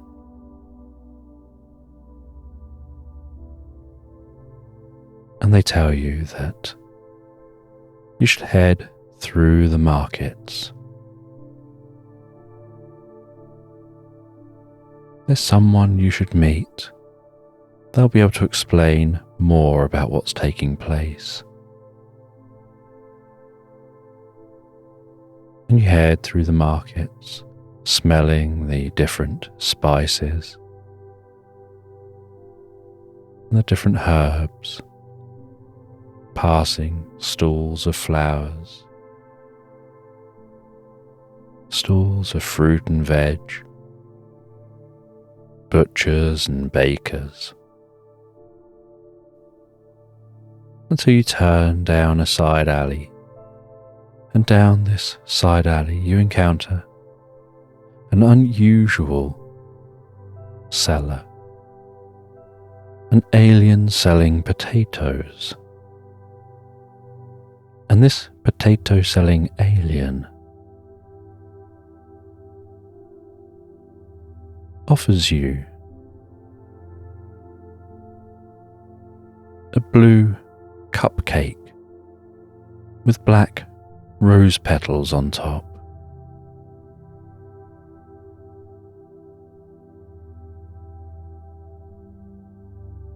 And tells you should follow them and perhaps you should eat that blue cupcake. And you say that you don't have a physical body. You're unable to even take the cupcake, let alone eat it. And they guide you to a back room behind their market stall. And in this room, they sit beside a cozy, comfortable, crackling fire. They tell you that you're just a soul floating in space.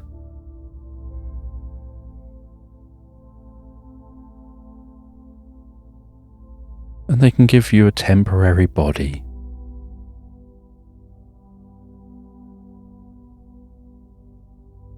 And they take their pet mole rat, and it gives the most gentle squeaks. And they place it on the ground in front of the fire.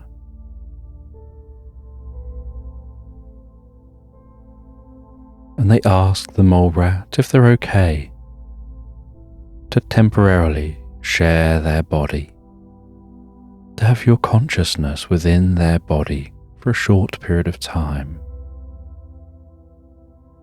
And the mole rat acknowledges that'll be fine.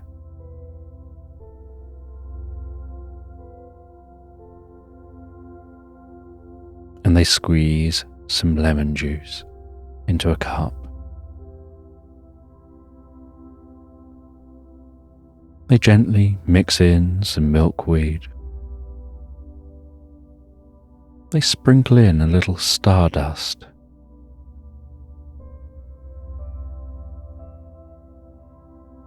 and a dab of mixed fruit juices.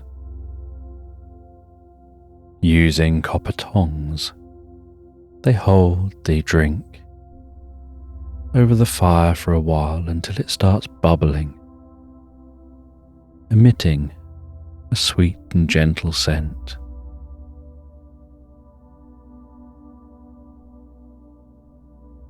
And as it starts bubbling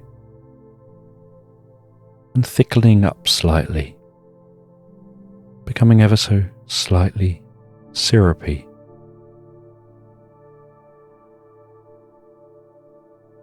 they take that off the heat.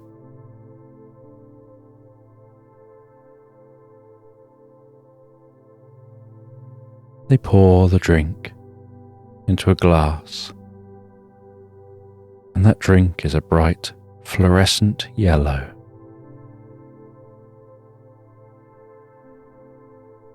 And a little steam is emanating off the top of the drink.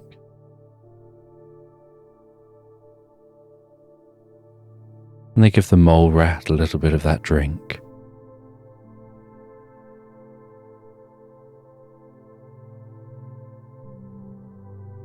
And as the mole rat drinks the drink, so they begin to turn yellow.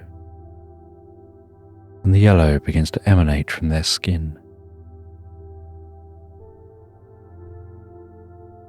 And then a yellow mist seems to form around them. And that yellow mist wafts up towards you as consciousness just floating there, and begins to infuse within you, as if you're breathing that yellow mist in, and you feel yourself travelling on the yellow mist into the soul of the mole rat. And everything fades to black for a moment, before fading back into view again. Only you find yourself really small, resting on the rug,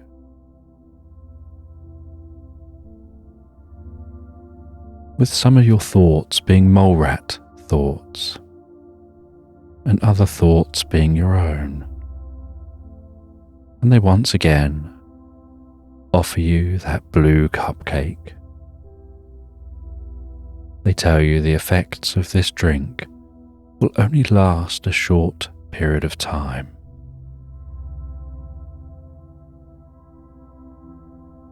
And so you gnaw down on that cupcake, eating the black rose petals, consuming the blue cupcake, feeling that electric blue pass through you.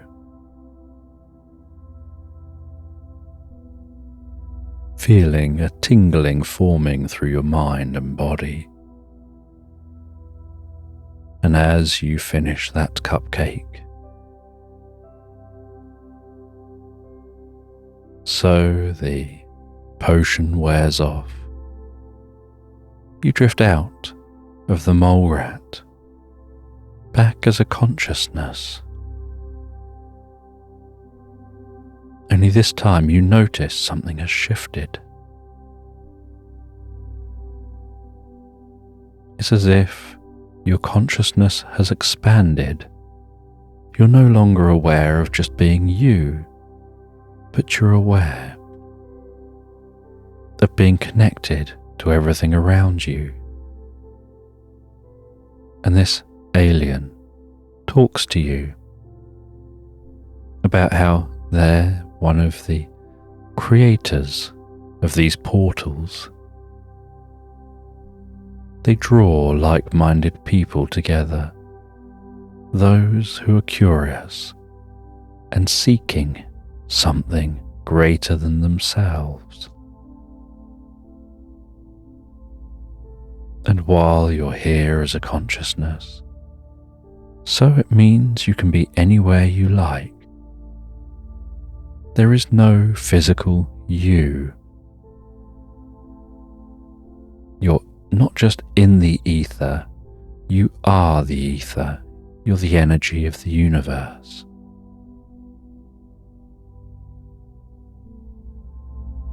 And in the same way that the spoon doesn't bend, when you understand that, you understand the connection on a much deeper level.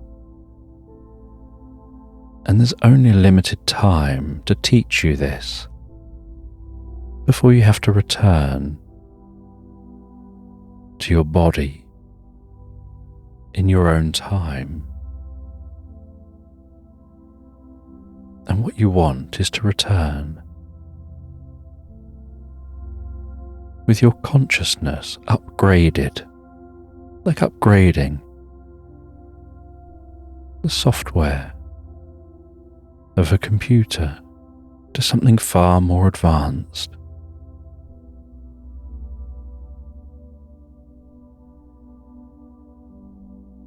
And that's why they had to break with tradition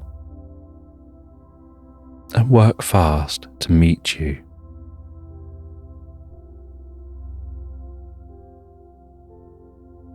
And you can feel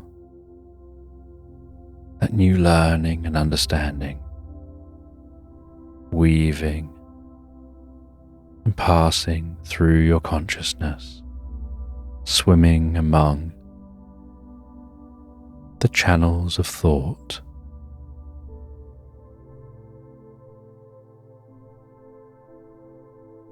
Expanding your being, your awareness, helping you learn and understand that your consciousness is quantum,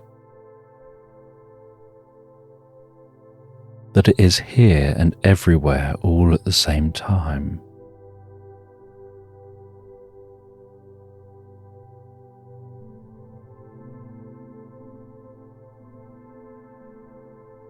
And this alien shows you back out to the streets. You begin to find your way back the way you came.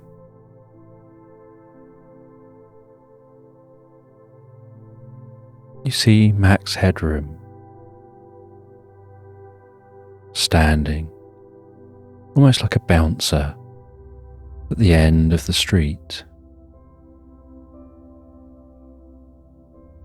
They guide you back through that portal into the ocean.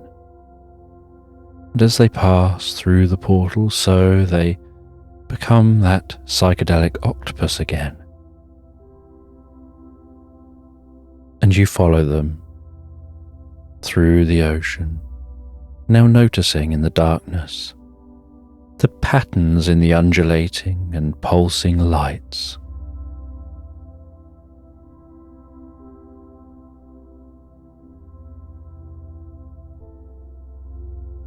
And you feel almost mesmerized by those lights.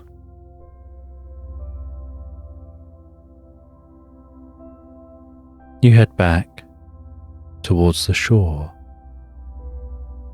You leave the water, fly through the meadow. You head back to that dot of yellow. You have a sense of reaching for that dot as a portal opens up, and you pass through to where you came from. And the bird tells you that the sands of time are continuing to flow. And as the sun continues to burn off the mist, so your body will return in peace and comfort and deep relaxation.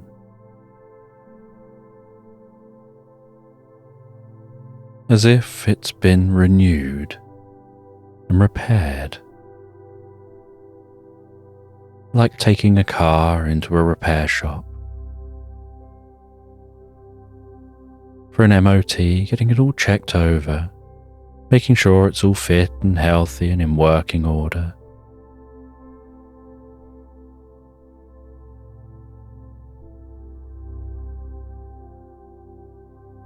And then receiving it back in tip-top condition.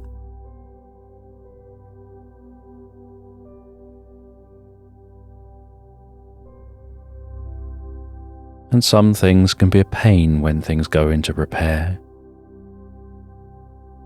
but they come back smooth and calm, in good condition, exactly as you want them.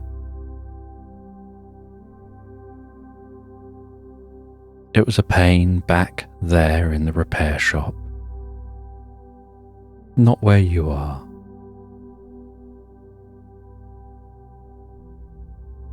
And the bird tells you to rest beneath the tree as the sun rises and the mist burns off.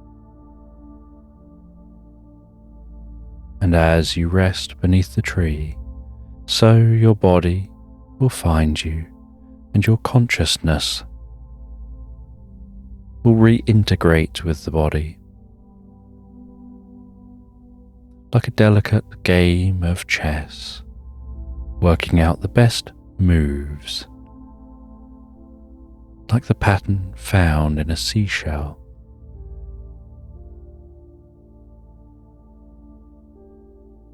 That follows the perfect mathematical formula, like the gentle ticking of a clock.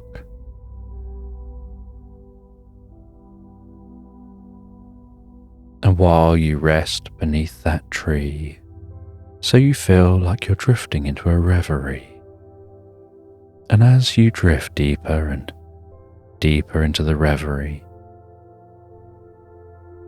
so you feel like your consciousness is swimming lazily among the neurons of the mind, exploring each path, working out what's best, melting gently into the comfort of your heart.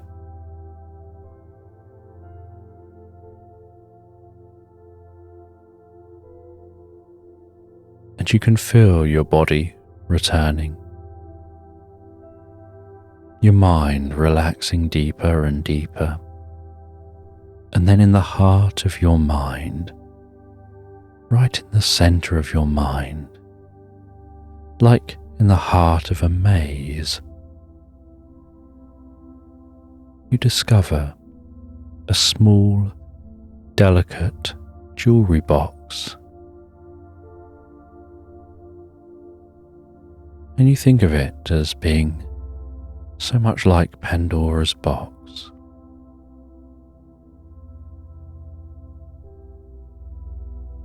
And you feel yourself slowly approaching that box deep in the heart of your mind, hearing the soft sound of music playing within that box. As you reach out and carefully open the box, and finding inside that box a tiny scroll of hope,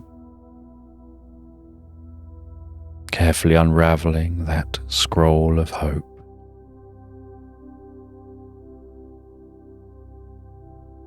and reading that scroll,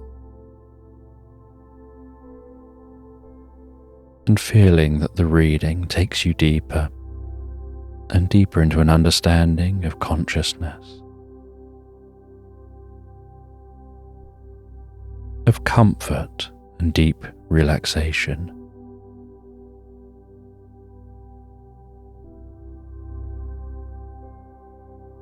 of a connection to those things greater than yourself.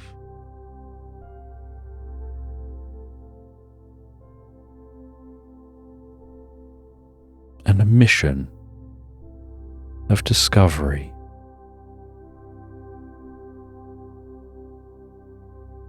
And it's only as you have a sense of sealing that box again that you feel like it's sealing an acorn deep within inside you, an acorn that will be nurtured and watered and grow into something greater than it starts.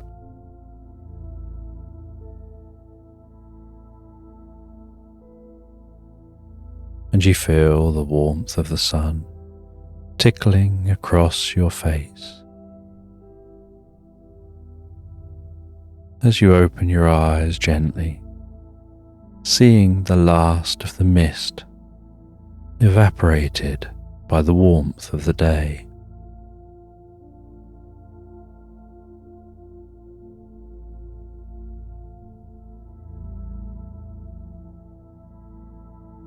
And you stand up, you continue on among the trees, passing out into a beautiful meadow with the most beautiful blue stream flowing through that meadow. The clearest water bubbling along so delicately, almost tickling the stones beneath.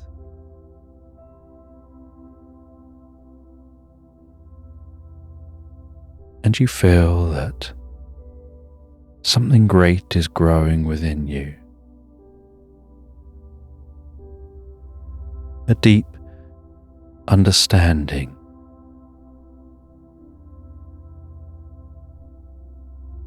Something growing so rapidly, almost exponentially, like bamboo growing in a forest.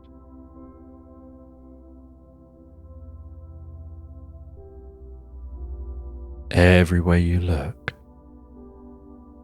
you see patterns like the pattern of the seashell, that mathematical pattern in nature, in every leaf, looking out over the landscape,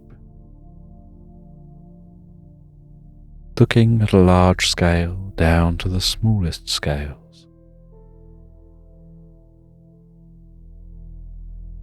And you follow this stream all the way to its source, and at its source is the most delicate, bubbling mineral spring, having absorbed millions of years of minerals, pouring gently down the mountains, seeping into the earth, navigating through cracks, filtering through the earth, before rising gently up here.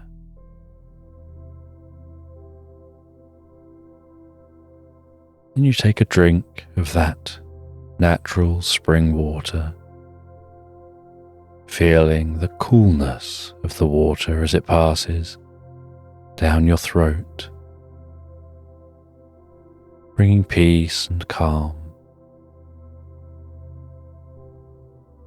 And you sit beside the stream, reading a book for a while, with your mind partly lost in thought.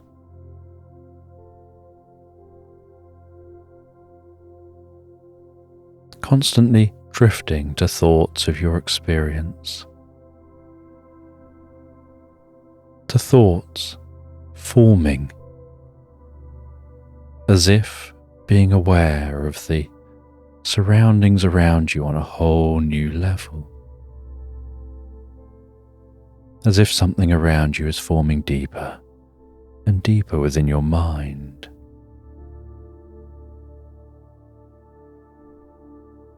Like the tendrils of your mind are stretching out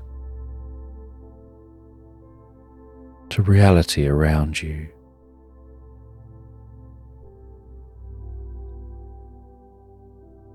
as if you're a small part of a giant cosmic web. And when one string of that cosmic web is played, you feel it in your heart and understand it in your soul.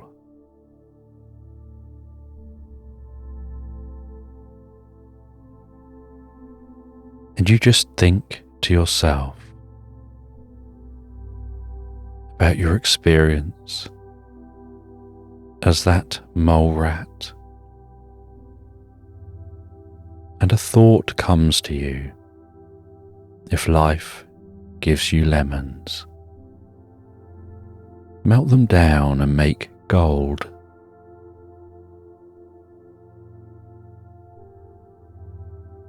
And it's a thought that on one level doesn't make sense, but with your experiences makes perfect sense. And you sit on the grasses for a while, continuing to read and listen to the stream bubbling gently beside you.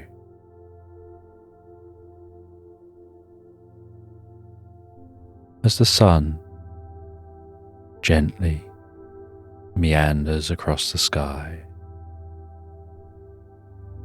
and settles down to sleep over the horizon, and the stars sparkle softly to life, and you head over to the tree line. You tie up a hammock between the trees, hoik yourself up into the hammock and rest yourself down, and gently rocking as the trees very gently and delicately sway, almost like a parent gently rocking a baby's crib, almost as if the wind is singing a lullaby.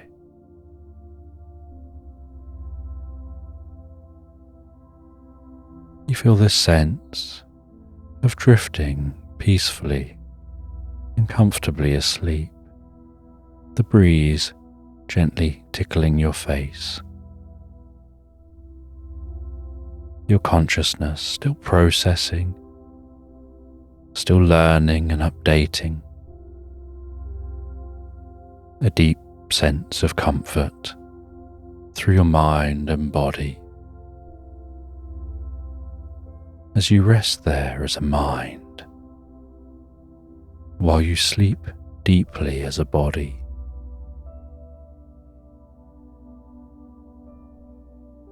Aware of all your attention, lost in your thoughts of your mind, wrapped up in the maze of curiosity in the cosmic cobweb.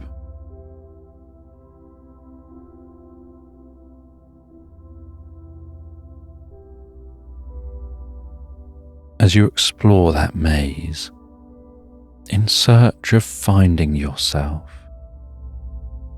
in a whole new way,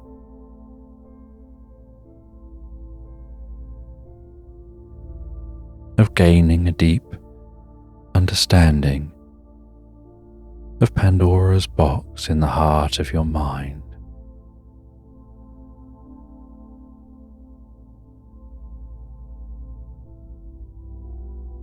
And as you rest there, swinging gently to the sands of time in that hammock, falling deeper and deeper asleep, your consciousness swimming through inner discoveries.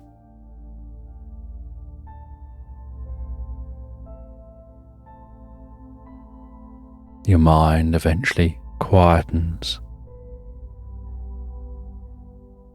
as it learns its next steps. And as the mind becomes fully quiet and calm and relaxed, so you instinctively, automatically and effortlessly drift and float so peacefully asleep into Slumberland. And in this bedtime story, you find yourself sailing the 7 seas.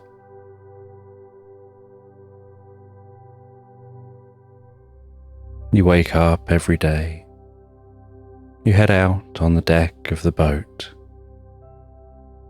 Breathe in that fresh, salty sea air. As that boat glides up and down over those waves, so gently, so calmly, occasionally splashing slightly in the water. Some days, just seeing ocean for miles in all directions.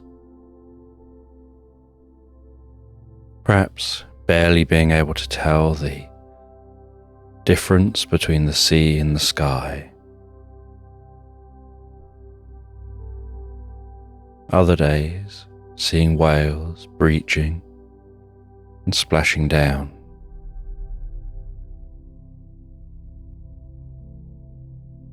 Some days it's misty, and you can barely see where the boat is going.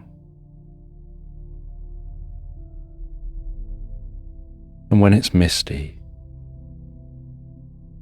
so the sound seems more subdued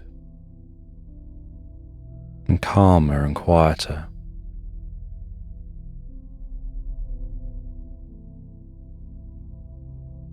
Like it isn't just the waves of the ocean wrapped in that blanket of mist, but the waves of sound being softened on their journey to your ears.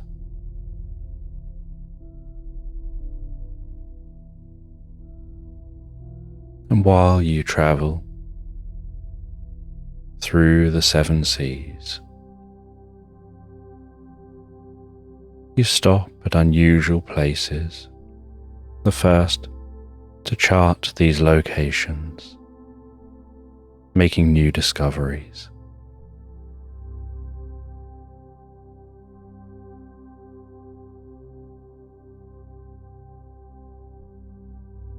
And you enjoy this journey that's been going on for many years. Just the excitement of seeking out new civilizations, going where no one's gone before.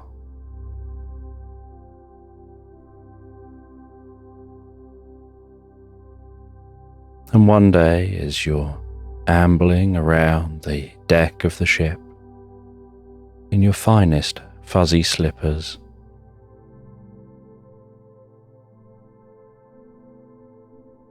you look out through a telescope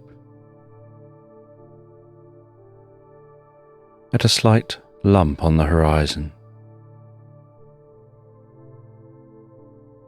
and gradually watch as an island rolls into view.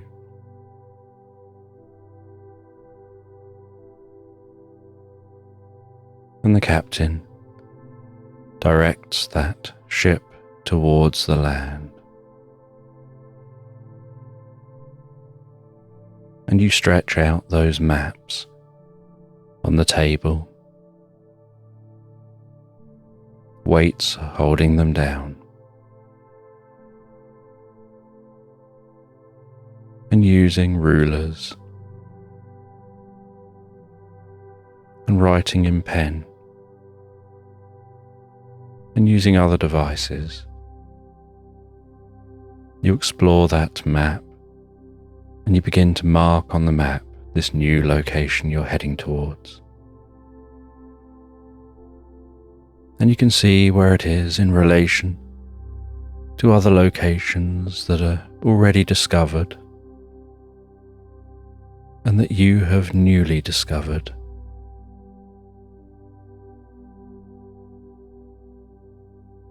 And it takes a couple of days for the ship to reach that land. And it moors a little way off from the land. And you descend into the water in a sailing boat. And you descend into the water in a small rowboat dropped off the side of the ship, splashing, bobbing on that water.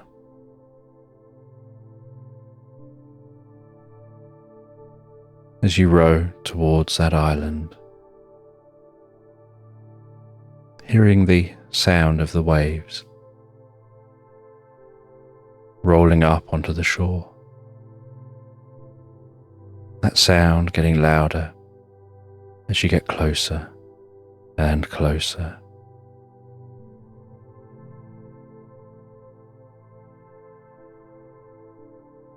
And letting the waves help carry the boat up into the sand.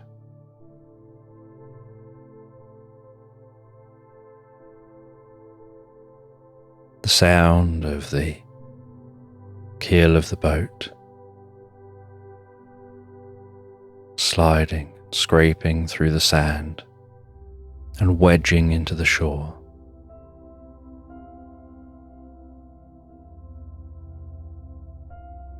And then scrambling out of the boat,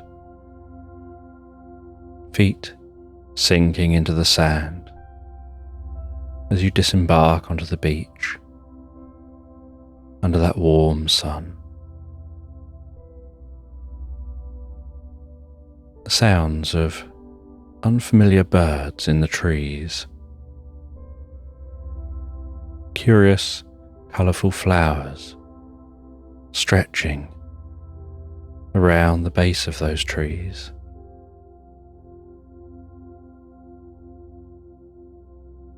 Bees that look like giant, fluffy bumblebees, seemingly barely able to lift themselves up from the flowers they've landed on, finding it almost humorous, the sight of the flowers bending and straining under the weight of the bees when they land.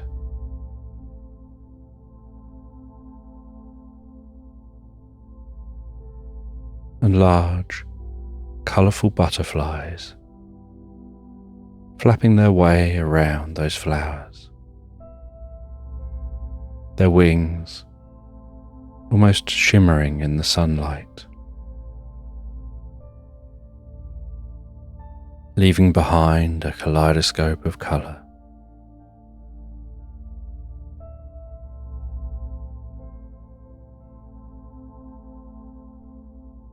And you take a backpack out of the front of that rowboat. Out of that backpack, you take a cloak. And with a flourish, you swing that cloak around you onto your shoulders, attaching it around your neck.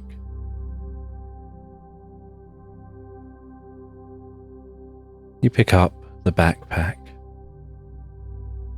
You slide that on underneath the cloak.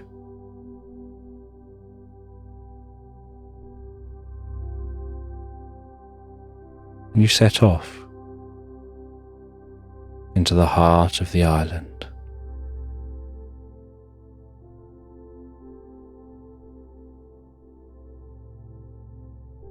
And as you walk up the beach and then walk into the vegetation,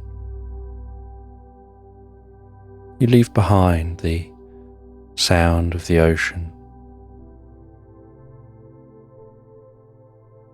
the scent of the salty water,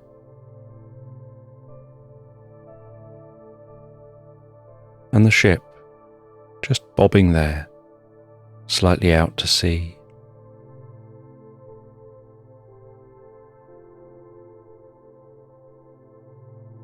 And as you walk deeper into the countryside, into the trees here on this island, the sounds change.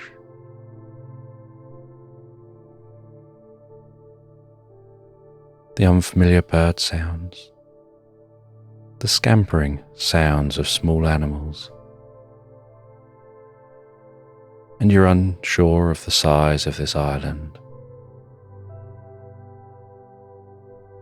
But you push on, and you have a journal to record your findings.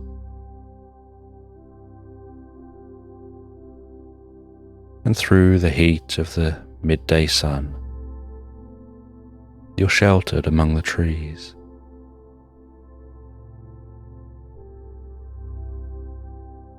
The light dancing through those trees as a breeze wisps around in the canopy.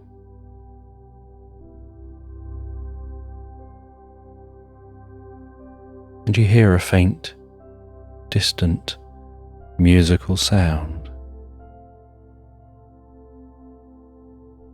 like chanting or singing in an unfamiliar language.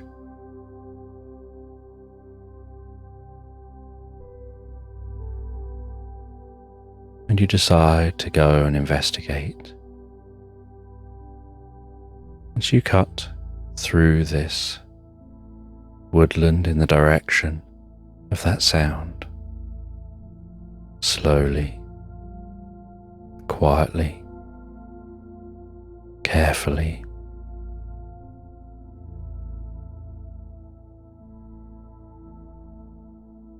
as the sun continues creeping across the sky.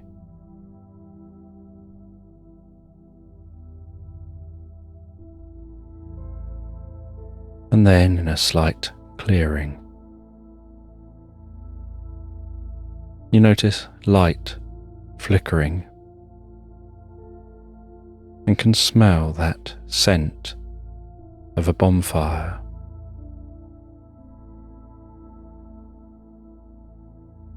And you walk to the edge of the clearing. You crouch down just among the trees on the edge of the clearing.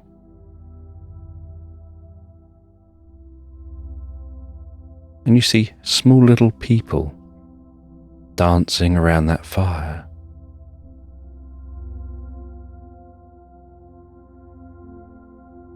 And other small people sitting around eating and drinking.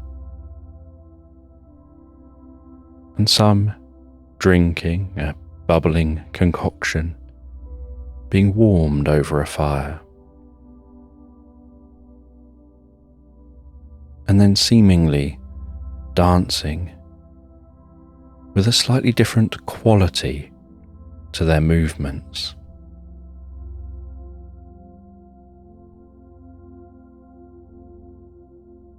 As if there was something spiritual or magical about the experience for those people. Like they're accessing something deeper than just those who stood up and danced.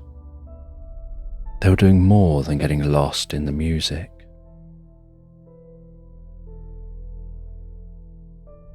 And some of those small people had wooden sticks and drums and were beating out complex rhythms, complementing each other's beats.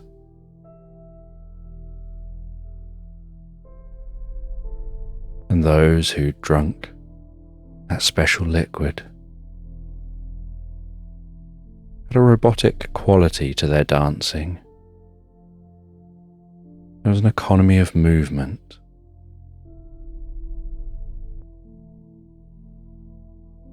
They didn't seem distracted by anything around them. They just seemed to be going with the flow.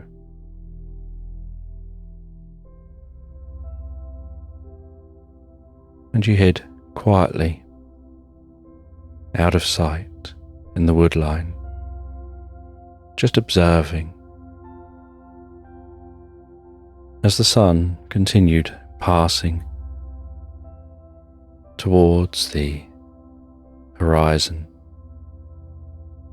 and began its journey to bed. And as the sun settled down to bed, and the blanket of colour changing from that daytime blue to reds and oranges and purples, and then an inky blue darkness, and then black was pulled up over the night sky.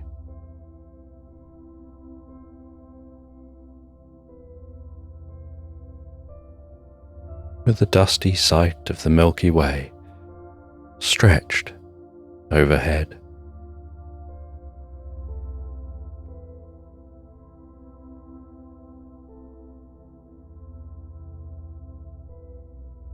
And then you notice something shoot across the sky and fizz across the sky. You think it's a shooting star. But moments later you hear a bang, and then see another and another and another, and hear some more banging, and see they're setting off fireworks, as if this is some kind of celebration. And you continue, remaining hidden, just observing, making sure not to interfere with these small people.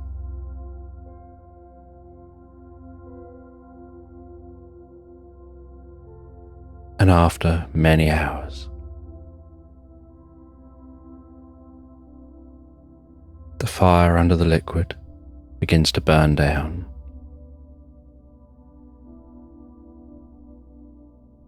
The bonfire starts to collapse in on itself,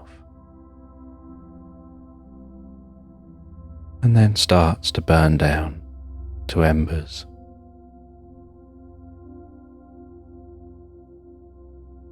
These people begin to settle down around that fire, engaged in quiet, almost contemplative conversation. Just gently engaging with each other.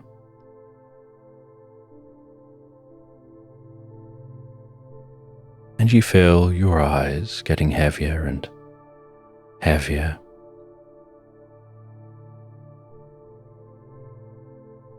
And you watch as these people head to bed in tents, and the fire is just the faintest glow.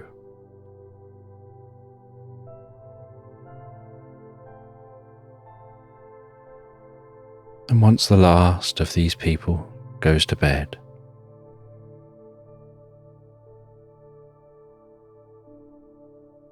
you sneak out quietly and carefully, making just the gentlest of rustles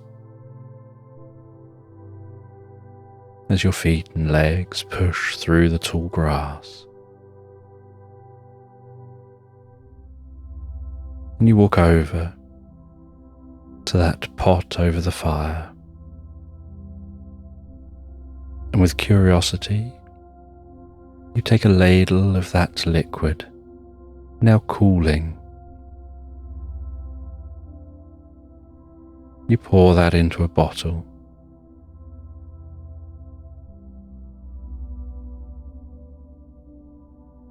You then take a little look around, getting some different angles on this location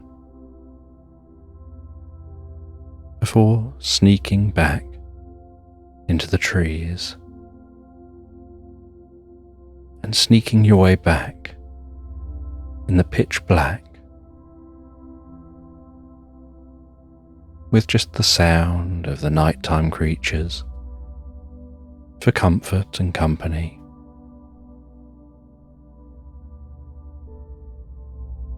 Finding your way back to the other side of this island,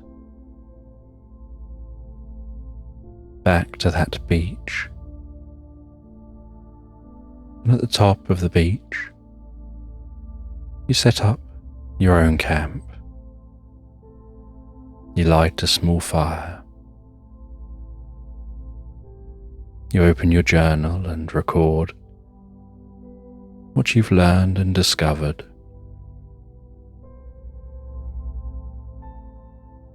Before folding that up and placing that to one side.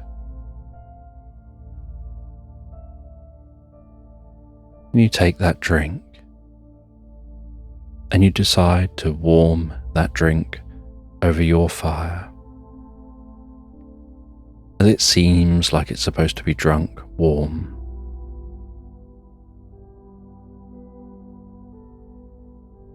And when it starts bubbling gently,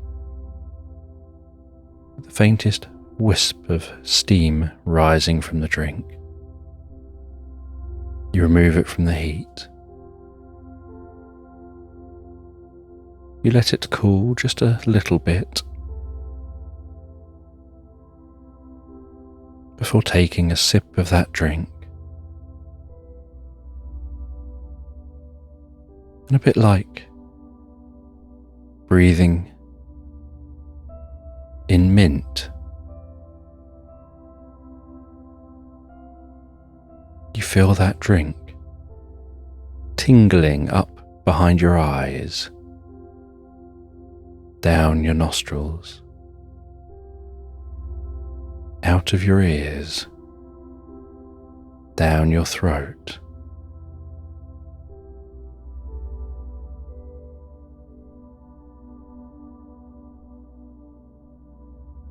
And this drink has the sweetest scent and the most curious taste.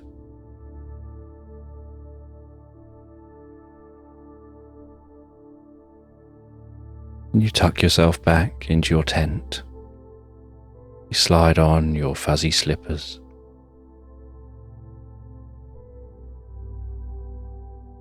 You drink some more of that drink.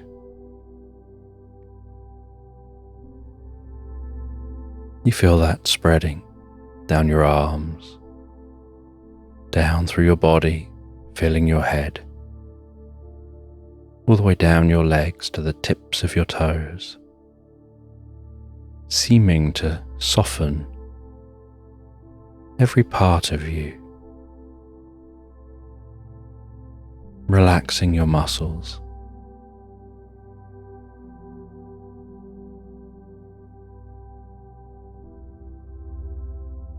And in your mind, you feel yourself relaxing deeper and deeper. But after a few moments, your body begins to want to move and dance. You start to hear rhythms in your mind, finding rhythms and patterns in the sounds around you. The rhythm of the waves rolling onto the shore.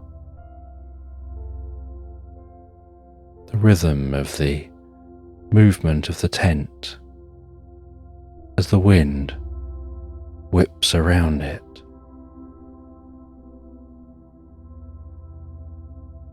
The pulsing rhythm of the rustling canopy of trees.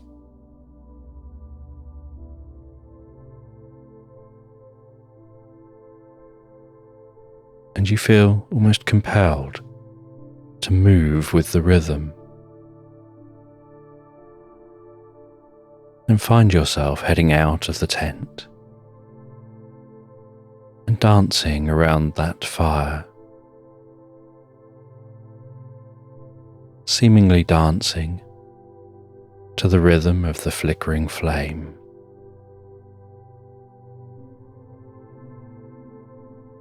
And feeling like the dancing's happening automatically, like it's being driven by the rhythms.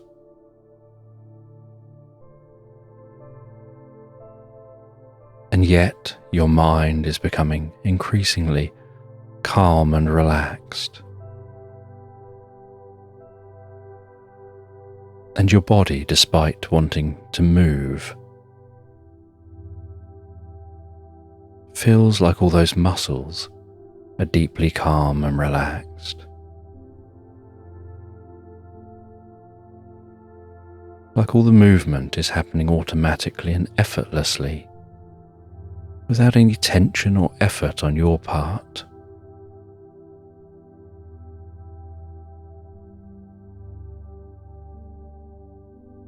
And following, dancing to the rhythms,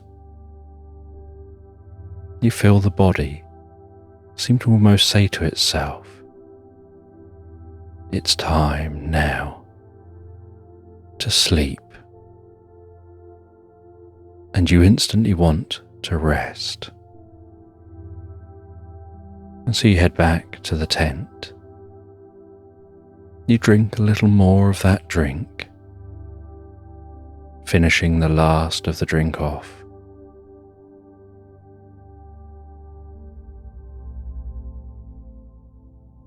And you don't know if you actually rest back to sleep,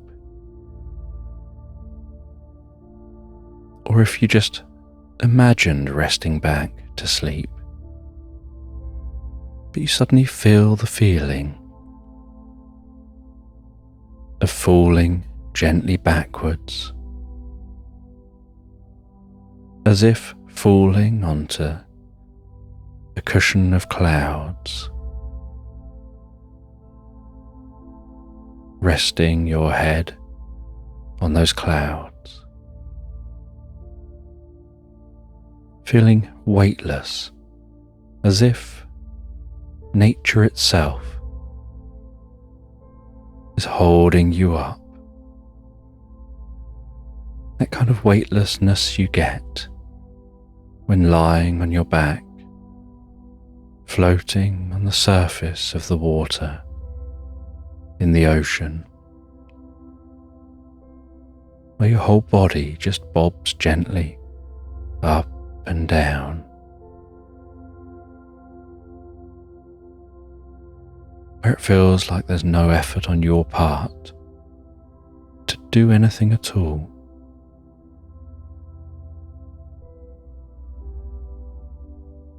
And while your body is resting on that cushion of clouds, it feels like your mind drops deeper and deeper, as if to say, your body is supported and rested so calmly, so comfortably there, that the mind can go deeper into the most profound experience, easily and effortlessly. And you find yourself hearing the sound of horse and cart, looking around you, seeing old cobbled streets,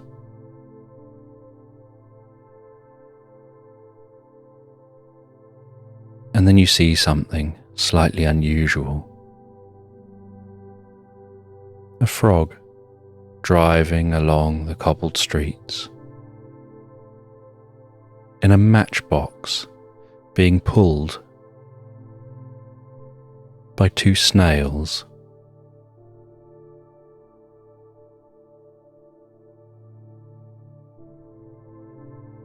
And as it drives along that cobbled street, in that small matchbox,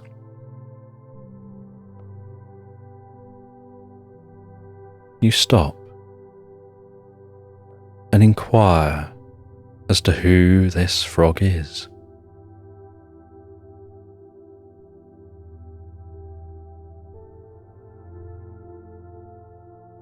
And they say they're Felicity Frog from out of the fog from the depths of France.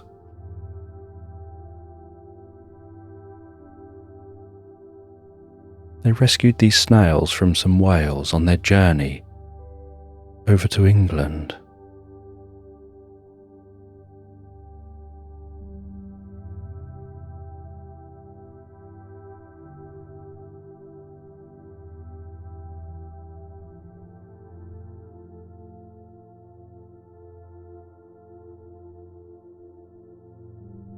And they say that on arrival in England, they started travelling to London.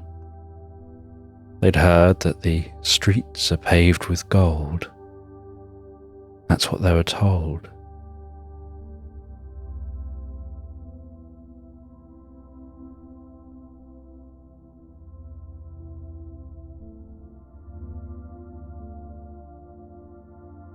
But all they found on arrival in London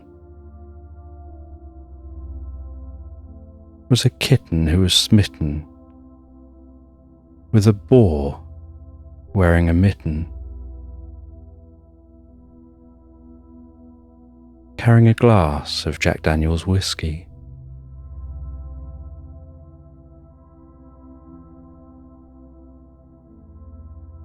And they took a taste of that whiskey. And ever since that day, they've just found themselves sitting outside a specific pub on the cobbled streets,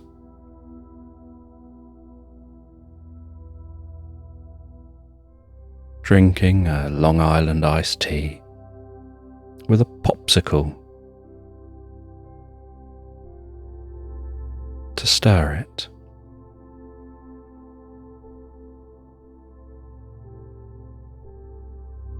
And so this frog explains. They were told there's one that may be able to help them to find a path that's greater than what they found here in London. They've been told that deep in the streets of London is a magical potato cellar, and that you'll know when you find them. And so they've been travelling the streets of London, up and down the cobbles, in search of the streets of shops and markets where they'll find the one who sells potatoes.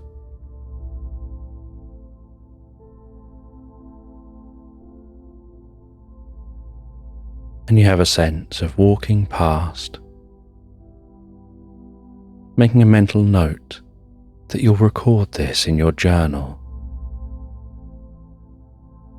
You feel in an unusual state, halfway between waking and sleeping. This feels almost like being in a dream, and yet you don't feel asleep. But because it feels like being in a dream, you know you're not awake.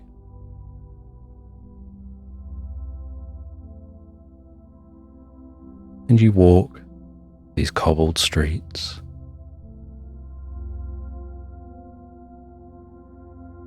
You pass a stall which seems to be selling stale bread.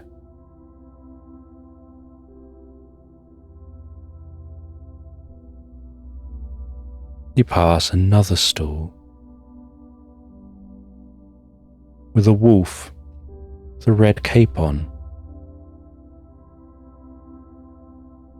selling hot springs warmed in a frying pan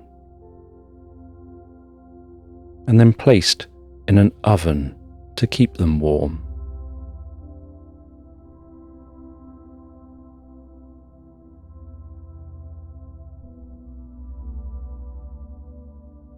You continue exploring.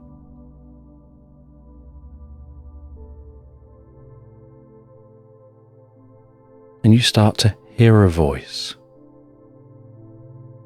And at first, the voice is soft.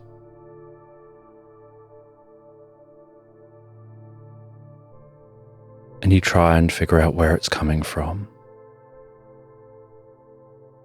You head down different streets. And despite all the sounds of horse and cart, of sellers lining the streets,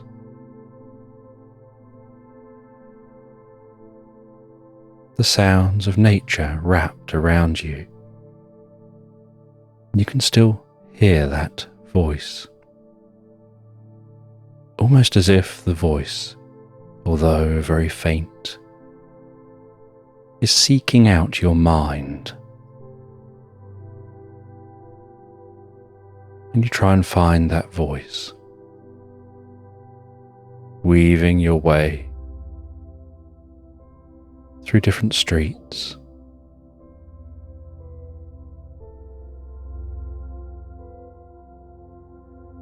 And as you weave through the different streets, so the voice gradually gets louder and louder.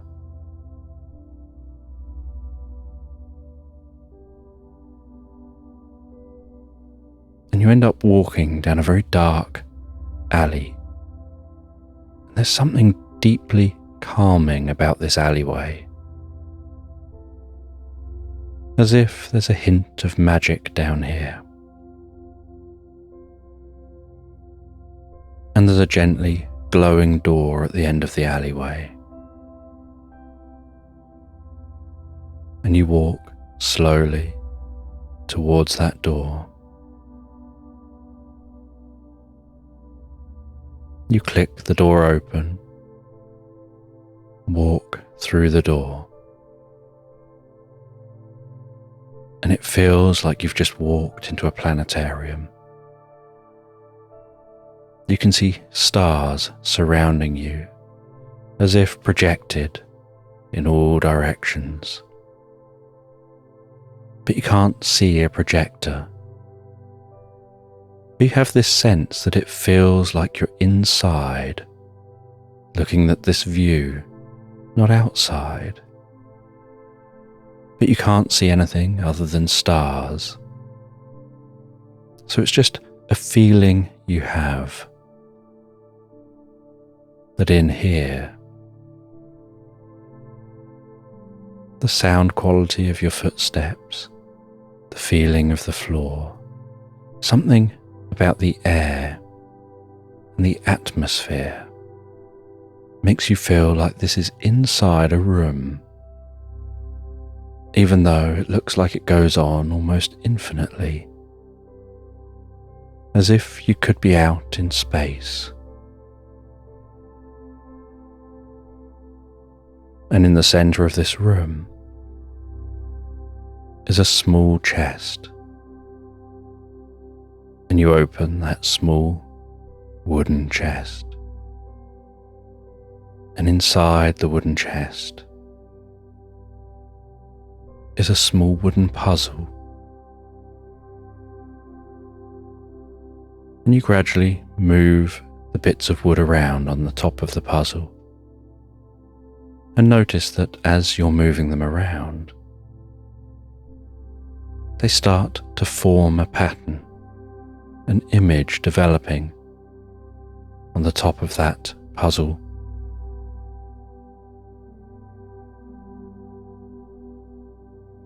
And as you move the last piece into place, the puzzle clicks.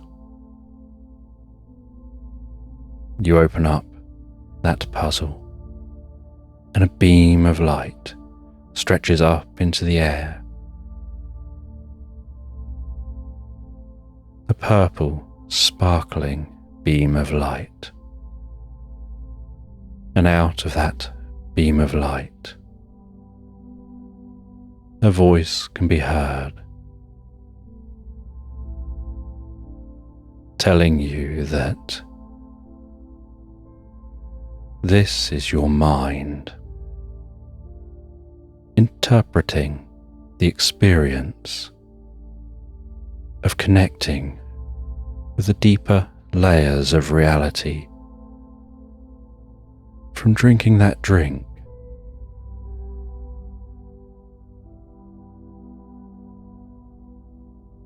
That you have to try and see things in a way that you understand.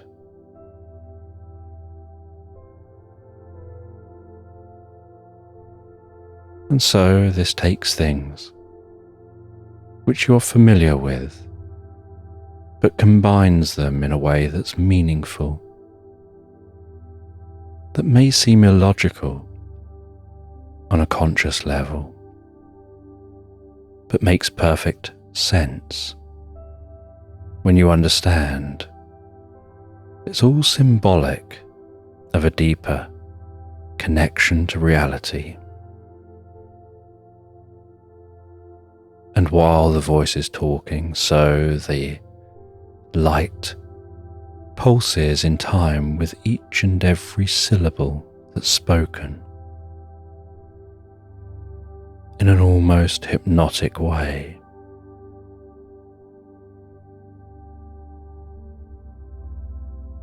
And you listen deeply to that voice, knowing you're understanding it on a level way beyond consciousness. Understanding it almost like this magical reverie resting in the tent. It's like a pre-bedtime story you're creating for yourself.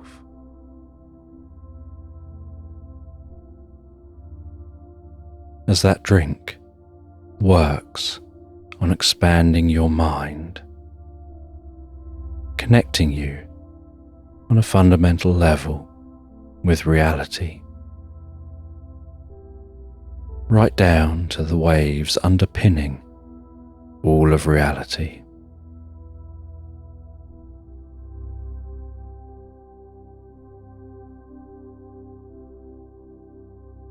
And unknown to you, this voice talks to you, sharing advice and knowledge, guiding you through this experience, and says that this voice is going to embed itself deep in your mind, where it'll talk to you in the back of your mind, guiding you on the path to the person you want to become, to the future you want to have, that brings the best for you and others around you. Through its deep understanding of the nature of reality, the connection of all things.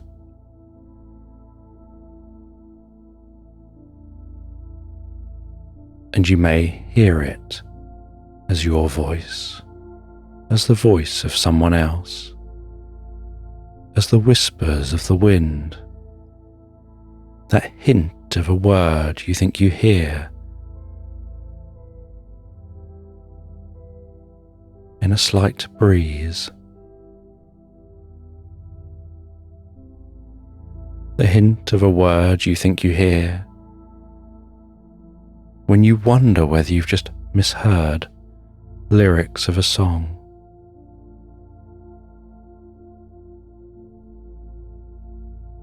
That voice that brings peace and calm to your mind. The voice that seems to almost give you a hug when needed, reassurance when needed, encouragement when needed.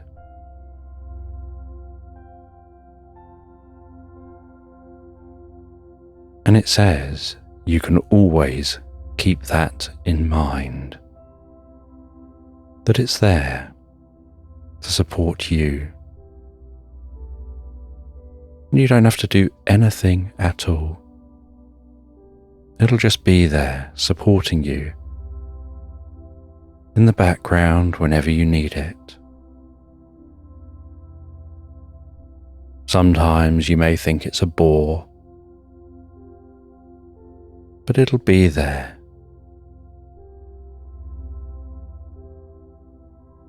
Even when you turn your attention away from it. A little bit like Jiminy Cricket.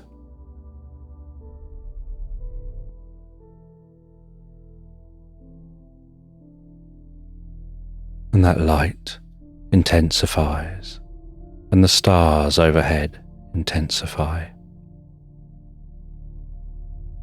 And your attention intensifies.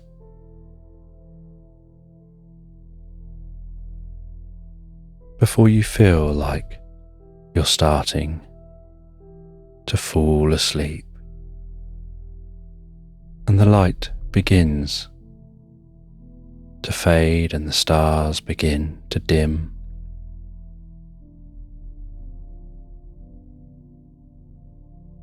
And you feel the experience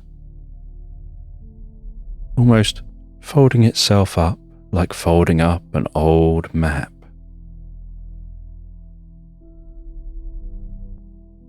The entire world around you folding up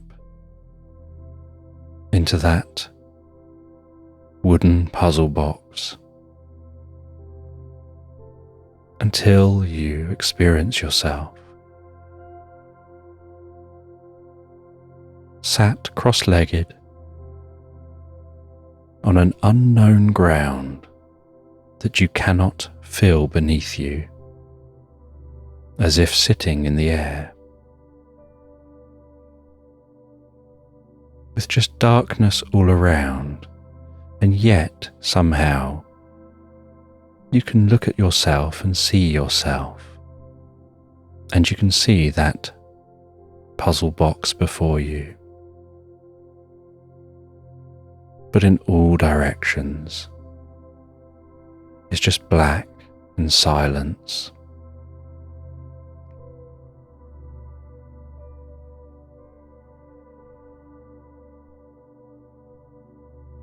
And you sit in that silence for a little while, exploring the silence, curious whether this silence is going to lead to sleep. Maybe this is the transition from the experience into falling asleep in this tent. Or maybe you'll wake up from this experience before settling down to sleep. And so you just wait in anticipation for what happens next.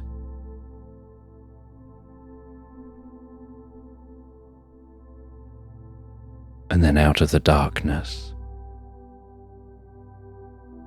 you see a yellow, almost golden brick seemingly being painted before you, followed by another yellow, almost golden brick, and then another and another,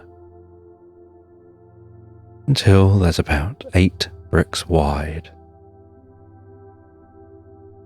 And then you see a row of bricks painted in front of that, and in front of that, and in front of that, and in front of that, and in front of that, and in front of that.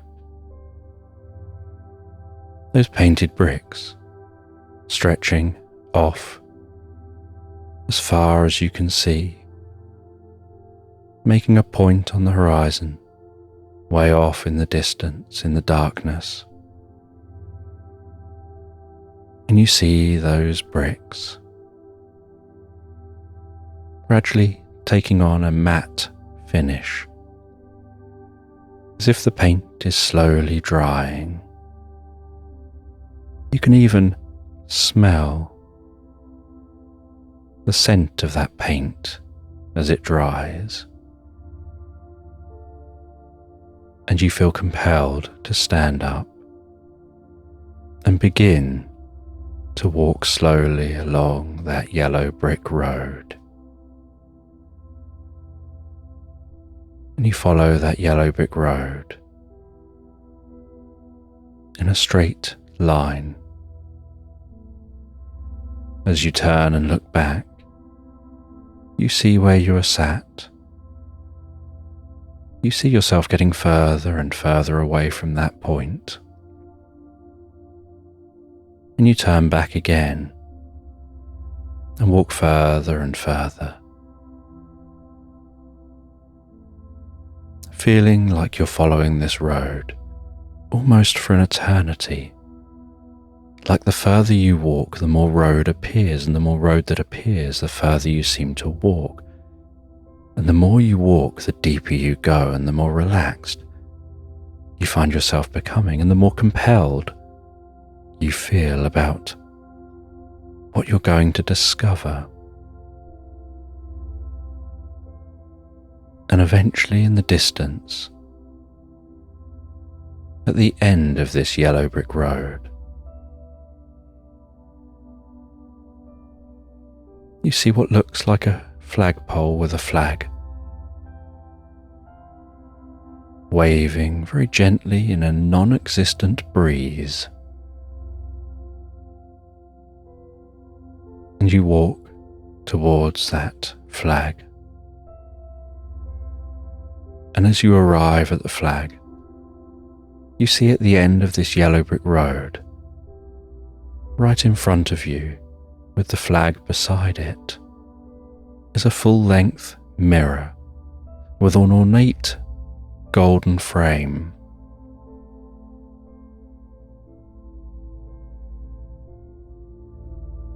And as you approach, you see yourself in the mirror. And you see yourself there in the mirror, looking back at you here, with you here looking at you there, looking at you here. And you can hear here, as you look at the you there, the sound of your voice coming from their mouth. And the you there is wearing the same cape as the you here. Only there's something seemingly more magical about their cape. And you gaze deeply into their eyes there, as they gaze deeply into your soul. And out of your periphery, you can see your mouth moving in the reflection as you hear them talking to you, while hearing that voice come from you, from them, together.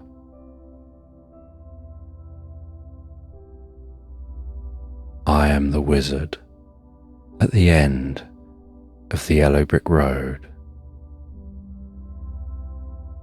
I am you, and you are me, and we are one, and you have one.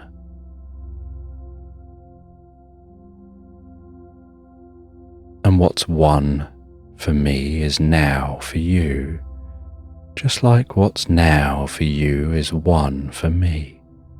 So we've both won now,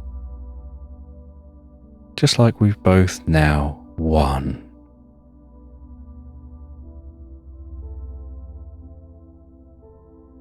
And you can look at me and listen to you, while listening to me talking. And as you listen to me talking to you, you can hear you talking to me. And while you listen to me talking to you and you know you're talking to me, you can hear me talking as I talk to you. And you're only going as deep into the experience as you can take yourself now while hearing your voice. And as you hear your voice guiding you deeper and deeper into this experience, you're connecting on a profound level with your inner self, with the truth of reality and your inner possibilities.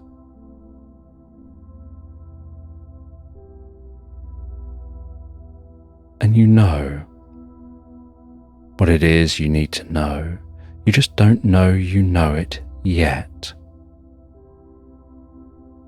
And you found that puzzle just like you discovered me here. And I found the puzzle just like I discovered you there. And the more you look into my eyes, the deeper and more relaxed you can go. And as you look into my eyes, everything around can begin to fade. Because none of that is important to pay attention to here and now. In fact, at the end of every day, when you're done with it, tents can be taken down. Fires can burn down to embers. The water can lap on the shore, and you can hear my voice in your mind. And you'll understand the power of a warm, comfortable drink to bring peace and calm and clarity to your mind and body.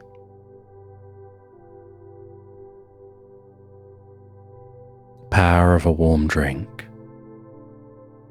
to bring peace and calm and clarity to your mind and body.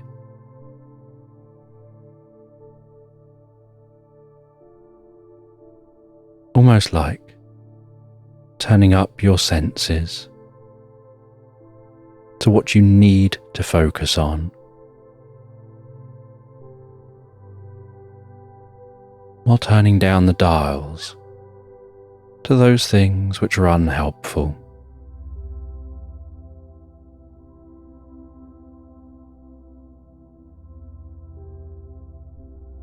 Like I'm there in your mind, because I am you and you are me and we are one together.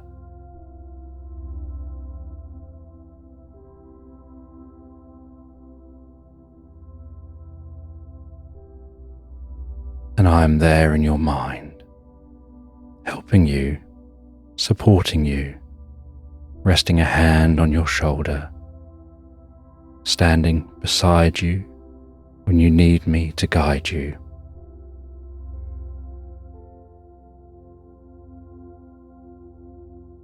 And you're going to fall asleep in a moment, and the drink is going to wear off.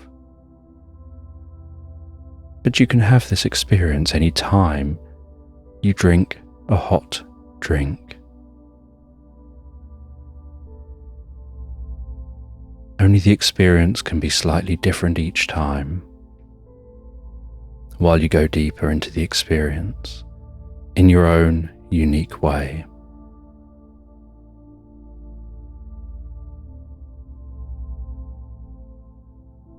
And perhaps in a moment, just before sleep,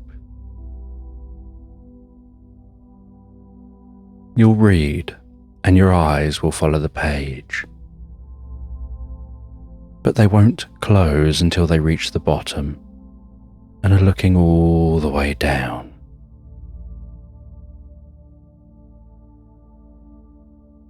And with that, you in the mirror begins to fade. The mirror begins to fade. The flag waves its last breath. those bricks behind you, one by one, begin to fade until there's just you, and then you begin to fade and hear the sounds of being in that tent. And you wake in the tent briefly, in a very calm and yet almost psychically frantic way. You write down as much as you can remember before it fades now from your mind. You write down as much as you can remember before it fades now from your mind in that journal. And you record it all, everything in that journal, in as much detail as you can, so that it's all just in that journal there, for whenever you want to know it, for when you review it at the end of your trip. And it has been some trip.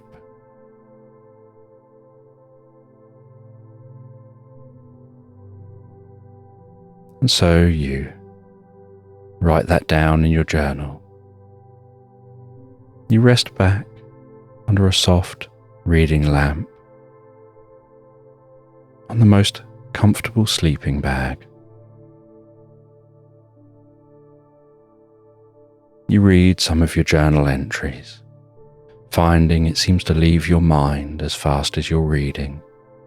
And so as soon as you've read to the end of the page and your eyes reach the bottom, the lids reach the bottom of your eyes, and they close. And with that you drift deeply asleep.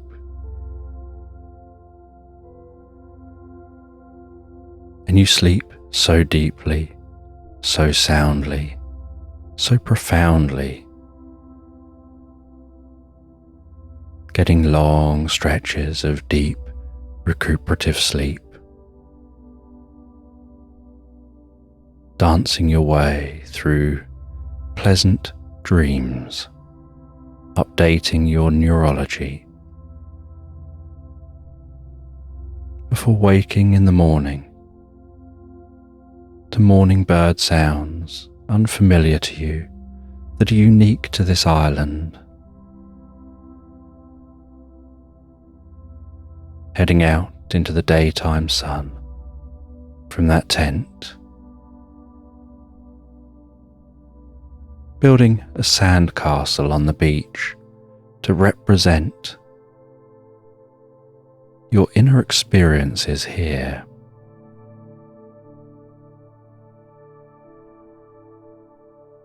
Placing a makeshift flag in the top of the sandcastle. And with a bit of effort, pushing that boat back out into the water, rowing back to that sailing boat, being hoisted back up onto the boat, sharing your findings as the boat raises anchor and the journey through the 7 seas continues, with you deeply curious what else you'll discover.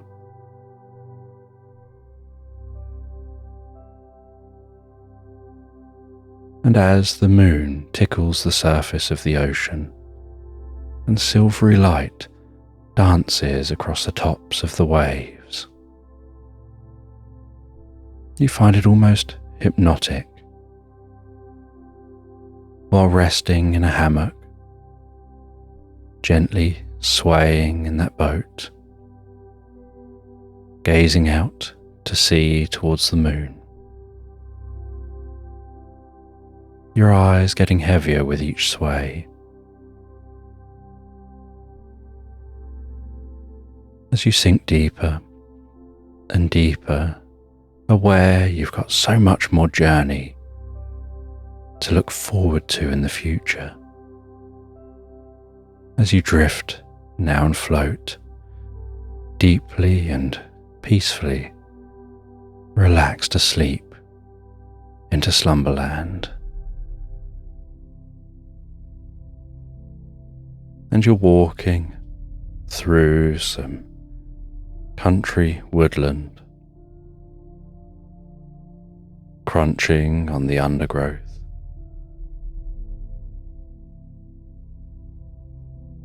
Listening to the way that the leaves rustle in the trees, the way the dappled sunlight dances before you. And as you walk, you can smell that fresh woodland air, while hearing the distant sound of a woodpecker hammering gently on a tree, echoing through that woodland.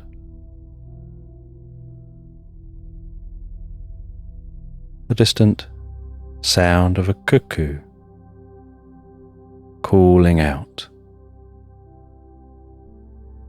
and then a reply coming from elsewhere in the woodland.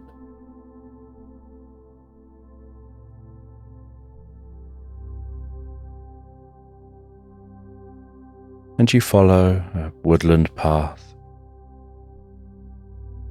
crunching through that undergrowth.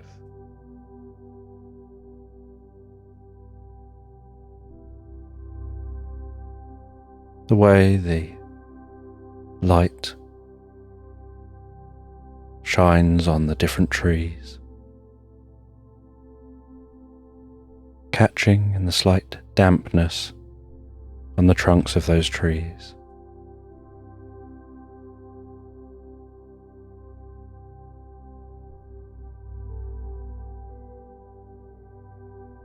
The toadstools growing out from some of those trees.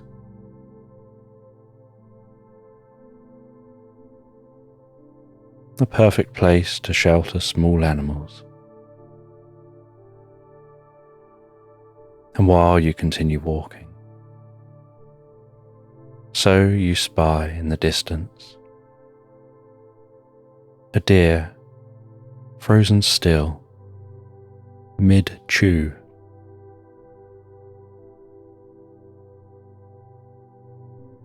just looking at you, watching you.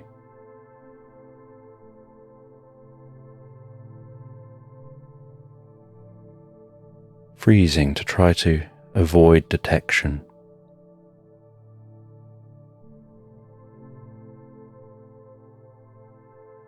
And so you slowly walk past, gazing over towards that deer, but doing your best to walk slow and steady, to avoid disturbing or scaring that deer. Breathing in a way that helps to communicate comfort to the deer. And once you've passed a certain distance, you notice at the corner of your eye the deer continue to chew.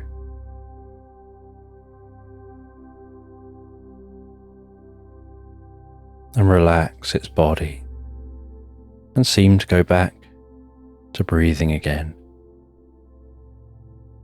and comfortably continuing what it was doing before you walked into its space.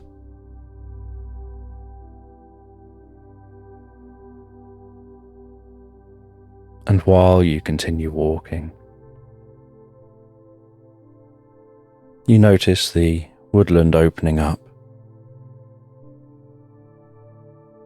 with those trees spreading further apart.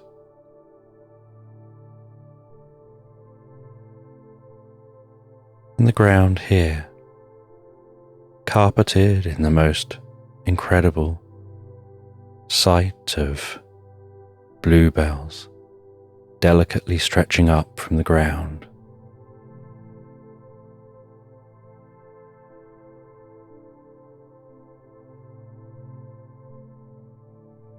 And you follow a natural path among the bluebells to avoid stepping on any of those delicate small bells.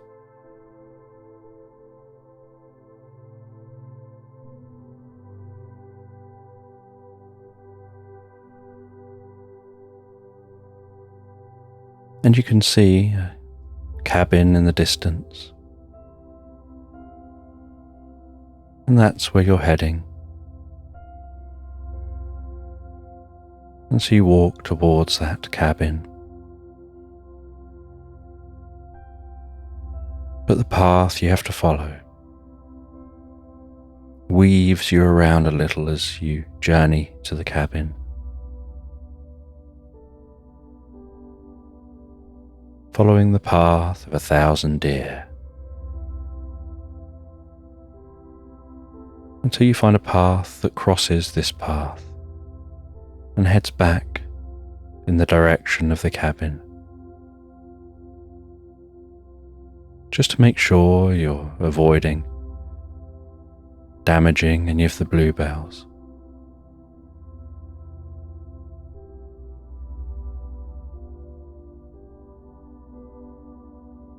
Until you can exit this woodland into the slight clearing of the cabin,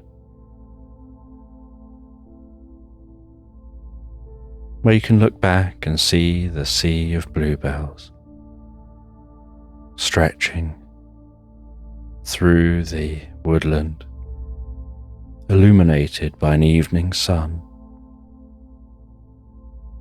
casting a slight golden hue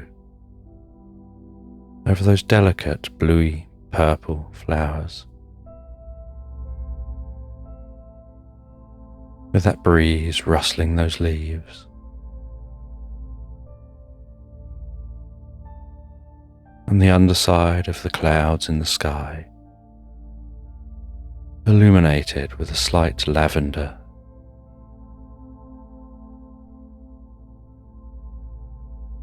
And the grass in this slight clearing, waving gently, as if wafting the scent of the flowers towards you.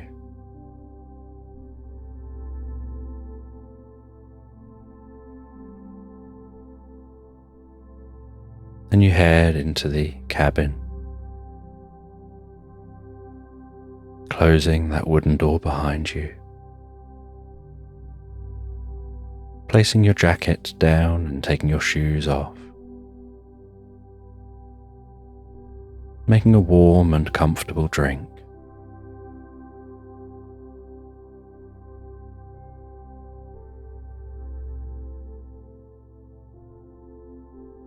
Before sitting down in the living space,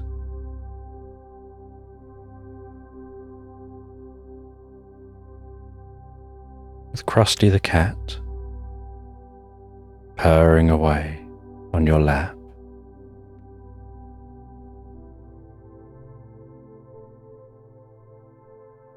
With one hand drinking the drink,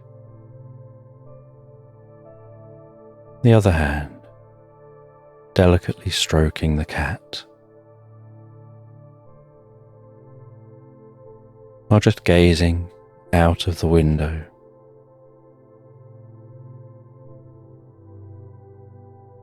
at the woodland illuminated by the setting sun.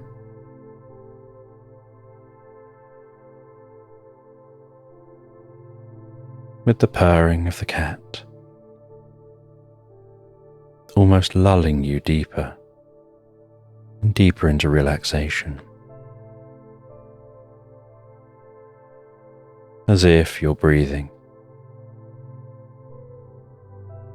is synchronizing with the rhythm of the cat.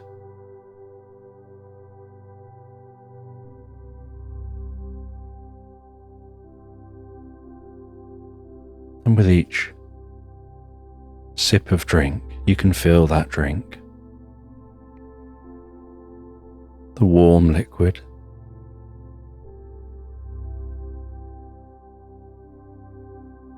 the steam rising up and tickling your nostrils and the underside of your eyes, and the liquid warming your mouth, flowing comfortably down your throat, and the warmth of that liquid emanating gently out towards your arms and down to your feet, deepening your relaxation.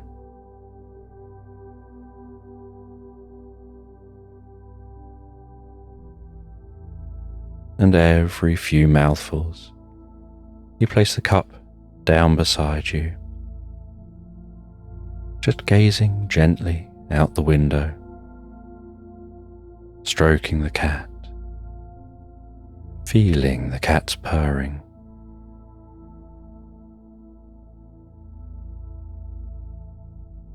Almost like a powerful, visceral feeling.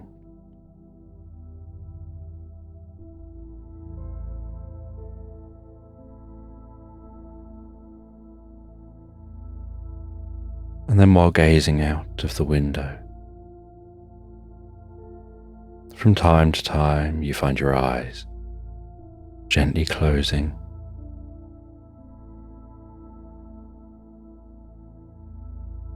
as if you just want to drift inside your mind, deeper and deeper.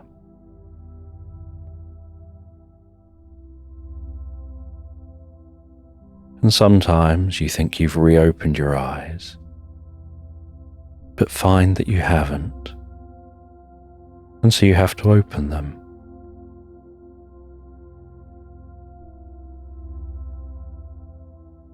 And other times you think your eyes are closed, and yet they're wide open.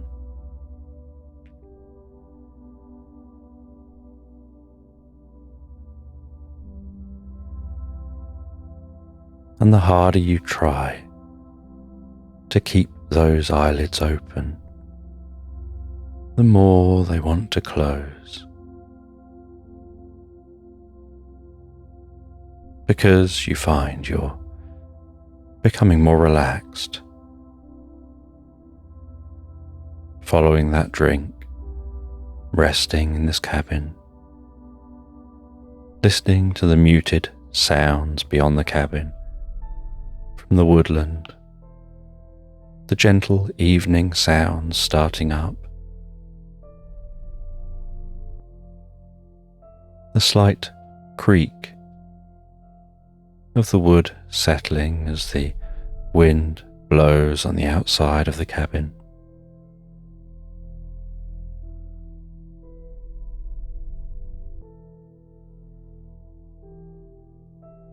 Watching the occasional leaf flutter past the window.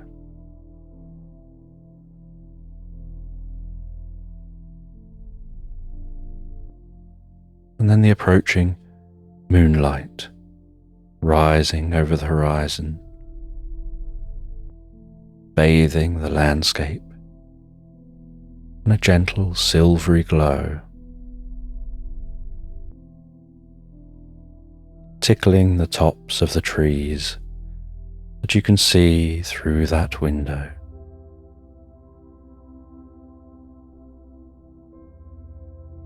That silvery glow creeping in to the window, into the cabin.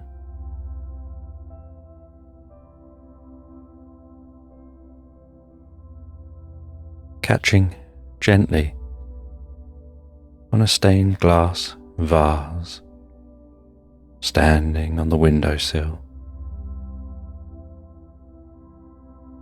illuminating the daffodils. That silvery glow almost seeming to carry the scent of those daffodils,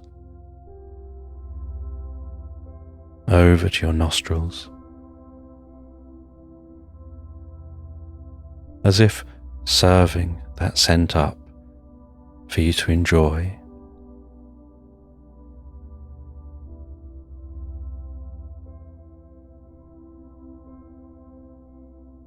And the slight stained glass colours reflecting just behind that vase on the wall and the edge of the windowsill.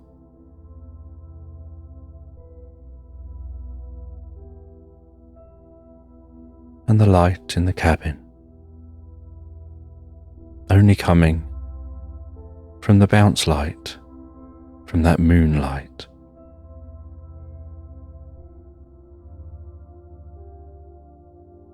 As your eyes fully close,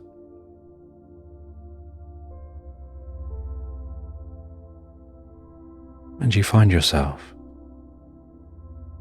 drifting gently asleep in this chair, feeling so calm and relaxed. That hand automatically continuing to stroke for a little while, before even that hand comes to a halt, and the sound of the purring fills your awareness. There's a slight glow of moonlight through your closed eyelids.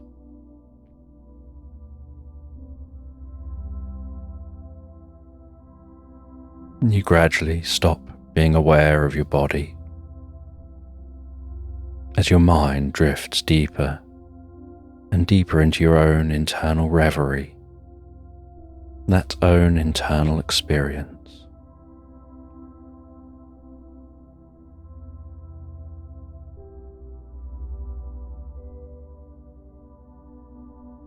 And then out of the darkness of your mind comes the light of a spring day, and you find yourself in your mind having a sense of walking through the most beautiful meadow, rolling hills, waving grasses, birds, bees, butterflies, flitting from plant to plant, wildflowers dotted around.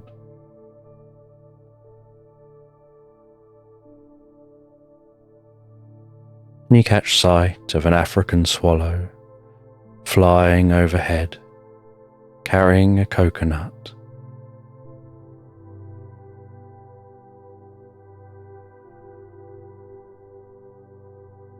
And you continue to watch that with some level of curiosity.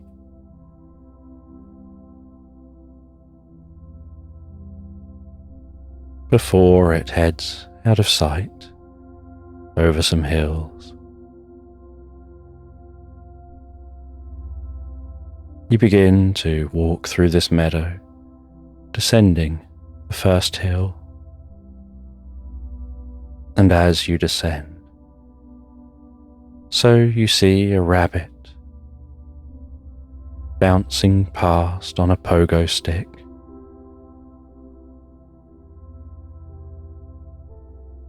calling out that it's going to be late and seeming to be in such a hurry.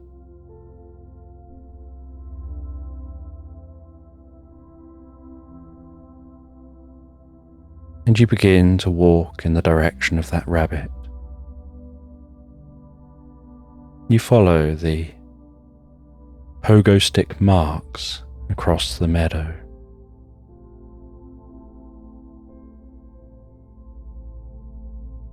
You find that those pogo stick marks seem to stop at a rabbit hole. But as you look into that rabbit hole,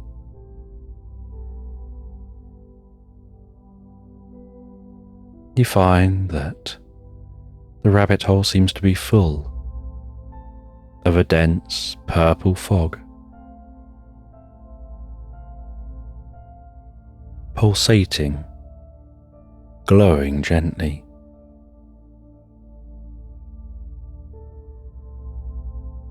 You lean down and look closely into that rabbit hole.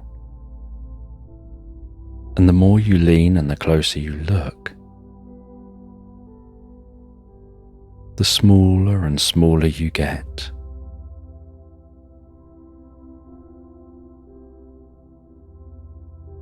Until you find that you've leant so far into the hole, you've fallen in.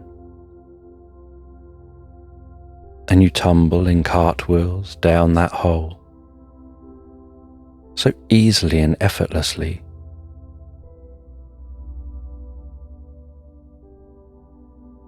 Until you land in a heap at the base of this hole, on the softest ground.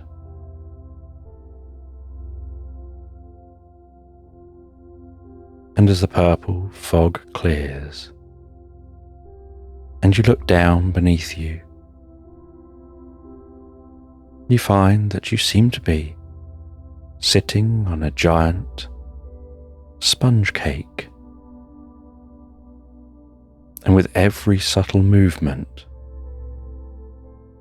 the smell of that sponge cake wafts up to tickle your nose.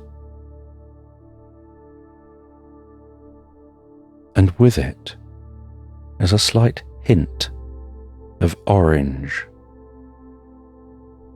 and a slight zest that seems to twang at the roof of your nose.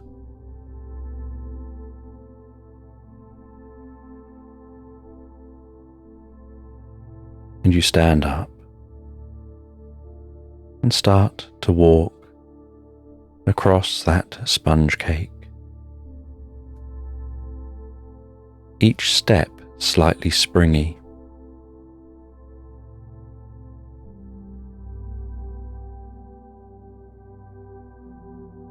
And you look around you, and you see that you seem to be in an unusual landscape. The ground seems to be fully made of sponge cake. And this sponge cake seems to be decorated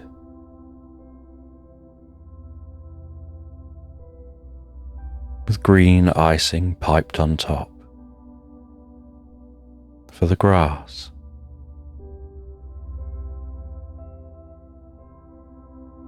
Sugar flowers dotted around the top.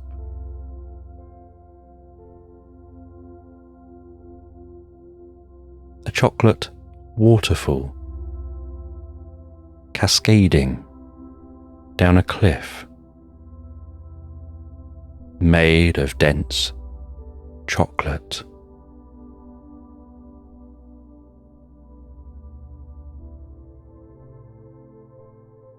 A family of swans swimming along a chocolate stream, honking as they go.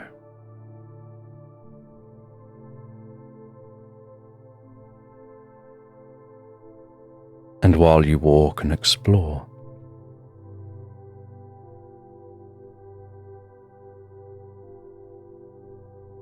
you're approached by a cat in a polka dot dress,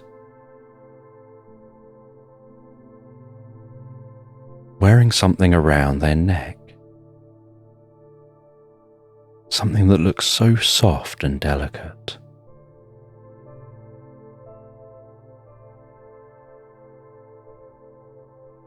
And in a very friendly way, you approach that cat, and they appear a little awkward, unsure who you are. They have their hair plaited hanging down behind each ear and draped round, framing their face. Their whiskers gently curled at the tips. Their eyelashes curled.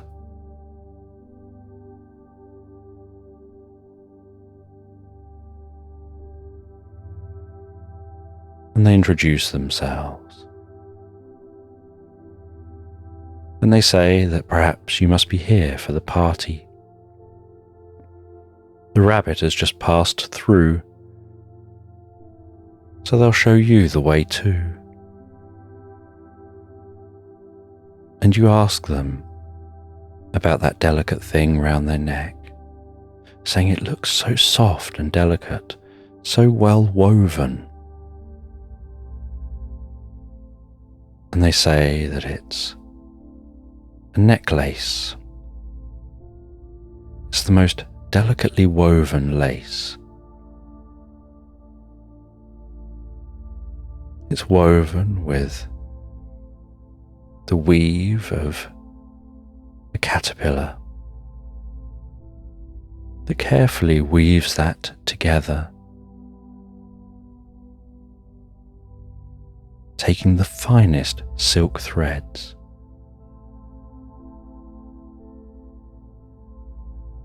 and imbuing those threads with a little bit of magic. And that magic helps to stimulate a little confidence. And you think they appear a little awkward, so perhaps the magic doesn't work. Or perhaps they're normally even more awkward than this. And you admire their necklace. They say that it's incredibly strong, despite being incredibly delicate. And that the caterpillars make it, and it has to be transported all the way from Patagonia to here. And it gets transported in the heart of a coconut, carried by an African swallow.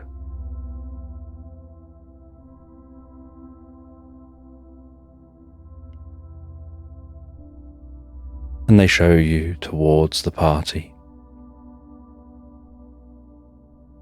And you don't know what this party is.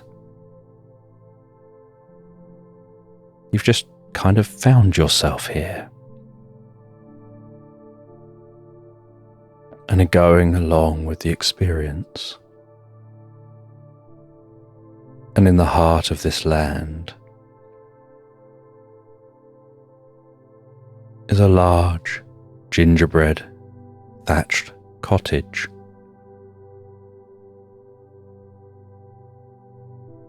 With the thatching seeming to be made of the finest sugar, woven into delicate threads.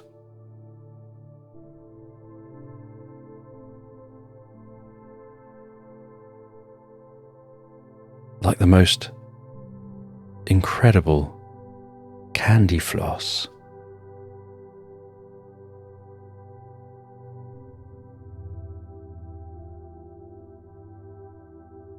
And you head in to this cottage. You're asked to place any gifts in the pile of gifts before walking through to the party in the back garden. And so you head through the property, past a giant bowl of punch, and out into the back garden. And in the back garden you see an unusual sight. You can see a giant hand in the sky drawing a giant hand in the sky.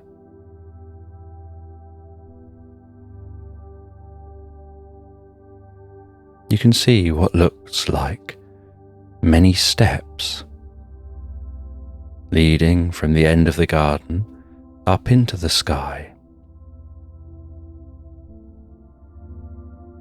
You can see people mixing and mingling on the steps and on platforms between the steps, with people walking up the same steps people are walking down at a different angle. Some people seemingly walking upside down from your perspective.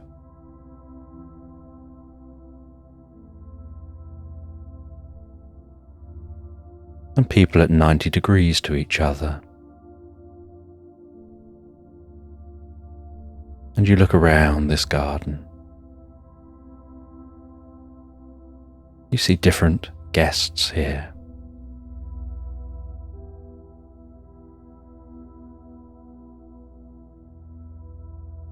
And you assume that the key guest is the one dressed in the weirdest outfit. And so you head over towards them to introduce yourself, to find out what this party is about.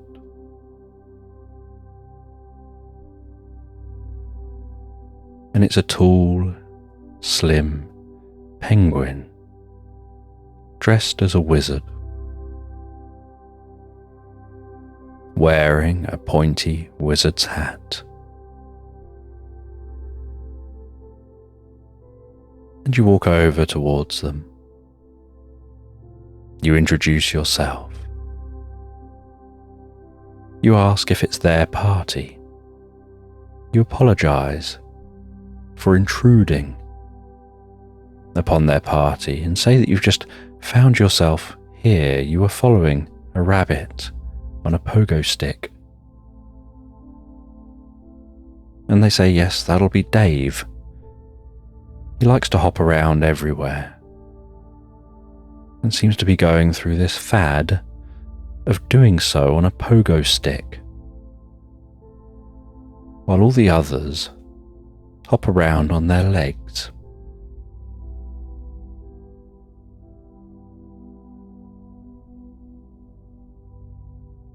And you ask why the penguin's dressed like this.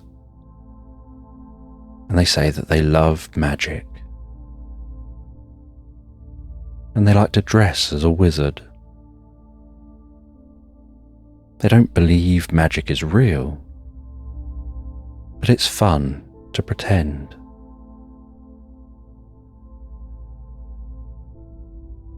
And they say that you should go and mix and mingle. And you start to walk around the garden.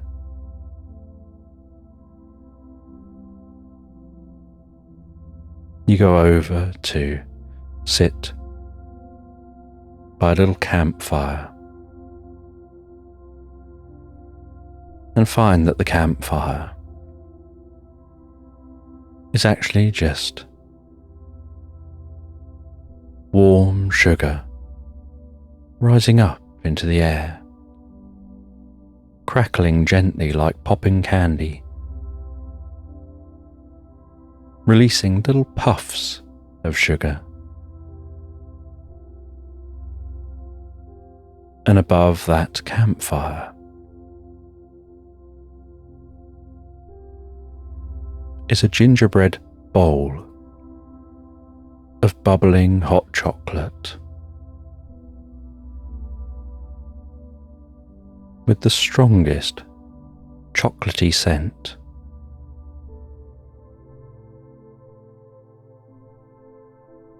And with a ladle you pour out a bit of the hot chocolate into a cup and walk around drinking that hot chocolate. And the cup is made of unmeltable chocolate, so that once you've finished drinking the hot chocolate, You can dispose of the cup by eating it. And you walk around the garden. You walk towards the back of the garden. Begin to ascend those steps.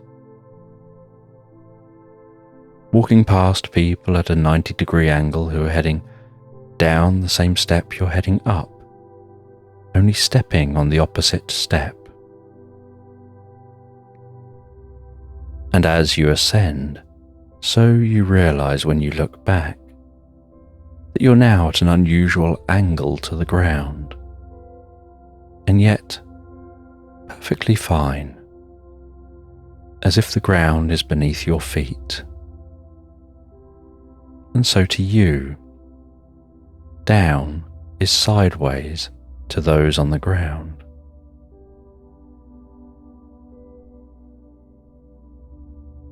And you chat to a few different characters you meet at this party.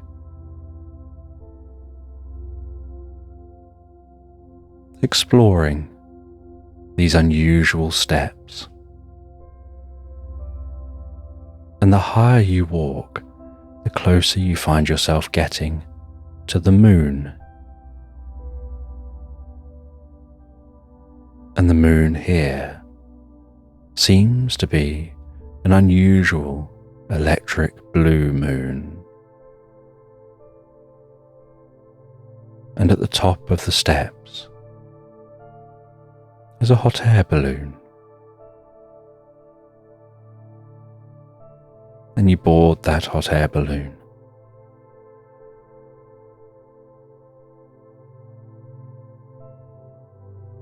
And you release the string, and the balloon floats towards the moon. And as it reaches the moon, so you grab hold of the moon, and a bit of the moon breaks off in your hand. And you realize this moon tastes a little bit like Parma violets, an acquired taste for some. But when you try that little bit of the moon, your senses begin to shift. Those giant hands drawing each other begin to turn crusty and mottled, and everything around you changes.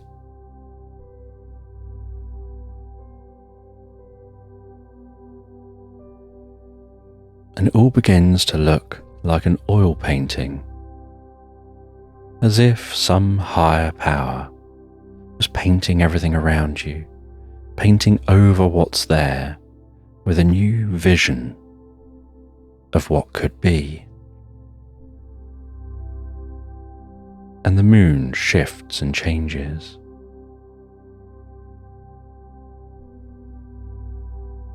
And that hot air balloon turns into a boat. A boat that's bobbing gently on a vast, calm blue ocean.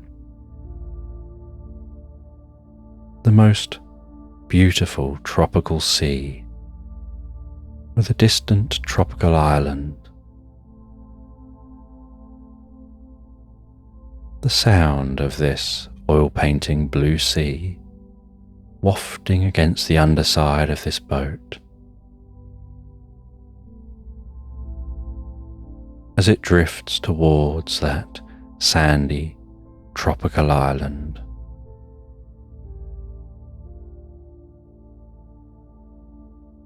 And gradually slides up onto the golden sand.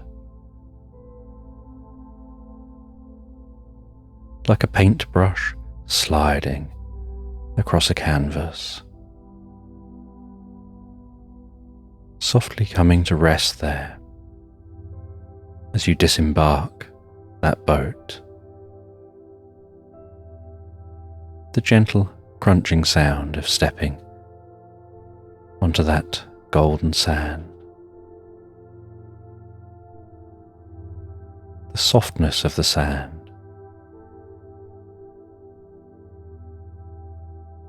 and walking around this tropical beach, looking behind you, out over the view of that tropical sea.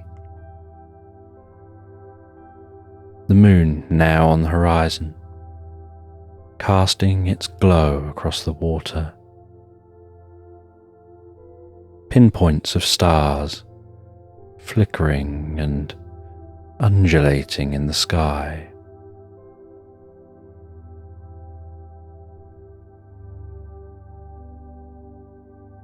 The stars seeming to almost swirl around you, forming different shapes and patterns, almost hypnotic,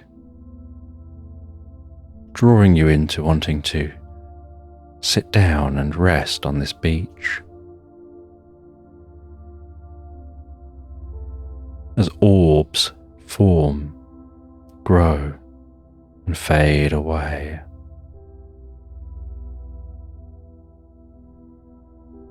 And those waves lap so gently, so calm on the shore.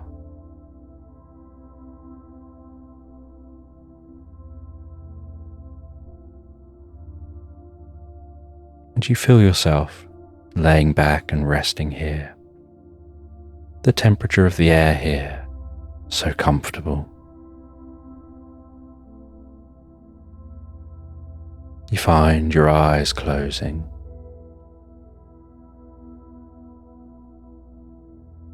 You have a sense of drifting deeper and deeper asleep. And your mind wandering through space and time to a deeper time.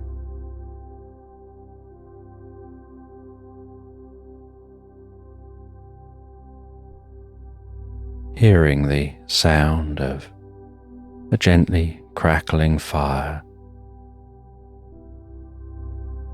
feeling the warmth from that fire as it caresses your cheeks,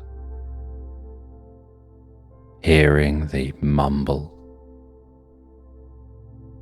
of people milling around, and then calmly opening your eyes and seeing before you some ancient people using paints on cave walls to paint pictures of the night sky, to smear images of the landscape, to draw almost stick figures of the animals, of themselves, and their place within this landscape.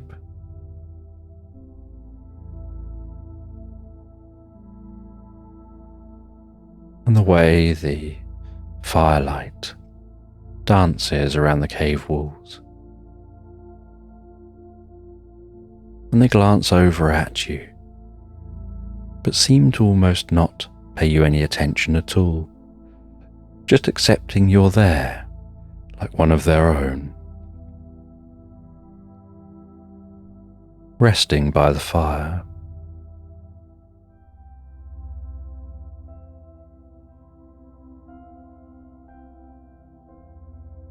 And you look around and look up at the night sky here, and you listen to the distant sound of crickets. And you feel deeply relaxed.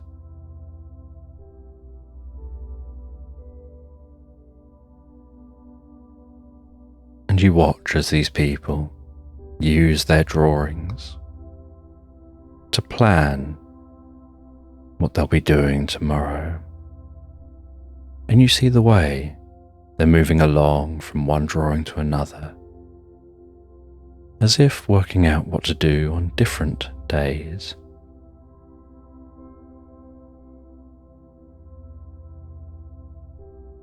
And you stand up and you walk around. And you talk to different people. One explains they're planning for a hunt. One explains they're preparing for foraging. Another invites you to come and see where they keep the baby plants, and they show you to their plant nursery. They tell you that they nurture these plants.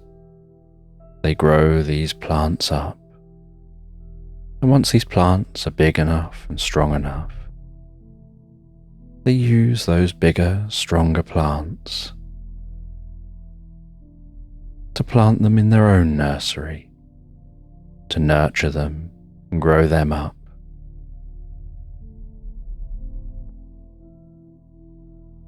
And the cycle continues. And something about this place feels like daytime is approaching.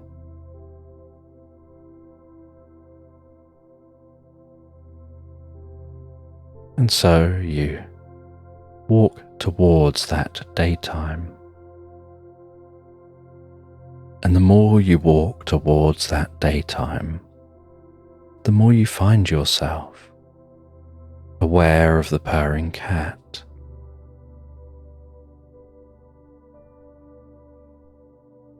And then aware of being in that cabin, and opening your eyes in the cabin, in the dark, the moonlight having moved across the sky a little further, no longer shining that silvery light in through the window.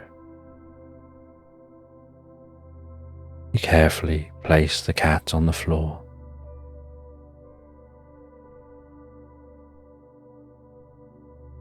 You head through to the bedroom. You settle down in the bedroom, wrapping yourself up so comfortably to begin to fall asleep. And while you start to fall asleep here in bed,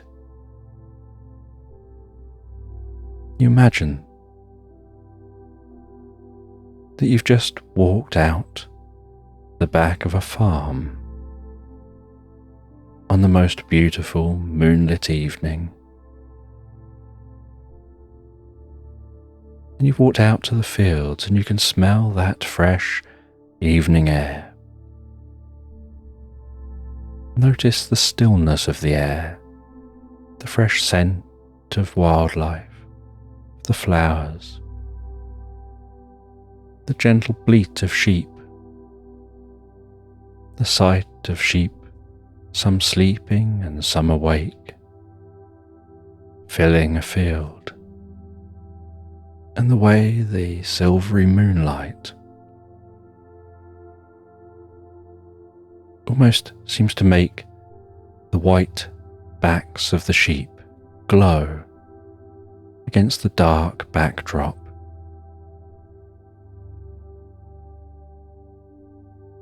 And you head over to the field. You rest your elbows on a post on the side of the field, resting your head on your hands, and just slowly and gently counting those sheep. 1, 2, finding that with each count, your eyes want to blink shut, but you open your eyes for the next count. At each sheep you count, your eyes want to shut deeper and deeper. 3, 4, 5, the landscape being as dark as coal, only the sheep gently illuminated. as you count those sheep. 6, 7, 8. Each time seeming to struggle a little harder to open your eyes between each count. 9. Even when you try really hard to ignore what's happening, those eyes just want to shut. And the harder you try to ignore what's happening, the more those eyes shut. And the more those eyes shut and the harder you try, the deeper and deeper asleep you feel yourself going. Almost like drifting deeply into the most pleasant reverie, the kind of reverie where you perhaps begin to fight it at first, before in vain, giving in and accepting the most comfortable night's sleep. 10, 11, 12. Curious how many sheep will be in the field, but knowing that something about it means you won't stop counting those sheep until your eyes are no longer open or all the sheep have been counted. 12, 13, 14, 15,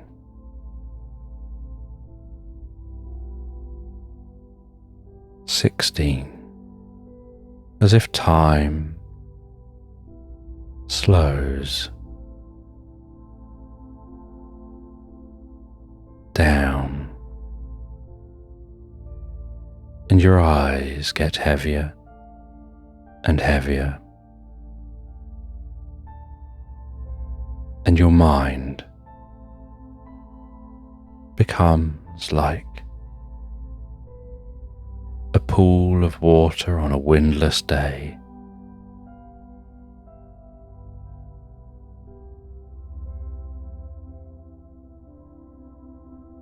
As you gaze into that pool of water and notice the way light reflects and refracts,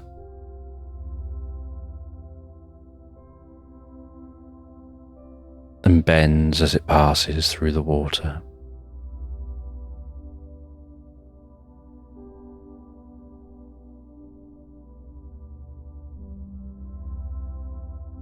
And feeling yourself reaching into a pocket and finding in that pocket a key, and realizing it's the key to sleep.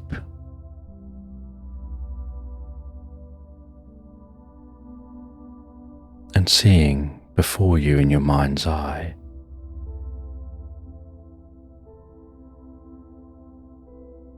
what looks like a keyhole.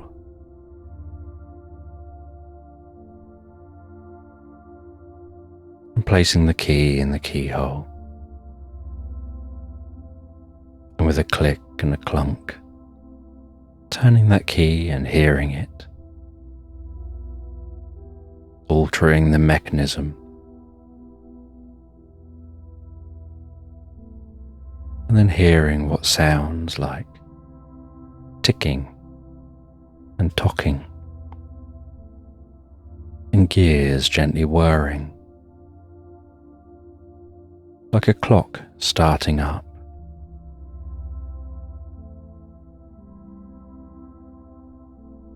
And then seeing in the night sky the stars taking on the form of numbers, the stars coalescing into 10, 9, your awareness fading, perhaps before you realize it, or maybe only discovering your awareness has faded after it's happened, but really trying to focus on what will happen when those numbers have counted all the way down. 8, 7, the stars taking the shape of 6, 5, 4, 3, all the way, 2, 1, and as those stars form one, so you find you've won, making it to 1 as the stars fade, as the sky fades, as the view around you fades, as you find yourself in a place of nothingness, a place where thought fades, like turning down the sound on a TV set, like turning off the picture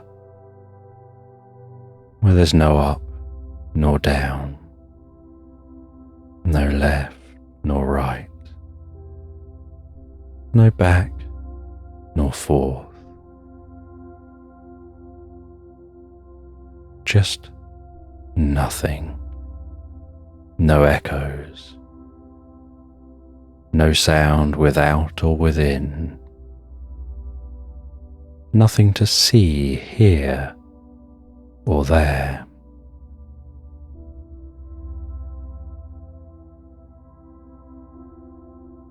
And then before you in this place of nothingness, a golden candlestick emerges out of the nothing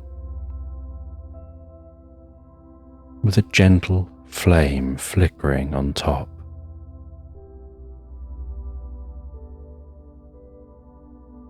As you watch that flame flickering softly, the wax of the candle melting and running gloopily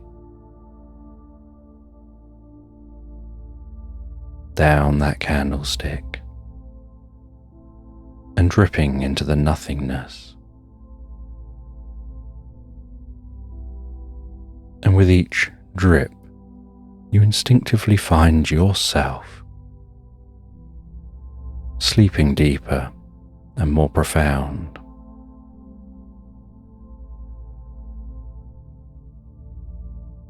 You find something about that candle burning down and the time it takes to burn down softens your mind, calms your body, stimulates deep, recuperative sleep.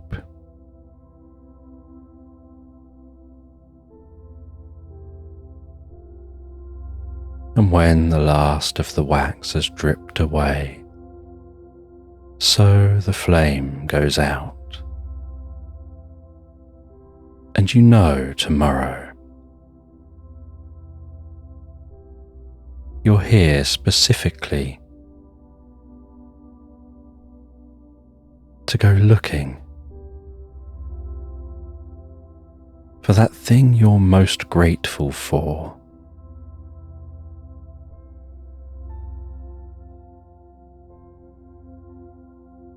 And you know you're going to find it. But you had to come here to explore there. But you know you need this deep, comfortable, recuperative sleep first.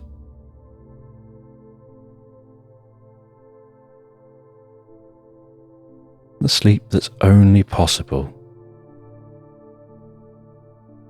in this magical cabin, deep in this woodland.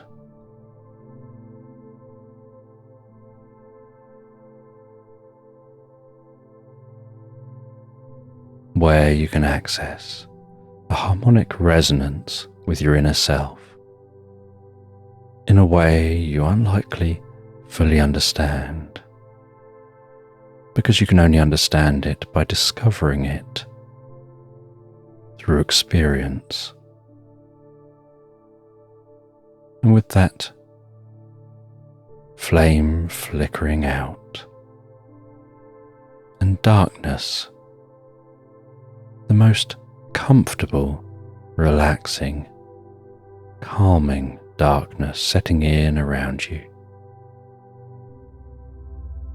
you drift through the most pleasant dreams, updating old patterns in new ways.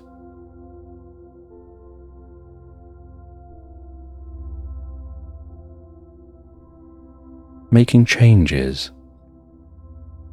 that you'll discover in the most pleasant of ways and the most unexpected ways, where those pleasant changes happen and you don't know about it until they do. While making those changes at a deep, comfortable level through your mind and body.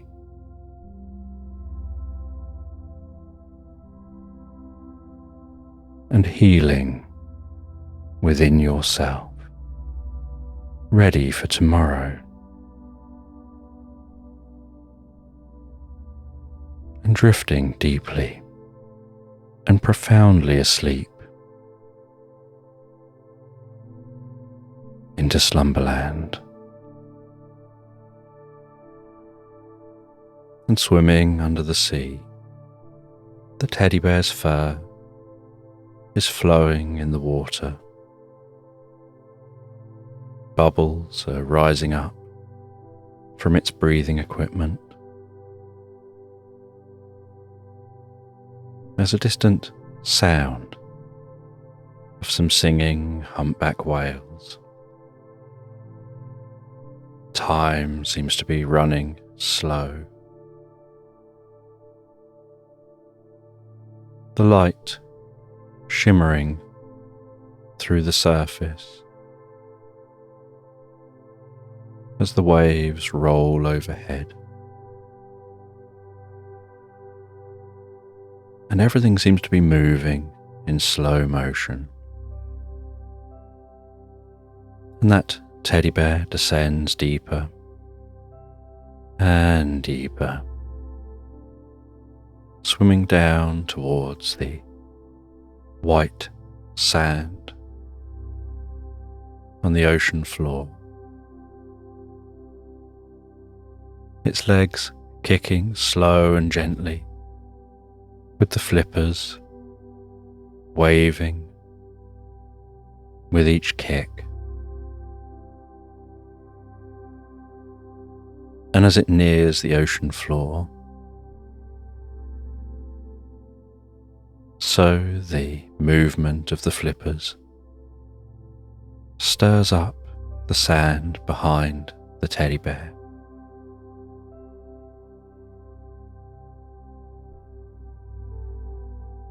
And the teddy bear reaches down, runs a paw through that soft sand,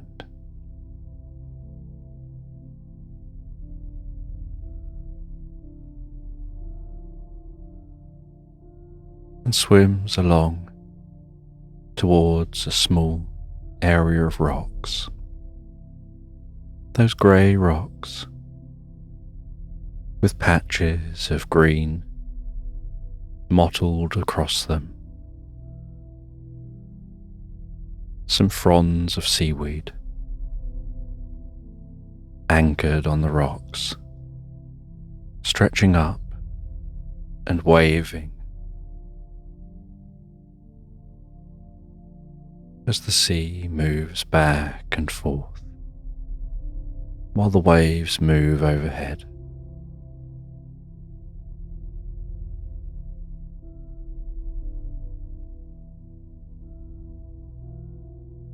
And swimming around those rocks, suddenly spying what looks almost like a large field of coral.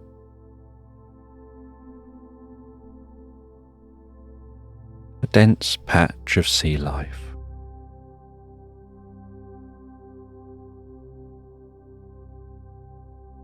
With colourful fish swimming in shoals and darting among that coral.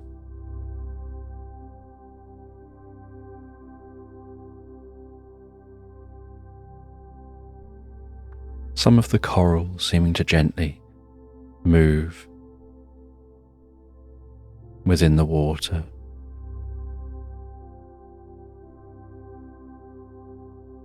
and other sea life, so colourful, just waving with the current.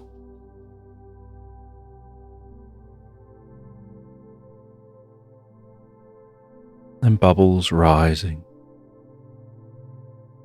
from the breathing apparatus with every out-breath that the teddy makes.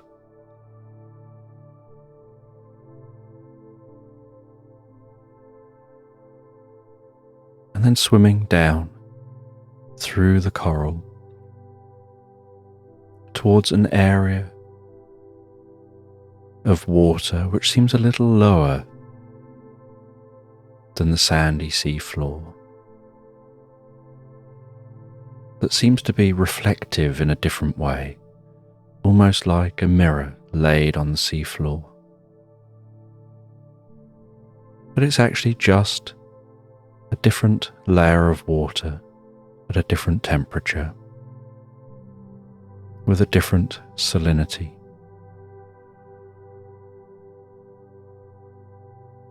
And the teddy dives down through that mirrored water. And while passing through that mirrored water, so the sound seems to soften and quieten a little further, as if the transition between the two layers of water interrupts the whale song, the gentle sound of the waves moving overhead, the other sounds within the ocean.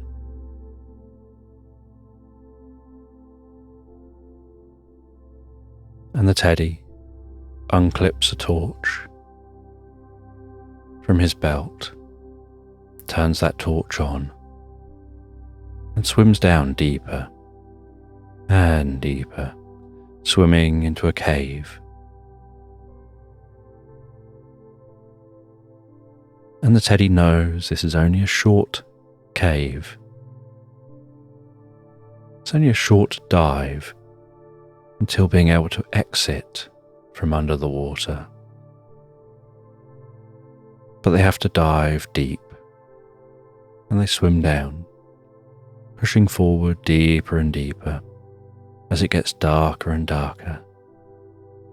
The light of the torch making shadows dance around the cave walls, until some distance down, it's as if the cave is beginning to curve back up again, and the torch illuminates the underside of the surface of this water that's incredibly still. And the teddy pops up through that surface, walks out of the water and into this underwater cave, into this dry area And there's a slight echo within this cave. The occasional dripping sound.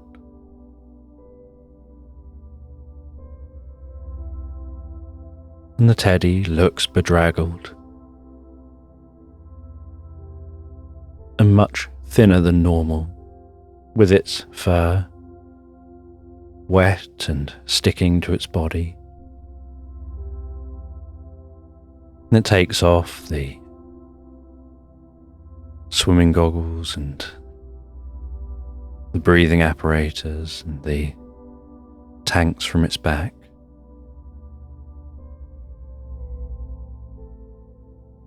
And then jiggles around, violently shaking its belly and its head and its arms and then its legs, shaking off as much water as it can.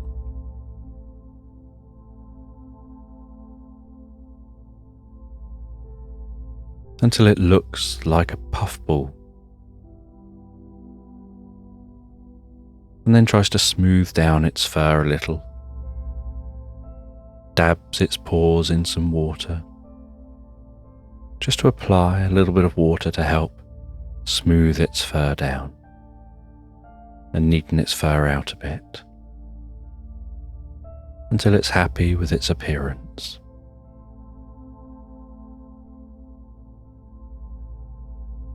And then picks the torch up again and begins to navigate through this cave.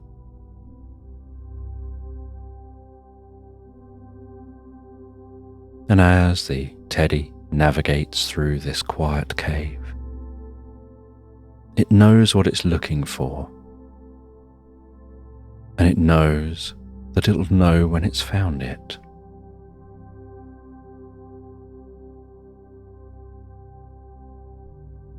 And this cave looks like it was once an ancient lava tube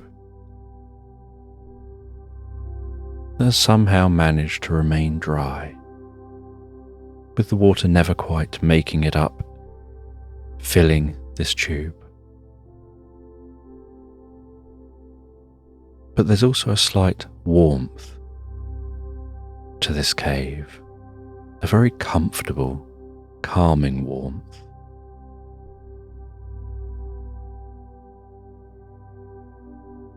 And its soft, furry feet pad so gently along the cave floor,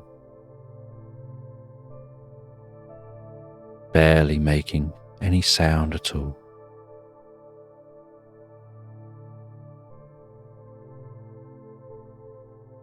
And after some time, following this passageway,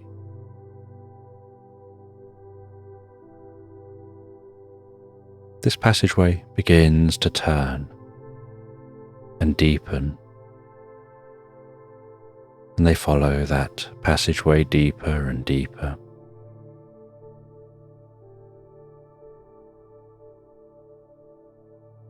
Feeling the stillness of the air,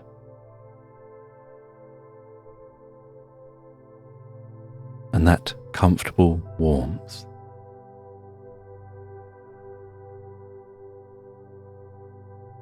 And the way the light dances on the cave walls, until at the end of the passageway,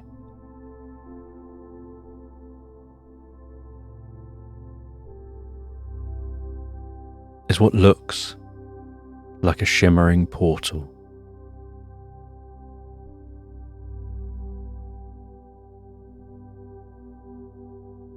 And it's a jasmine-looking portal.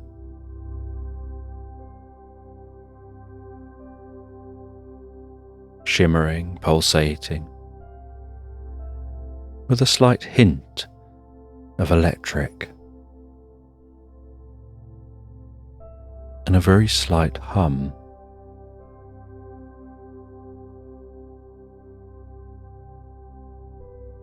And the teddy walks towards that portal, stops just before the portal, takes a deep, comfortable breath, and then walks through the portal, finding themselves at night time in a desert-like landscape. There's sparse, hardy vegetation.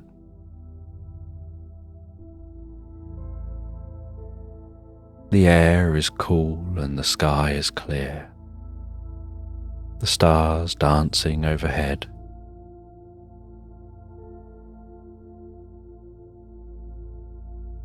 Cactus towering around them. And in the distance, a tall metal structure with a bulbous top, humming and sparking with electric. That electric dancing up into the sky.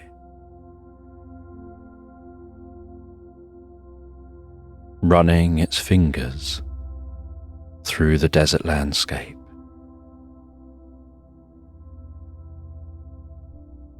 Clouds seeming to spark into existence around the forks of lightning.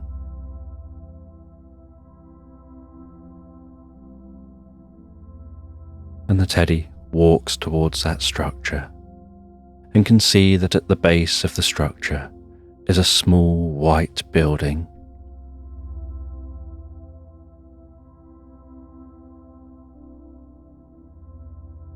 And they can see those beams of electricity striking all around them as they carefully follow their torchlight, illuminating the desert ground, hoping that those sparks of electric continue to strike anywhere else but where they're walking.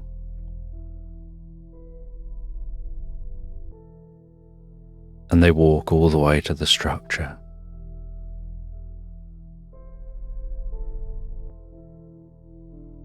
They carefully open the door into the structure. And inside the structure, in the heart of a machine,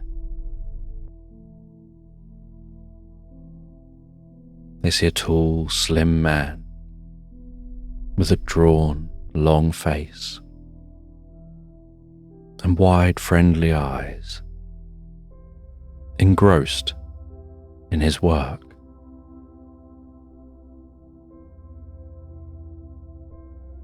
And they get the man's attention. He turns off the structure,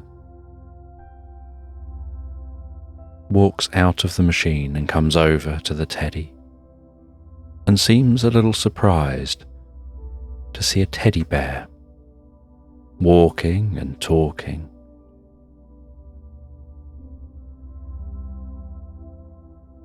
And the teddy explains where they're from, a different reality. And they're a scientist from their reality. But something was impacting their reality, was beginning to tear holes in the reality. And they had worked out what it was. And so they had to find their way to the source. And they became aware of a bubble, and that they had to cross the boundary of that bubble. And they'd worked out the coordinates for that bubble. And so now here the teddy is. And so they introduce themselves. And the man introduces himself. He says that his name is Tesla. He's something of an inventor. And he believes that electricity and electromagnetism is the answer to all the world's problems. And understanding electromagnetism is the way to understand the universe. And that he's developing technologies to harness electromagnetism and so much more. And the Teddy explains that while he's powering his machine, it is doing some of what he says, but it's creating a rift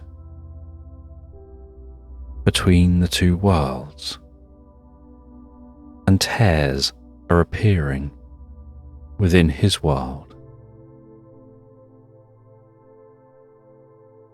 And they'd managed to track the pattern of tears and probe those tears, which was the first they'd learned that there's a multiverse, that there's more than one reality, and that they kind of overlay each other, all at different frequencies, unseen by the others. And that there's now developing a permanent bubble, expanding.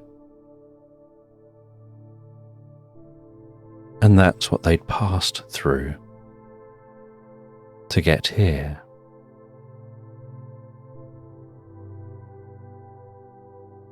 And they're concerned that if he carries on doing what he's doing,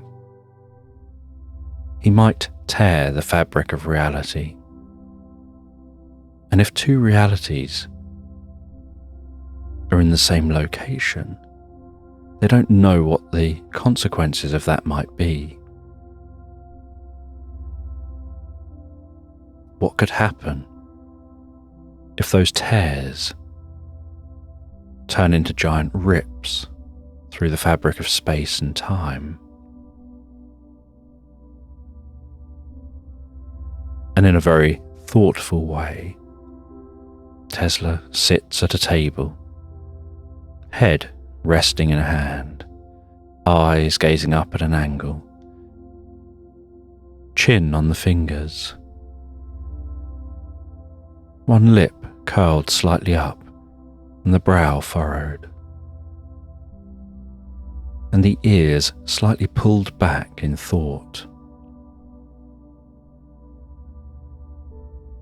And his eyes seeming to almost glaze over,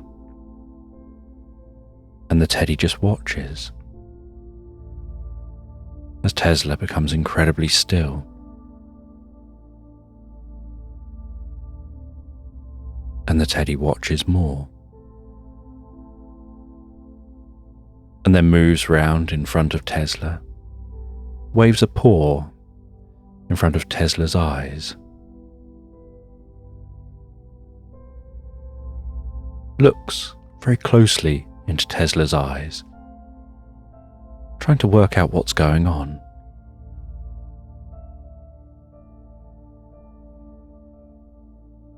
But Tesla's just there, like a statue. And then after many minutes, it's as if someone had just suddenly turned Tesla back on. He jumps to life, leaps up from his desk, and says, "That's it. I know what I have to do. I know the answer." And the Teddy is curious what's just happened. And Tesla explains that he's got this ability. He can create things in his mind that are so real that they're indistinguishable from reality. He can build things in his mind, and he can take all the time he needs to do so, as time in his mind can change and slow, so that a year of time in his mind could perhaps last just a minute of real-world time. And so he can start an experiment. He can build an invention. He can see it through. He can make adjustments. He can see when it fails, and then look at why it failed. He can run a machine for hundreds of years until it breaks and stops working. And then he can take that broken machine apart in his mind. He can look at the cogs, he can look at the parts to it. He can see which parts failed. And learn from that, and then look at how he can avoid that from happening with a real machine. And so he's just gone into his mind and taken all the time he's needed to find a solution to the problem, where he can build his device, but have it so that it doesn't affect other realities. But then he thought, what if he refined his device? And instead of trying to create something right now that will give the planet unlimited energy, drawing on the energy from the Earth and from the Earth's magnetic field, and channeling that so that it can be used, giving free energy to everyone on the planet. What if instead he channeled something to a point and just created a single portal to this other realm? Then it wouldn't rip space and time anywhere else. And it wouldn't be so haphazard. Just a single portal from point A to point B. He told the teddy bear, you'll be able to go back much easier than you came here.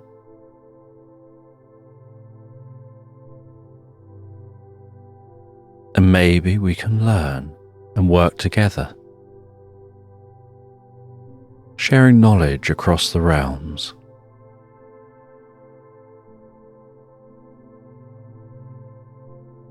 He explained how there are some who are keen to see his inventions fail,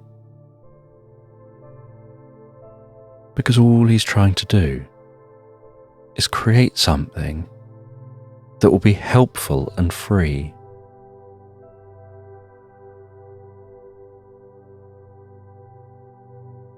And so with the teddy bear they work on altering his device. And they work through the whole night, working into the next morning. They stop and rest for a while before continuing on in the heat of the day desert, until eventually Tesla says that the invention's ready. And it's time for a first test. And he decides to gradually increase the power. And so he turns the device on. It whirs to life.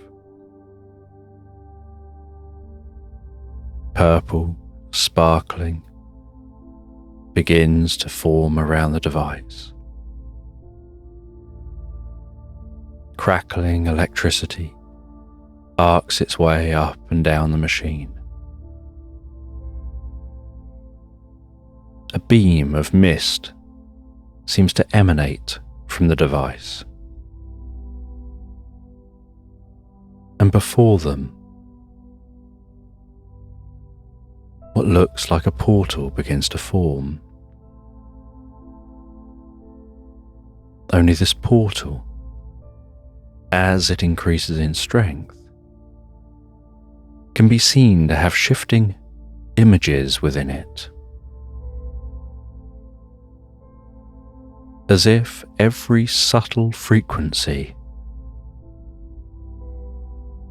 touches on a slightly different reality, and they become aware there isn't just the two realities. There may well be an almost infinite number of realities, all with very close frequencies.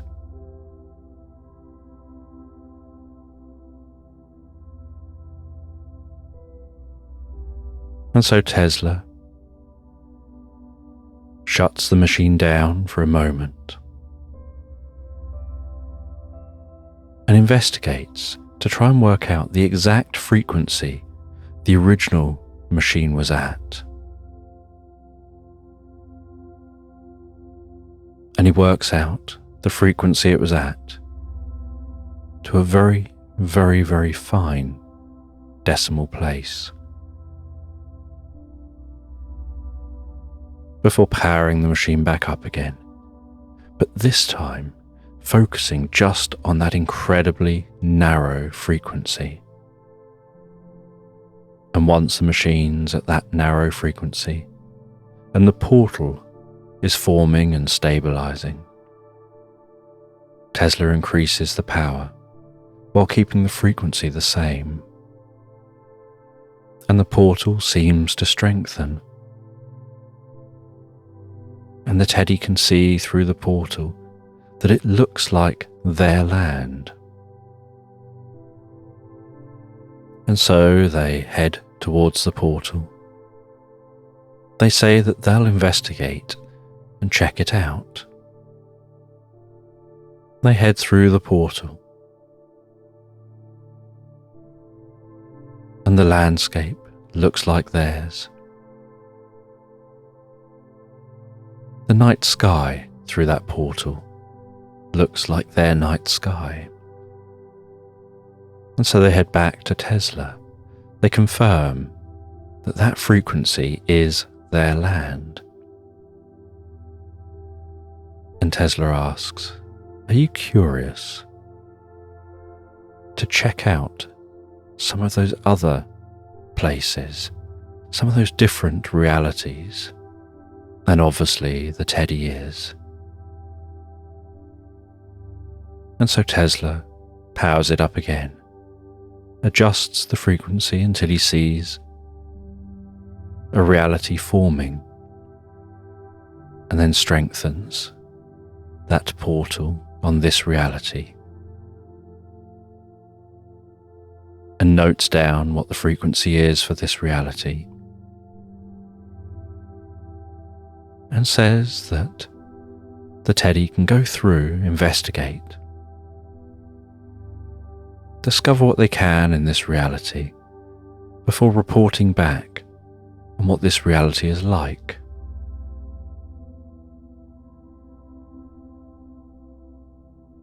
And so the teddy bear heads through that portal, and this reality has a jungle, the sound of jungle birds, the rustling of the leaves overhead,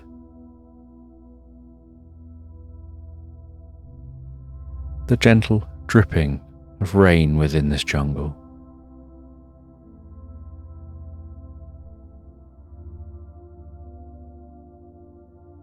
and they walk through the undergrowth. crunching their way through the leaves, weaving around trees. Some of the plants catching softly in their fur.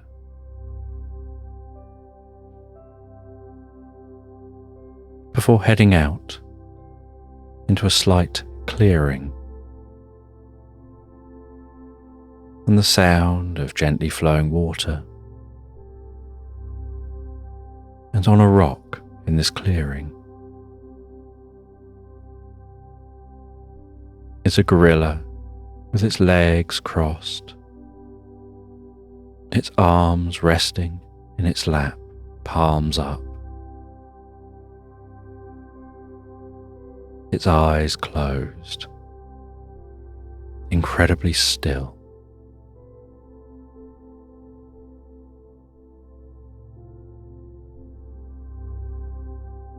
And so the teddy bear approaches, very quietly, wanting to talk to this gorilla, but also not wanting to disturb them.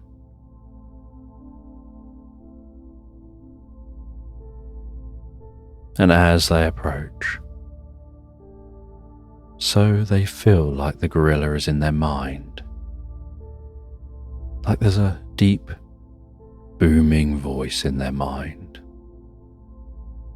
asking them to stop, wait, asking them who they are.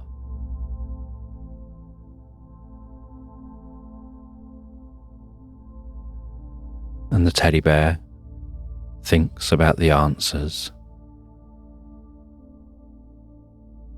while still walking closer and closer to the gorilla, coming round the side of the gorilla. Then the gorilla opens its eyes, moves its head very slowly, methodically,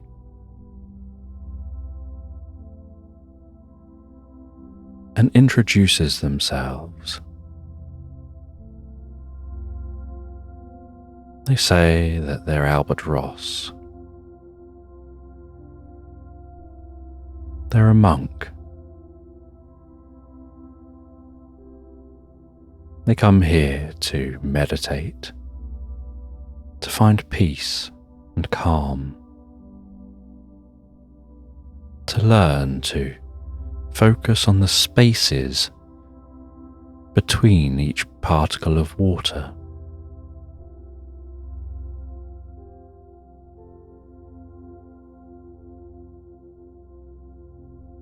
And the teddy explains why they're there. And they explain about Tesla and his device that can carve through realities, creating portals from one space to another. And this gorilla monk says, but isn't that just what all the old books have taught? You don't need technology to do that. You've got an electromagnetic device within you that can be focused on the frequencies to do it without technology.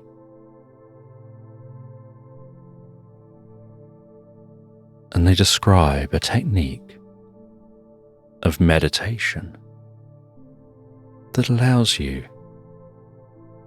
to be seated in one location while synchronizing the electromagnetic frequencies of the brain on transforming and transferring your consciousness through space and time to another location. And so although it isn't transferring you as a full physical being, it's transcending that and understanding you don't need to go there as a physical being. Once you're there, you can form your consciousness into something physical in that location. And then once you release that essence of you that appears physical dissipates, and your consciousness reconnects with you, where your genuine body is.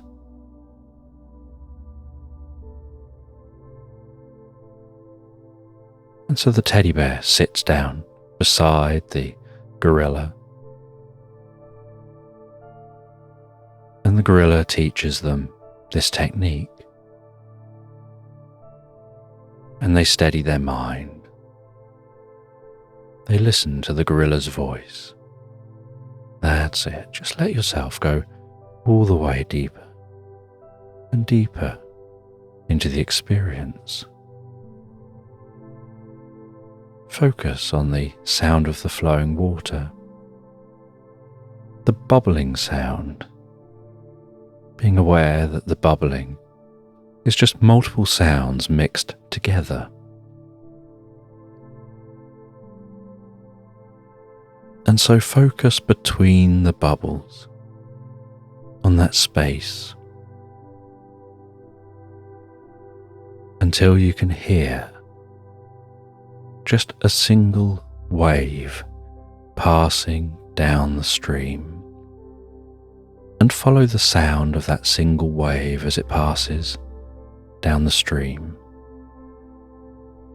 And while focusing on that single wave, begin to focus on a small part of that wave, and then narrow that focus down deeper and deeper until you're focusing on just one drop of water, and imagine riding that drop of water along the stream, aware that that water is held together because of its own electromagnetism.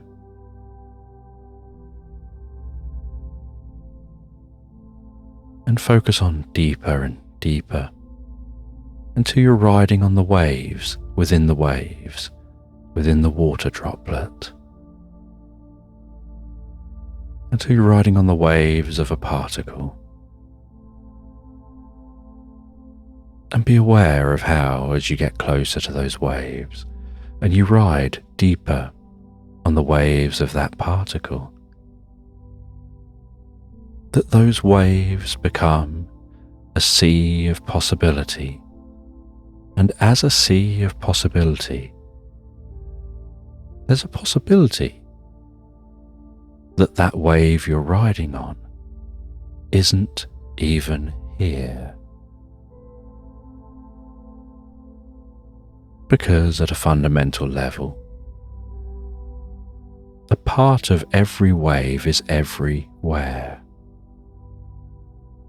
here and there, and you can flow with that and notice how every wave is a seed of consciousness.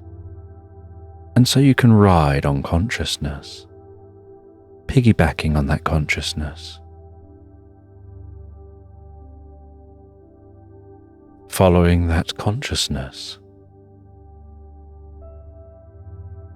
to a wave in another realm, and riding the tip of that wave up to the crest, up to the particle, to the water droplet, finding yourself emerging in a new reality. And as you practice this and your consciousness connects on that fundamental quantum level,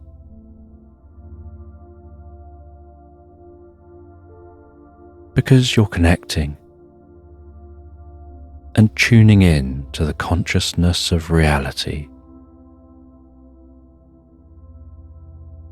You can follow that consciousness in a non-conscious kind of way, instinctively to the reality you'd like to seek.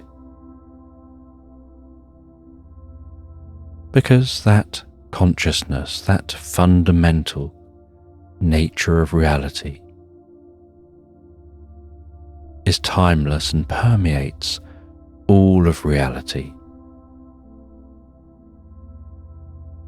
And it takes no time to get from here to any other reality or anywhere within this reality.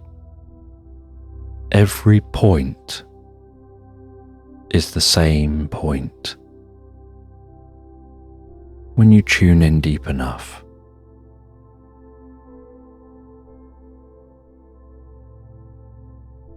and the teddy bear finds their consciousness drifting, floating, sinking deeper and deeper into the experience. They feel themselves drifting into that water droplet, spreading out through all reality.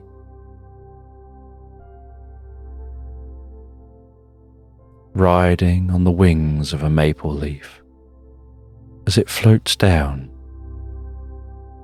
and rests gently on the grass.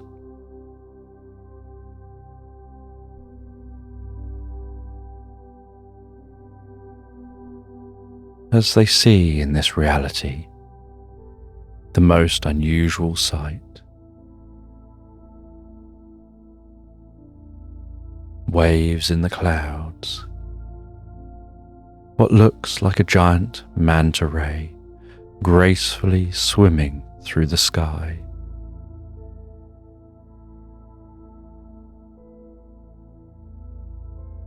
Almost as if it's swimming in slow motion.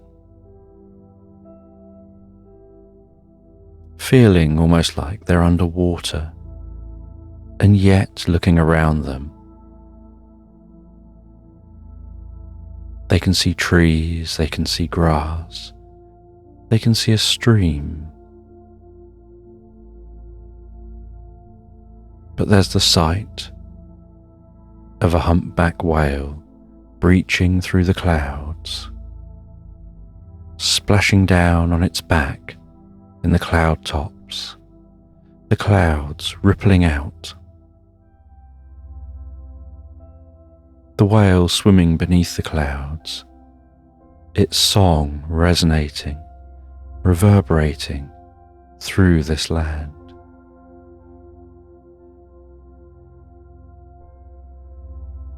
That ray swimming so gracefully.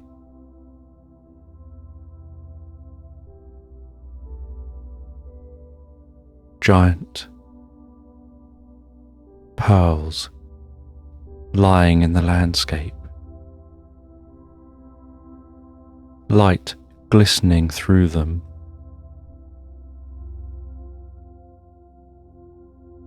making the outside of the pearls almost look like they're coated in a fine oil.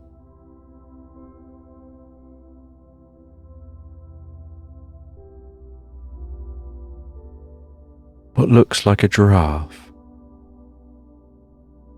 but with a short neck and a long nose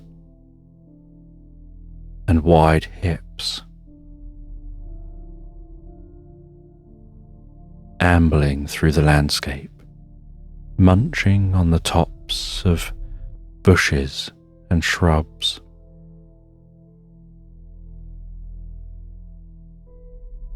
The sight of hummingbirds with exceptionally long tongues, poking those tongues into elongated flowers while they hover, buzzing away before flying off.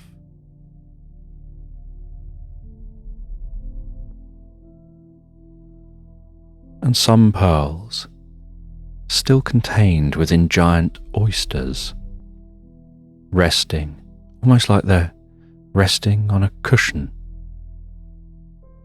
of the softest velvet within an open oyster.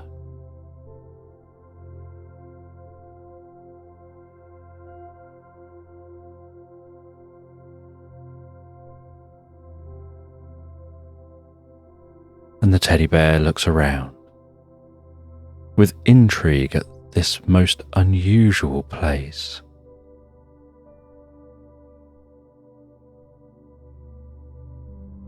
And they follow their consciousness through this place, heading north to see more of this landscape.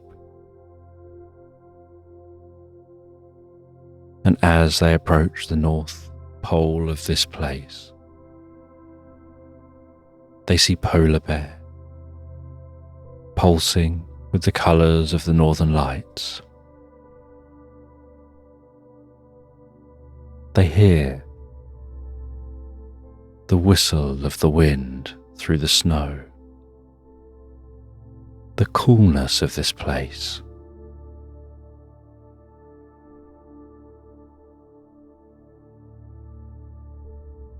And they head into a cave here among the snow.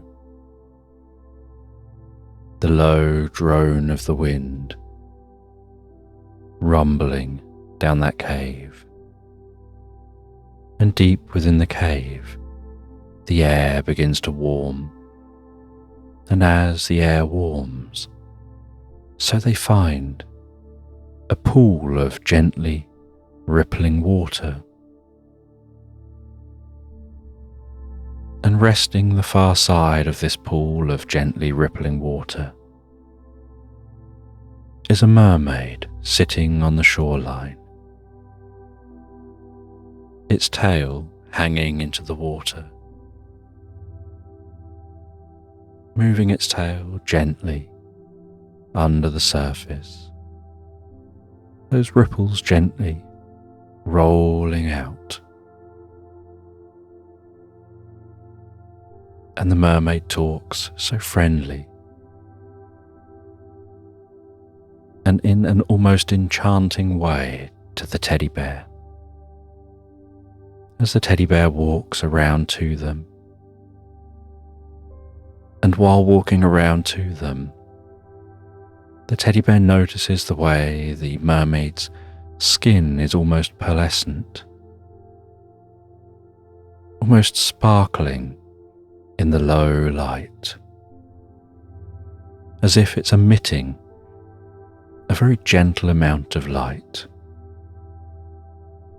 And the mermaid confirms that its skin does emit a gentle amount of light, just enough to help it see with its large eyes,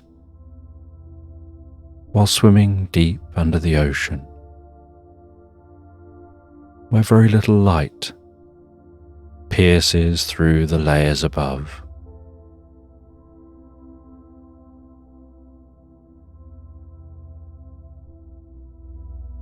And the teddy bear is curious why a mermaid is sat here with a pool of water if it comes from the ocean. And the mermaid explains that this pool of water is a deep shaft that leads down towards the centre of the planet, where a giant ocean resides. And that giant ocean in the centre of the planet has tunnels that lead out to all the planet's oceans, and has tunnels that lead out to similar places like caves like this.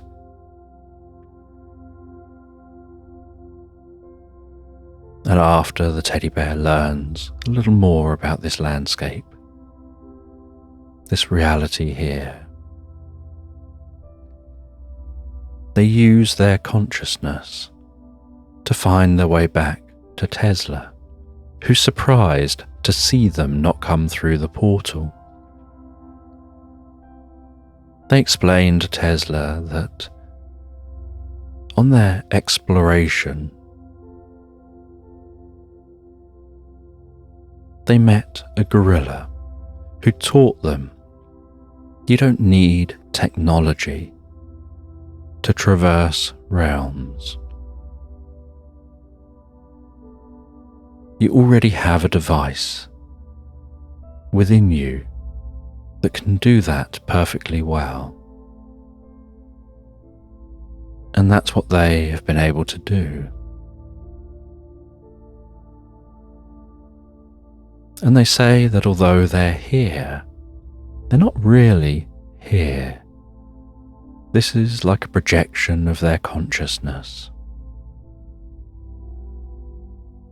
And then they disappear and open their eyes sat near the gorilla. They thank the gorilla for teaching them this skill. The gorilla says they can come back any time if they want to learn more, like how to communicate from mind to mind. This is just the first of many skills. And they head back through the portal, back to Tesla. And Tesla closes the portal. They explain to Tesla how to do this traversing the different realms, almost psychically rather than physically.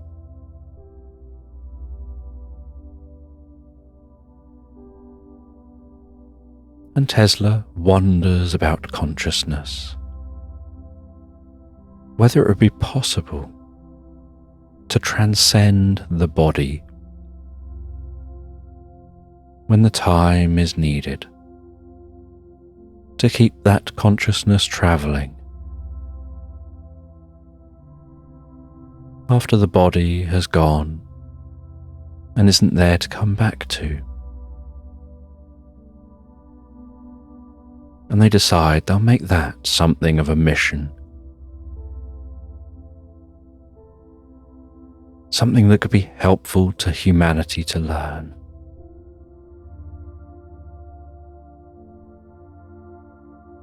And Tesla then turns the machine on, opens the portal for the teddy bear to go back to their own reality. The teddy bear crosses through to their own reality. The portal closes behind them, and they now just have to find their way back from here to where they need to go.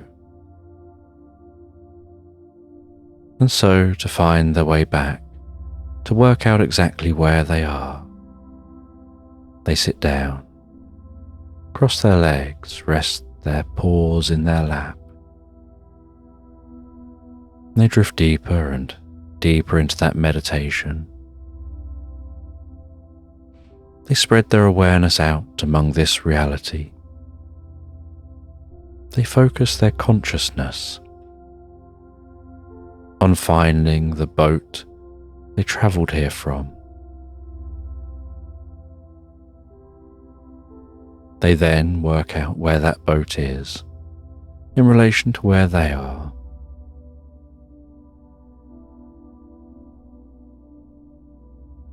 And as that conscious self, they make themselves physical by the boat. They then focus on their diving gear.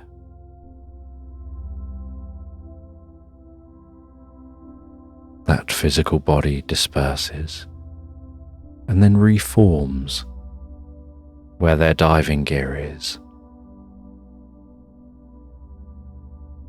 They realize that they can't defocus and take the diving gear with them. So they decide to put the diving gear on. And as consciousness, they swim back through that cave, back through that mirrored water, swimming across that white sand.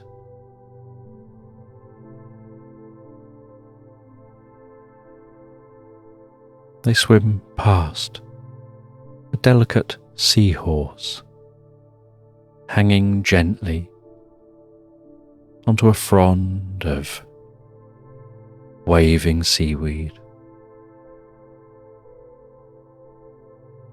They swim through a shoal of fish. They enjoy how slow time seems to be here underwater, the distant sound of the whales ascending up to the boat, climbing out onto the boat.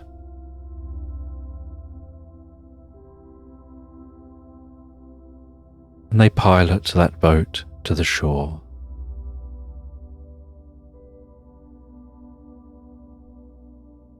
And instead of making their usual journey all the way back home,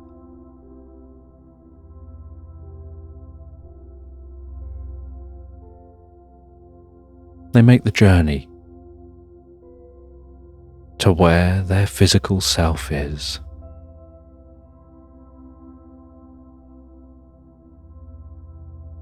Before disappearing, being there just as that physical self, and then finally being able to journey home with all their belongings, all their learning.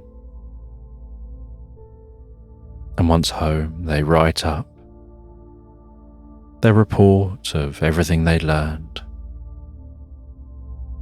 that they need to pass on to the other scientists.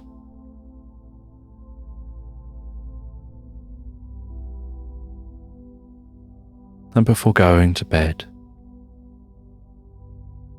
they decide to make part of their new bedtime routine practicing meditation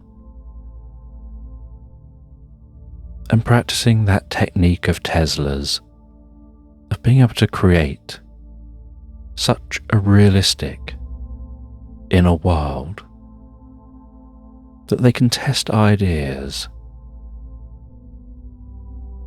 and take those ideas and the ones that work when they've practiced and practiced and tested.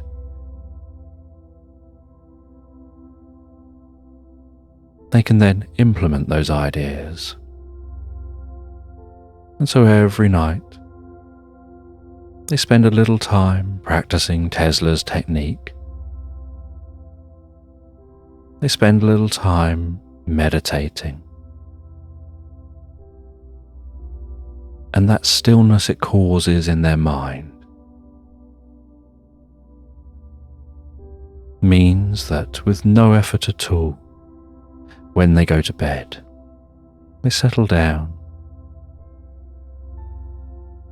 And as soon as their head touches the pillow, they always easily and effortlessly, and for the whole night, drift and float so peacefully, so relaxed asleep into Slumberland.